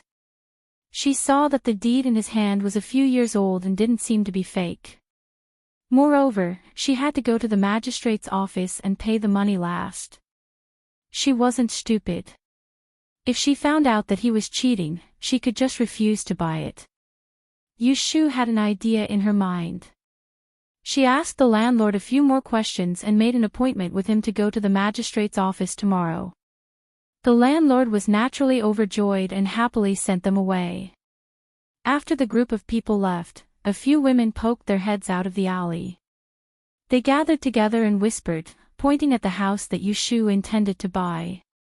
Their voices could be faintly heard. Su Laolu has found a sucker this time. Yes, that haunted house is full of ghosts. No one would want it even if it was free. Those two foreigners, Su Laolu lost money in gambling again. Yushu and Yu Xiaoxiu went to a nearby pharmacy to buy some medicine and then returned to the inn. The sky was still bright and Xia Mingming had not returned. In the guest room, Jing Chen sat in front of the window and watched Kim Bao licking his claws and combing his hair. When he heard footsteps outside the door, he got up and walked a few steps forward. Then he heard a knock on the door. Jing Chen, open the door. We are back. Yushu and Yu Xiaoxiu entered the room and poured a cup of tea for each of them. Jing Chen sat opposite Yushu and gestured, how is it? Yushu said, once I've chosen a place, I'll bring the money to the magistrate's office tomorrow to transfer the ownership. Later, I'll buy a few more pieces of furniture and clean it up. In a few days, we'll be able to move in. At that time, you'll be living in one room. Mingming and I will be living in the other room. Jing Chen smiled and did not raise any objections. When he saw that Yushu's cup was empty, he took the initiative to refill the teapot for her. It wasn't time to eat yet, so the three of them sat in the room and busied themselves with their own things. Yu Xiaoxiu and Jin Bao hadn't seen each other for a day, so they were getting intimate with each other. Yushu took out an abacus, a pen and paper, and did some calculations for herself. She didn't find anything unusual. To be on the safe side, she used the 6 lines to do a divination for the purchase of a house. Jing Chen sat quietly and watched Yushu do the abacus. In the evening, Xia Mingming finally came back. She went to the room next door and looked gloomy the moment she entered. Yushu guessed that she must have had a bad start, so she teased her on purpose, did you see any De master? She had heard from Xia Mingming that the Peiren tea house was a tea house for the traders who had come to the capital to take part in the Great Yen examination to exchange knowledge. To put it bluntly, it was a place for a group of gloomy quacks to chat and fart.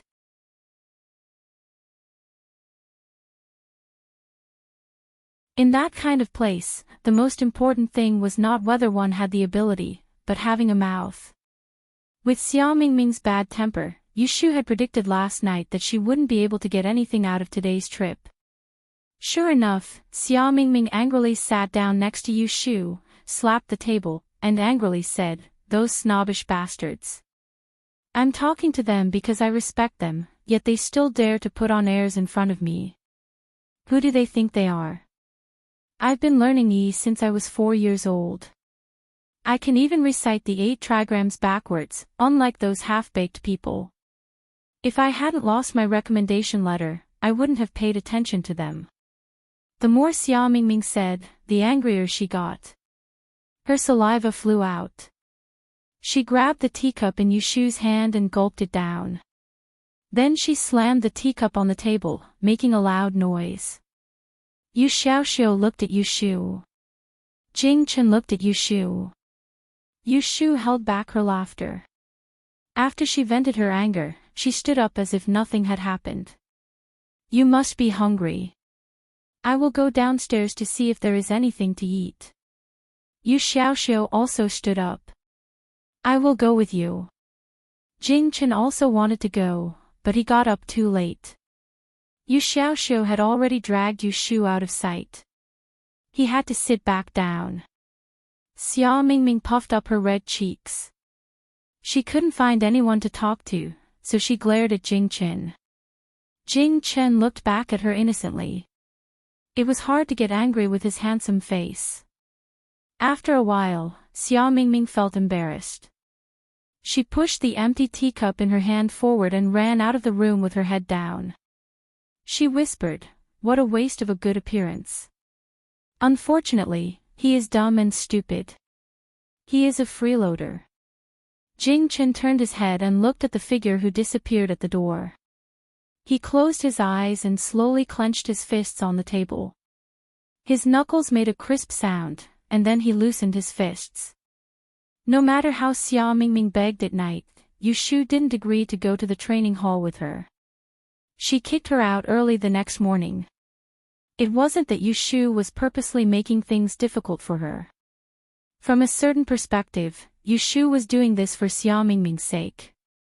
She wanted to use this rare opportunity to grind down her sharpness, to let her eat dust a few times, so that she would understand the ways of the world. As soon as Xia Mingming left, Yu Shu planned to go out to do business, but before she left, Jing Chen expressed that he wanted to go with her. Yu Shu thought that it wasn't far. If Jing Chen was really tired on the way, they could go back by carriage. So she asked Yu Xiaoshu to stay in the inn. She bowed and went out with Jing Chen. When the two arrived at Huixing Street, Fatty Su was already waiting for them at the place where they agreed to meet yesterday. When he saw Yu Shu appeared on time, he smiled and greeted her.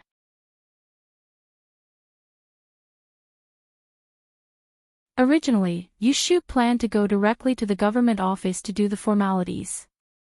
But since Jing Chen came along, it didn't matter. Yu Shu let Fatty Su lead Jing Chen to see the house first. He will be one of the tenants in the future. When Fatty Su heard that Yu Shu wanted to bring Jing Chen to see the house, he looked at Jing Chen. He thought that this person has an extraordinary temperament and asked, "This is?" Yu Shu said, "He is my brother. We will live together in the future."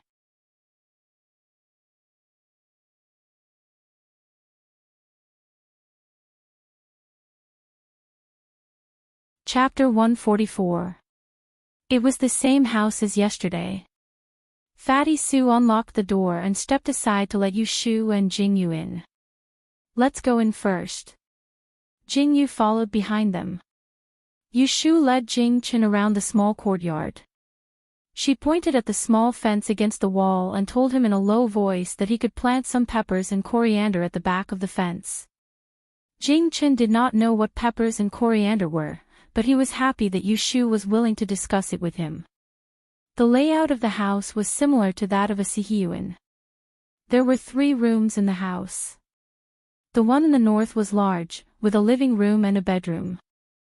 The other 2 rooms were about the same size. One faced the sun, while the other faced the shade. There was a flight of steps in front of each door. Yu Shu tugged at Jing Chen's sleeve and led him to the room facing the east. As she pushed the door open, she said to him, "You can stay in this room. Get some sun." As soon as the door opened, Yu Shu took a step in. Jing Chen followed closely behind her. He felt a wave of damp air that made him very uncomfortable. He stood at the door and looked inside curiously. The house was empty. Apart from a table by the window, there was nothing else. He looked up and saw that the house was 80% new. Jing Chen frowned when his gaze fell on the beam of the house. "What's wrong? It's not a small place, is it?" Yu Shu turned around to ask Jing Chen. However, he grabbed her hand and wrote on her palm with his back facing Fatty Su, "Xiaoyu, this house isn't good." Looking at her palm, Yu Shu looked at him suspiciously. "What's not good? I've seen it before. There's nothing wrong with this house." Jing Chen hesitated for a moment before writing on her palm, "I can't say. I just feel that this house is not good. It makes me uncomfortable." "What kind of reason was that?" Yu Shu was about to laugh, but when she saw Jing Chen's serious expression, a thought flashed through her mind. She suddenly remembered that when Jing Chen had parted with her in Yang City, he had once said that he had been sensitive since he was young and could sense that others had caused trouble because of him. In other words, Jing Chen's 6th sense was extremely accurate. Even if he had lost his memories, his instincts were still there. Just like that night on the ship, when Jing Qin had used his sword to send the head of the pirates flying at the critical moment. Now that he said that this place made him uncomfortable, there was most likely something wrong with this house. The expression on Yushu's face changed slightly as she felt suspicious. Then, she heard Fatty Sue's urging voice from the courtyard, "Young Master Yu, what are you guys whispering about? Have you chosen the house yet? Let's hurry to the magistrate's office. If we're late, we'll have lunch. We'll have to wait until the afternoon." Yushu's mind spun a few times. She gave Jing Qin a look that told him to calm down.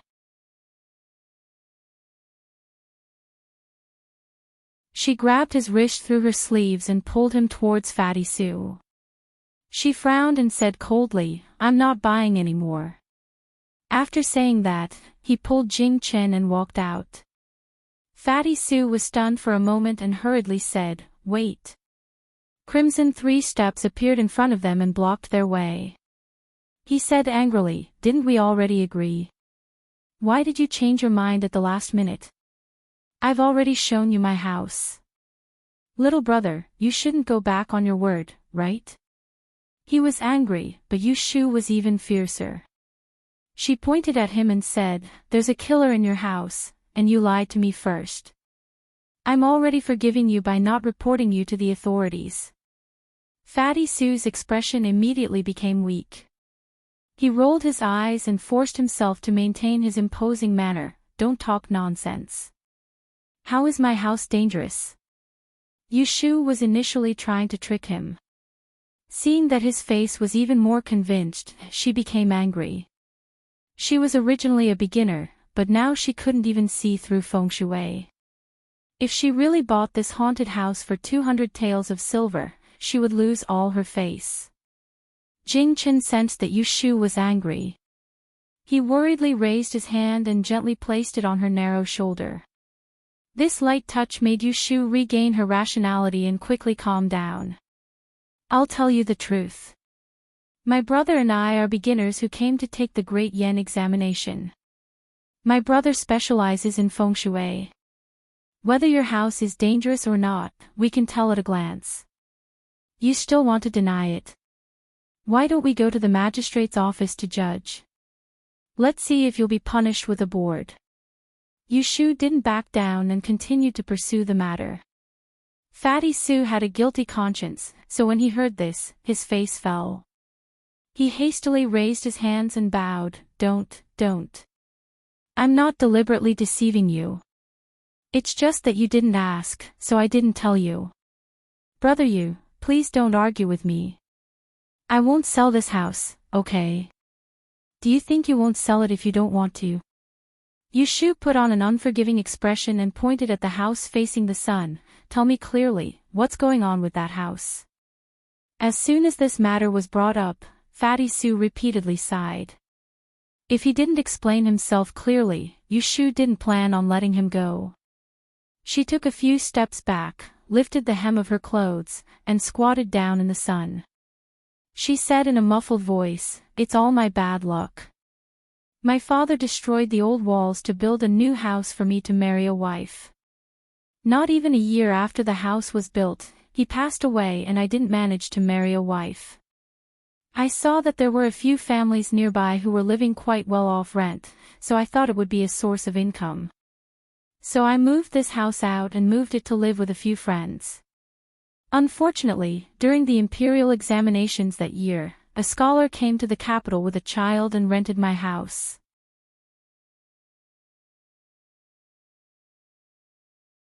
He lived there for half a year. After the examinations were over and the results were released, he failed. He couldn't take it anymore and hung himself in the house. At this point, he took a deep breath and pointed at the house facing the sun without raising his head. It's that house. The scholar used it as a study. Since someone died in the house, no one was willing to rent my house anymore. I couldn't earn money from an empty house, so I moved back here. Who would have thought that after a few days, I started to get sick? At first, it was just a cold and cough, but later on, ulcers started to appear on my back. Even after applying medicine, it didn't help. I started to feel that something was wrong, so I spent money to hire a doctor to take a look. His tone became heavy. Only then did I know that the scholar died in the house due to resentment. The yin qi was too strong, and my small courtyard didn't have a foundation, so it couldn't contain the resentment. Naturally, it was reflected on me. Yu Shu suddenly felt a chill at the back of her neck, and her shoulder was grabbed. She turned around and saw Jing Chen's worried gaze. She calmed herself down and shook her head, indicating that she was fine. She had heard about this haunted house from Taoish Qingjing. She wasn't sure if it was related to ghosts or gods, but the key was that the yin and yang qi were not in harmony, so there was evil energy that hindered the feng shui. If that's the case, why didn't you find a feng shui master to help you? Instead, you built a house and harmed others. Yu Shu asked. Fatty Sue smiled bitterly. Do you think I didn't want to? I originally wanted to ask the feng shui master to remove the yin qi in the house and change the feng shui so that it would be easier to rent in the future. But he asked for 100 taels. I didn't have that much money, so I looked for a few more feng shui masters, but they couldn't pay less than this amount. I had to give up. I also don't want to harm others, so in the past few years, my house has been left empty. Yu Shu sneered. I'm afraid it's not that you don't want to harm others, but because of your haunted house's reputation, no one is willing to rent it. Now that she thought about it, yesterday, the enthusiastic auntie brought her around Huixing Street. When they passed by this alley, she didn't even mention that this house was for sale. She probably knew that this was a haunted house, so she deliberately avoided it. Fatty Sue dryly laughed and said, "Younger brother Yu, I really didn't mean to lie to you. This residence has been empty for a few years now, so logically speaking, if there's anything unclean, it should have been dried by now. Who would have thought that this younger brother of yours is an expert and was able to see through it with a single glance? I deserve my bad luck for getting involved in this matter." Yu Shu glanced at him and pulled Jing Qin over. She tiptoed and whispered a few words in his ear, telling him to go to the other 2 rooms to see if there was anything wrong. Jing Qin went in one by one to take a look, and when he came out, he shook his head at Yu Shu, indicating that there was no problem. Yu Shu calculated in her heart, and after a moment of silence, she said to the dejected Fatty Sue, "How about this? I'll still buy your house, but the price will be lowered." Fatty Sue was surprised. "You still want to buy it?" Yu Shu said, "That's right, I'll buy it." Fatty Sue tilted his head to look at Jing Qin, who was walking over, and a look of understanding appeared on his face. "That's right, this brother of yours knows how to read feng shui, so he should have a way to solve this problem." "All right, I'll lower it again. 150 taels, what do you think?" Yu Shu shook her head and expressionlessly stretched out a palm. 50 taels. This was already the price she was willing to pay. If it wasn't for the fact that she was afraid of taking advantage of someone when they were down, she wouldn't have offered so much. Fatty Sue cried out, 50 taels. No, that's too little. This house of mine has 3 rooms, it's a new house. And it's a haunted house, it's uninhabitable, Yu Shu coldly added, then waved at Jing Qin. "If you don't want to sell it, then you can keep it for yourself. Don't blame me for not warning you. If this house is left empty, it will only become more and more sinister. Later on, people won't even be able to enter the door. Let's see how you can lie then." After saying that, she turned to leave with Jing Qin. Fatty Sue's face alternated between white and red, and just as Yu Shu and the others reached the door, he shouted, I'll sell it, but I have to go to the government office to complete the paperwork." "You can't go back on your word." Yu Shu turned around and pointed her chin at him, "Then let's go." When Jing Qin saw that Yu Shu wanted to buy this haunted house, although he didn't understand, he didn't question her. He followed her to the magistrate's office with Fatty Sue.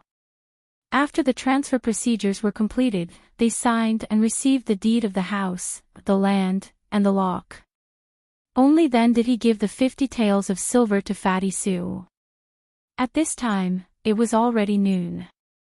Yushu and Jing Chen found a restaurant on the nearby street and ordered a few side dishes to eat plain rice. At the dining table, Yushu poured tea for the two of them. She handed one cup to Jing Chen and raised the other cup to toast him. She laughed and said, "Let's use tea in place of wine to celebrate." Jing Chen saw that she was happy, so he cooperated and clinked his cup with hers. He dipped his finger in the water and wrote on the table, "Celebrate what?" Yushu winked at him, then lowered her voice and said, "I have a way to exorcise the evil spirits in this haunted house. When the time comes, we won't have any problem staying there." Doesn't this mean that we've earned 150 taels? Isn't it worth celebrating? Jing Chen nodded, then wrote on the table, "Xiao Yu is very capable." "You're the capable one," Yushu purposely said in a sour tone. "One look and you can tell that there's a problem. For a mediocre person like me, I'll never have this kind of ability." "Jing Chen, did you know that you were amazing in the past? You're skilled in martial arts, and you know how to use formations. You can tell who's going to be in trouble with just one look. If I didn't have a master, I would definitely ask you to teach me. I would ask you to teach me."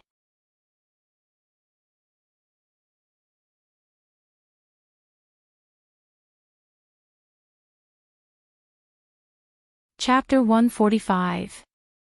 After lunch, Yushu originally planned to let Jing Chen go back to the inn first, while she went to the street to buy some necessities to change the feng shui of the haunted house.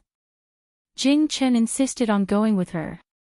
Seeing that he was in good spirits today, Yushu agreed. They asked for directions and found a small shop. Yushu bought a bagua mirror, a small tripod, a handful of incense, a circle of red thread, and other miscellaneous items. She also found a small bag of old glutinous rice in a grain shop. The total cost was less than 20 taels of silver. Back to the haunted house, Yushu took the small bag of glutinous rice and sprinkled it in front of the doors and windows of the 3 rooms. She tied the bagua mirror with a red string and hung it in front of the door of the east room, which was the room where the scholar was hanged. She dug half a cauldron of soil in the corner of the yard and added a handful of incense. She smoked the incense and only placed it in front of the door of the west room. Qing Zheng told her many ways to deal with a haunted house. It was not difficult to deal with a house like this that was only full of yin qi and had no bloody light. The old glutinous rice could drive away evil spirits, and the bagua mirror could eliminate yin. As for the incense, it was not for the dead, but for the Lord of the Earth. Tomorrow, she would add a bath of Yuanyang boy's urine and bury the tripod under the house. It could be used to guard the house and restore the previous feng shui. Although this was the first time she changed the feng shui of a house, she was very sure that it would succeed. Otherwise, she would not have bought it in one go. It was not because she was confident in herself, but in Qing Zheng. Basically, everything the old man taught her was reliable. Moreover, there was Jing Chen as a censor. She would know whether it was successful or not. Yushu was very relieved. After finishing all this, she packed up and was about to leave with Jing Chen. Jing Chen gestured with his hand, "Is this enough?" Yushu smiled, "Not yet. I have to bring Xiaoxiu here tomorrow." Jing Chen was confused. Yushu didn't want to tell him that Yu Xiaoxiu had soaked in virgin urine, so she just laughed it off and didn't explain. The two of them returned to the inn. When Yu Xiaoxiu heard that Yushu had bought a new house, he couldn't wait to see it. However, it was already late, so he could only wait until the next day. Xia Mingming came back late, just like yesterday. She didn't throw a tantrum like yesterday, but her complexion was even worse than yesterday. She silently ate her dinner and went next door alone.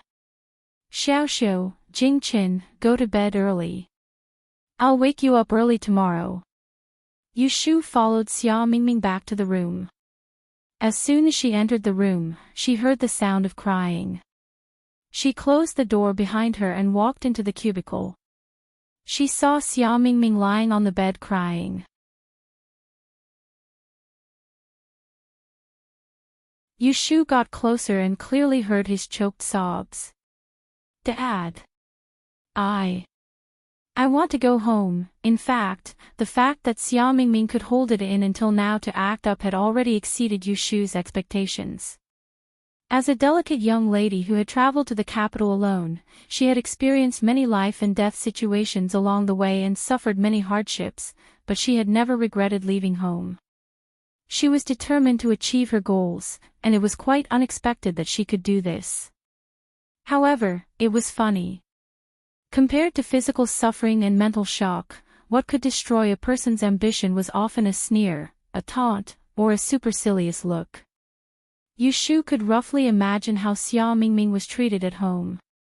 Although she called herself a waste, she had a pampered body and a naive and willful temper. How could she not be pampered and raised without anyone's care? In a place like Parent Training Hall, there were many people who stepped on the high and flattered the low. Xia Mingming had no one to rely on and refused to submit, so how could she not be looked down upon and not be pushed aside? The fickleness of human nature, this was the first time this young lady had personally experienced it. Yushu secretly sighed and sat next to her. She patted her back and said, "Today I got a bargain and saved some money. If you want to go home, I'll find an escort agency to send you back." Xia Mingming's crying suddenly stopped. She took a deep breath and turned her head. Her red eyes looked at Yushu pitifully. "Why are you so good to me? How have I been good to you?" Yushu asked back. Xia Mingming wiped her tears and sat up. She stretched out her fingers and counted, "You saved me on the boat. You didn't leave me behind when we were escaping. You took care of me in the forest. You even took me to the capital and taught me the art of 6 lines. Now you're even willing to pay to send me home. Aren't you good enough to me?" Xia Mingming's beautiful little face was full of gratitude, dependence, and even a trace of admiration.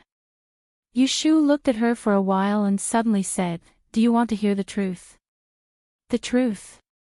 Yushu got up from the bed and crossed her arms. She looked down at her with a slightly cold expression. "On the boat, I did it to protect myself and saved your life. I took care of you in the forest and took you with me because I pitied you. I taught you the art of 6 lines on a whim. As for sending you home now, it's because I feel that you won't be able to pass the Dian exam. How many good people do you think there are in this world? If it weren't for the fact that you're a young lady from a big family and can repay me in the future, why should I help you when you're not related to me?" Hearing Yushu's cold words, Xia Mingming's beautiful eyes were instantly filled with tears again. She looked at Yushu in disbelief and her teeth were about to break her lips. "What, you can't stand this little bit of harsh words?" Yushu sneered, "I despise girls like you who only know how to cry the most. If you can't stand being wronged, you learn to be successful. You can't even get a recommendation letter, and you still dare to talk nonsense about passing the Dian exam. How ridiculous. If I were you, I would have gone home with my tail between my legs. How could I stay here so shamelessly? You. Xia Mingming was so angry at Yushu that her whole body was trembling. Seeing her disdainful eyes, her face turned green and red, and her heart suddenly burst into flames. Forgetting her sadness, she gritted her teeth and sat up from the bed. Stiffening her neck, she growled at Yushu, "If you want to force me to leave, then I won't leave. I will get a recommendation letter and pass the Dian exam. At that time, let's see if you still dare to look down on me. Just you wait." Yushu raised her hand to wipe the spittle off her face and calmly said, "Then I'll wait and see." Humph. Xia Mingming sat back on the bed and turned his head away from Yushu, to sulk by himself. Yu Shu pursed her lips and turned to go to sleep. The next morning, at breakfast, Yu Xiaoxiu and Jing Chen noticed something was wrong.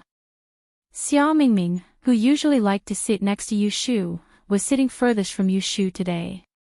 During breakfast, not only did he not attentively put food or soup for Yu Shu, he did not even take the initiative to say a word. After eating, he put his bowl down on the table. "I'm full, I'm leaving. Be careful on the road," Yu Shu unhurriedly reminded him. Walking to the door, Yan Mingming paused and quickened his pace to leave. Yu Xiaoxiu was puzzled and nudged Yu Shu with his elbow. "What's wrong with her? Did you sleep well last night?" Yu Shu made up a story. "Hurry up and eat.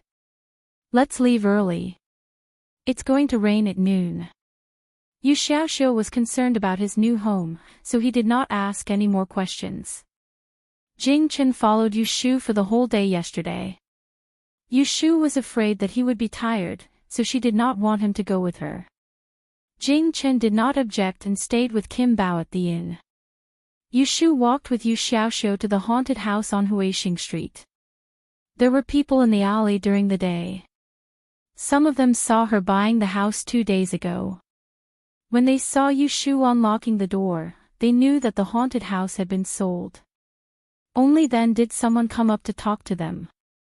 Yu Shu greeted them generously and said that the house would be moved after a while. The aunties in the neighborhood were busybodies. After a few words, they vaguely mentioned that the house was not good. Although it was hindsight, Yu Shu still thanked them and let them go. She borrowed a hoe and shovel from the new neighbor and dragged Yu Xiaoxiu, who could not help but poke his head into the yard, into the house. She closed the door tightly and pulled him to the door of the west house.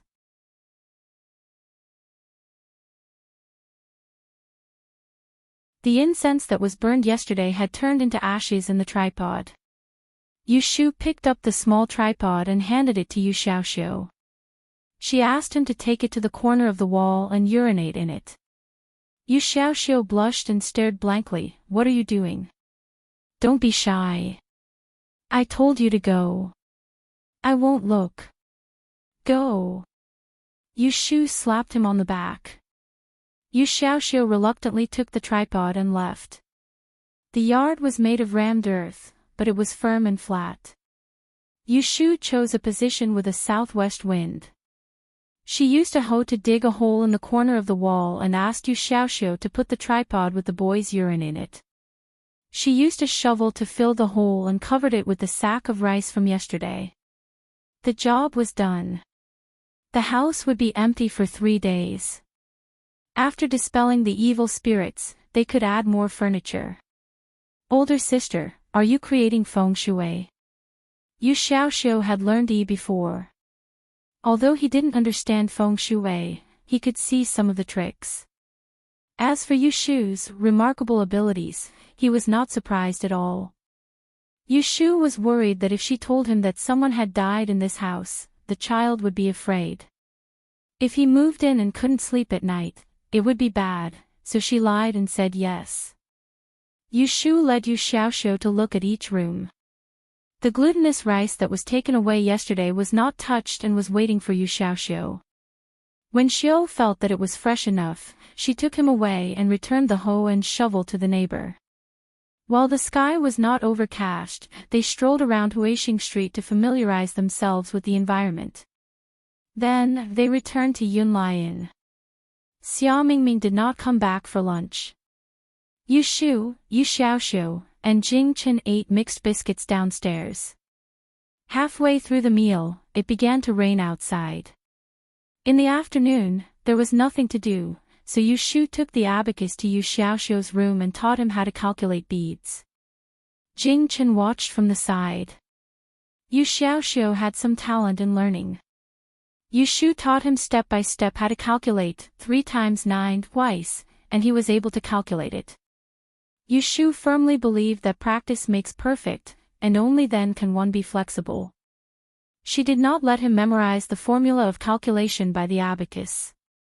However, under Yu Xiaoxiu's request, she still found a pen and paper to write it down for him. Yu Xiaoxiu looked at Yu Shu's dog crawl on the paper, which was even worse than when she was in Yang City. He said with a face full of disgust, "Can't you write it more neatly?" Yu Shu stretched out her hand and knocked his head. "It's good enough that I wrote it for you. Who can read what you write clearly? Open your eyes wider and look at it." The siblings bickered. Jing Chen silently picked up the brush that Yu Shu had thrown aside. He dipped it in ink, rolled up his sleeves, and lowered his head to write on a clean piece of paper. Yu Xiaoxiu was the first to notice Jing Chen's action.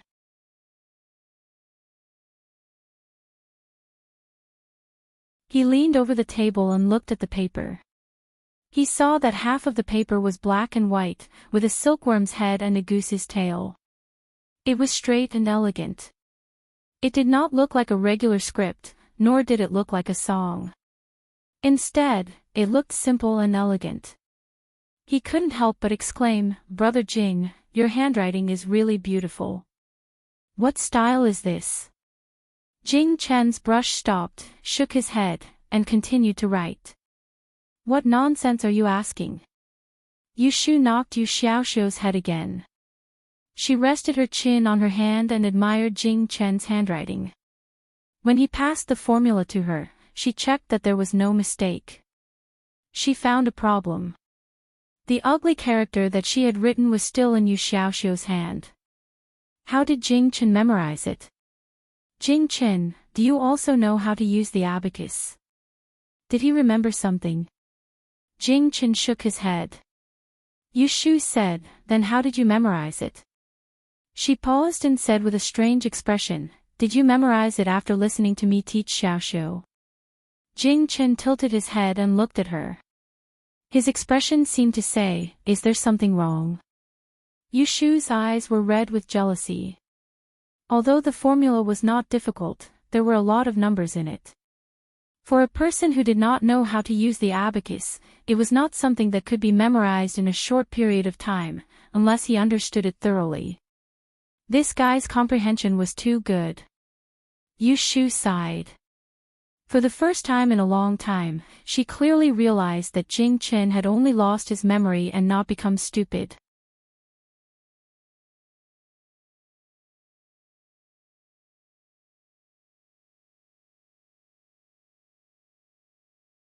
Chapter 146. Because of Jing Chen's performance, Yu Shu was too embarrassed to ask him to sit in again. So she taught him and Yu Xiaoxiu together. The three of them spent the whole afternoon around an abacus. Jing Chen understood it immediately. By the time Xia Mingming walked in from the outside with an umbrella, he was already able to calculate the abacus correctly. On the other hand, Yu Xiaoxiu, who shared the abacus with him, was several steps behind him. "I'm back." Xia Mingming's face was still sullen, but she didn't deliberately ignore him like she did in the morning. She greeted him in a muffled voice. Yu Shu looked at the umbrella in her hand and thought that this girl wasn't stupid. She didn't get wet in the rain and still bought an umbrella. Xia Mingming quickly glanced at Yu Shu and sat down at the empty seat at the table. She looked at Yu Xiaoxiu, who was working on the abacus, and picked up the paper on which Jing Chen had memorized the abacus. She looked at it and said in surprise, "This is ancient script. Who wrote it?" Her eyes skipped from Yu Shu to Yu Xiaoxiu's face and finally fell on Jing Chen's face. She asked in surprise, "You wrote it? Why do you know how to write ancient script?" She had seen Yu Shu's dog crawl calligraphy many times. The strength of the writing didn't seem like it could be written by someone of Yu Xiaoxiu's age. Thinking about it, it could only be Jing Chen. In the face of this question, Jing Chen did not respond. She neither nodded nor shook her head. Just as Xia Mingming was about to ask again, Yu Shu pulled the paper out of her hand and angrily interrupted, "Why not? I know how to write." "All right, I'm hungry. Let's go downstairs and eat." Then she urged the three of them to go downstairs. She walked at the back and folded the words written by Jing Chen and stuffed them into her arms. It was not difficult for Yu Shu to find out that Jing Chen's handwriting was good because of Xia Mingming's shout just now. Maybe it would reveal his origin. Yu Shu didn't intend to let Xia Mingming know Jing Chen's origin, including the fact that he was actually a Taoist. It had nothing to do with trust.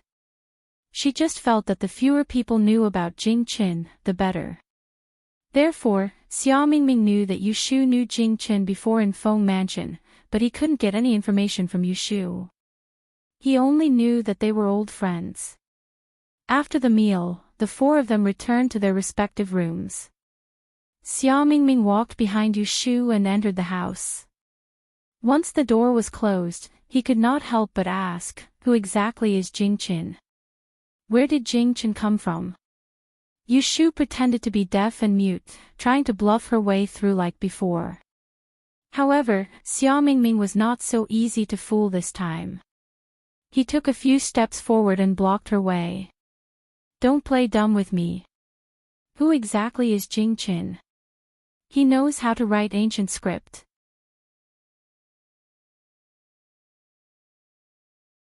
As far as I know, only the Taoist priest from Longhu Mountain can use this script. Is he from Longhu Mountain? No, he is a Taoist priest. Xia Mingming was stunned by his own guess. If Jing Chen was really a Taoist priest from Longhu Mountain, combined with his current experience, the situation was not trivial. Hearing Xia Mingming's accurate guess, Yu Shu scolded in her heart, why didn't I see her so smart usually? She replied, how could it be? He is from Jintong. Don't fool me. Xia Mingming was a little excited and said, do you know that if he is really a Taoist priest from Longhu Mountain, you should immediately send a letter to his sect and ask someone to pick him up. Send him to the Taoist temple in the capital first, find someone to treat his wounds, and wait for his sect to pick him up. What do you mean by keeping him here? When his sect comes to find him and finds out that you have hidden him, you will get yourself into trouble, do you know that? Xia Mingming firmly believed that Jing Chen was a Taoist priest from Longhu Mountain, and subconsciously thought that Yu Shu's sheltering of Jing Chen was her selfishness. The people of this dynasty had a deep-rooted respect for Taoists, especially for Taoists who came from a treasured place like Mount Longhu. From Xia Mingming's point of view, Yu Shu's failure to report what she knew was a form of disrespect and neglect. If others found out about it, it would be disastrous. Yu Shu was annoyed by her argument. If she could send Jing Chen back, did she think she didn't want to? But now, she didn't even know why Jing Chen was plotted against. If she pushed him out rashly, it might put him in danger again. Moreover, with Jing Chen's inexplicable constitution, how could she just push him to an outsider? Thinking of this, Yu Shu pulled a long face and said to Xia Mingming gloomily, I know better than you what kind of person Jing Chen is.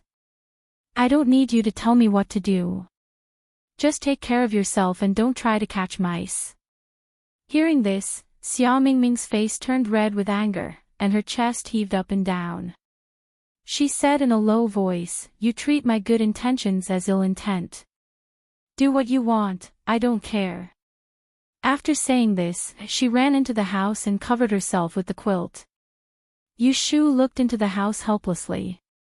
Of course, she knew that Xia Mingming was thinking for her, but there were some things that she couldn't say clearly to her. This was the only way she could stop her from asking too much. Xia Mingming lay on the bed, grabbing the pillow angrily and feeling wronged.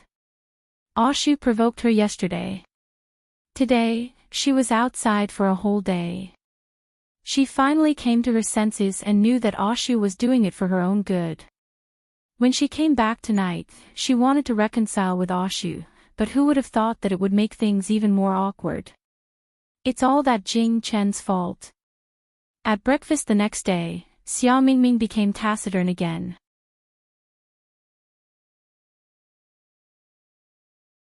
She ignored everyone except Jing Chen, who was stared at by her for no reason. Yu Xiaoxiu looked at her strangely. After Xia Mingming left, he asked Jing Chen, Brother Jing, how did you offend her? Jing Chen shook his head blankly. He didn't remember any communication between him and Xia Mingming. After a night, Yu Shu's mood wasn't bad. After breakfast, she took Yu Xiaoxiu out. As usual, she left Kim Bao to accompany Jing Qin. There was also an abacus to relieve his boredom. When they reached the street, Yu Xiaoxiu saw Yu Shu leading him in the opposite direction of Huixing Street. He asked, "Where are we going?" "To find a way to make money." Yu Shu's idea was very simple. There must be a place similar to Yiyang City's Wanxiang Street in the capital. There were many people who went there to seek fortune-telling. She planned to find a place and set up a fortune-telling stall to tell people's horoscope. Starting from a business that didn't require any capital, she could at least take care of food and clothing first. Setting up a fortune-telling stall was not just to make a living.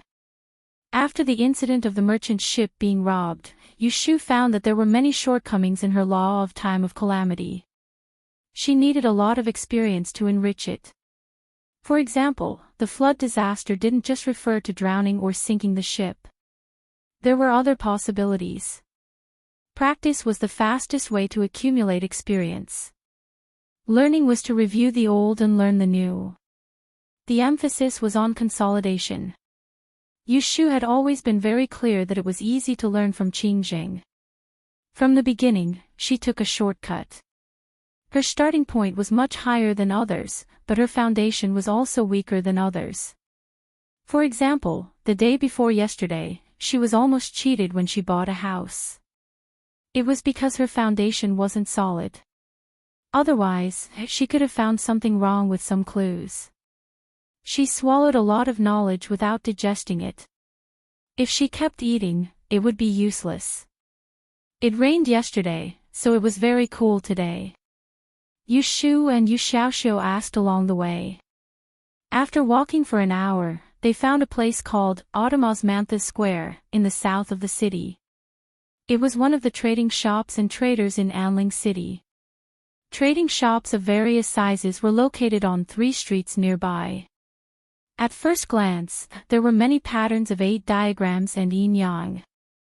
There was a memorial arch in the middle of the street. The uneven buildings were a little old, and the bricks and tiles were a little old. This place was not as neat as Yiyang City's Wanxiang Street, but there were many passers-by. In addition to the trading shops, there were restaurants, tea houses, and gambling houses on the street. On both sides of the street, there was no lack of people who set up stalls to do fortune-telling. There were also some peddlers who sold small items.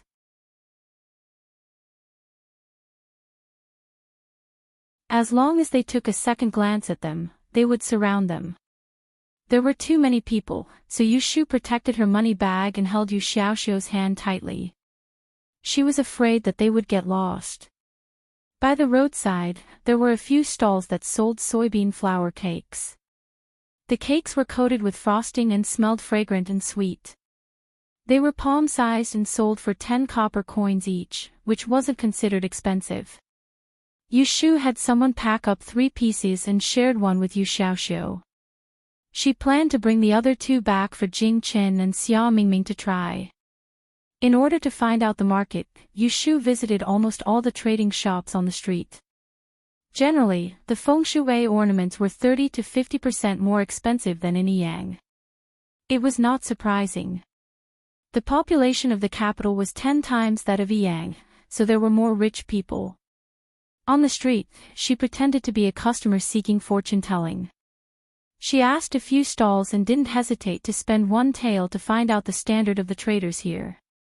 The result made Yu Shu feel rather complicated. There were people who put up flags on the street.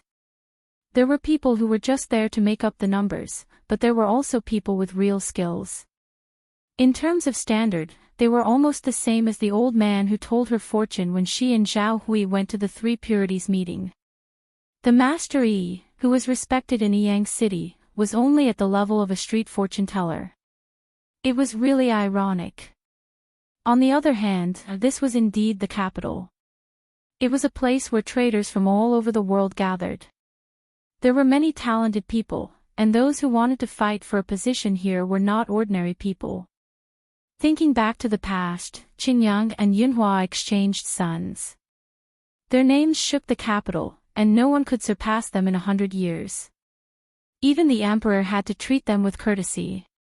How amazing and incomparably glorious they must be. Yu Shu looked at the endless stream of people on the street. Hearing the voices of people asking for fortune and smelling the faint fragrance of sandalwood, she suddenly felt her blood boil.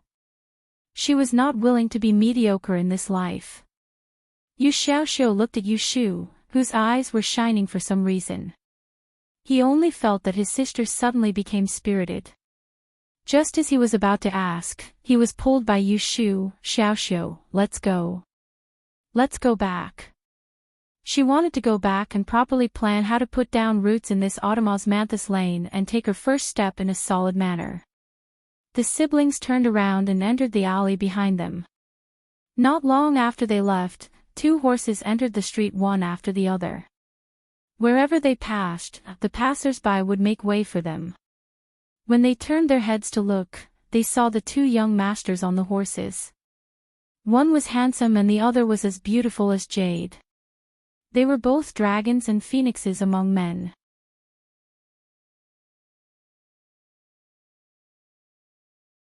The people on the horses talked as if there was no one around. You said you would bring me here to drink good wine. Is this the place?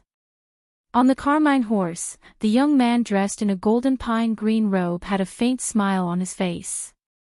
His voice was unhurried, and the hair on his forehead covered a small scar that was half an inch long. You're tuning in to the LoveLore Library YouTube channel.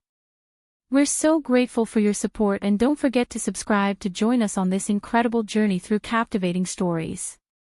Your generosity through donations truly makes a world of difference, as it's the primary source of revenue that allows me to expand and enhance this channel for you. Thank you from the bottom of my heart for being a part of this adventure.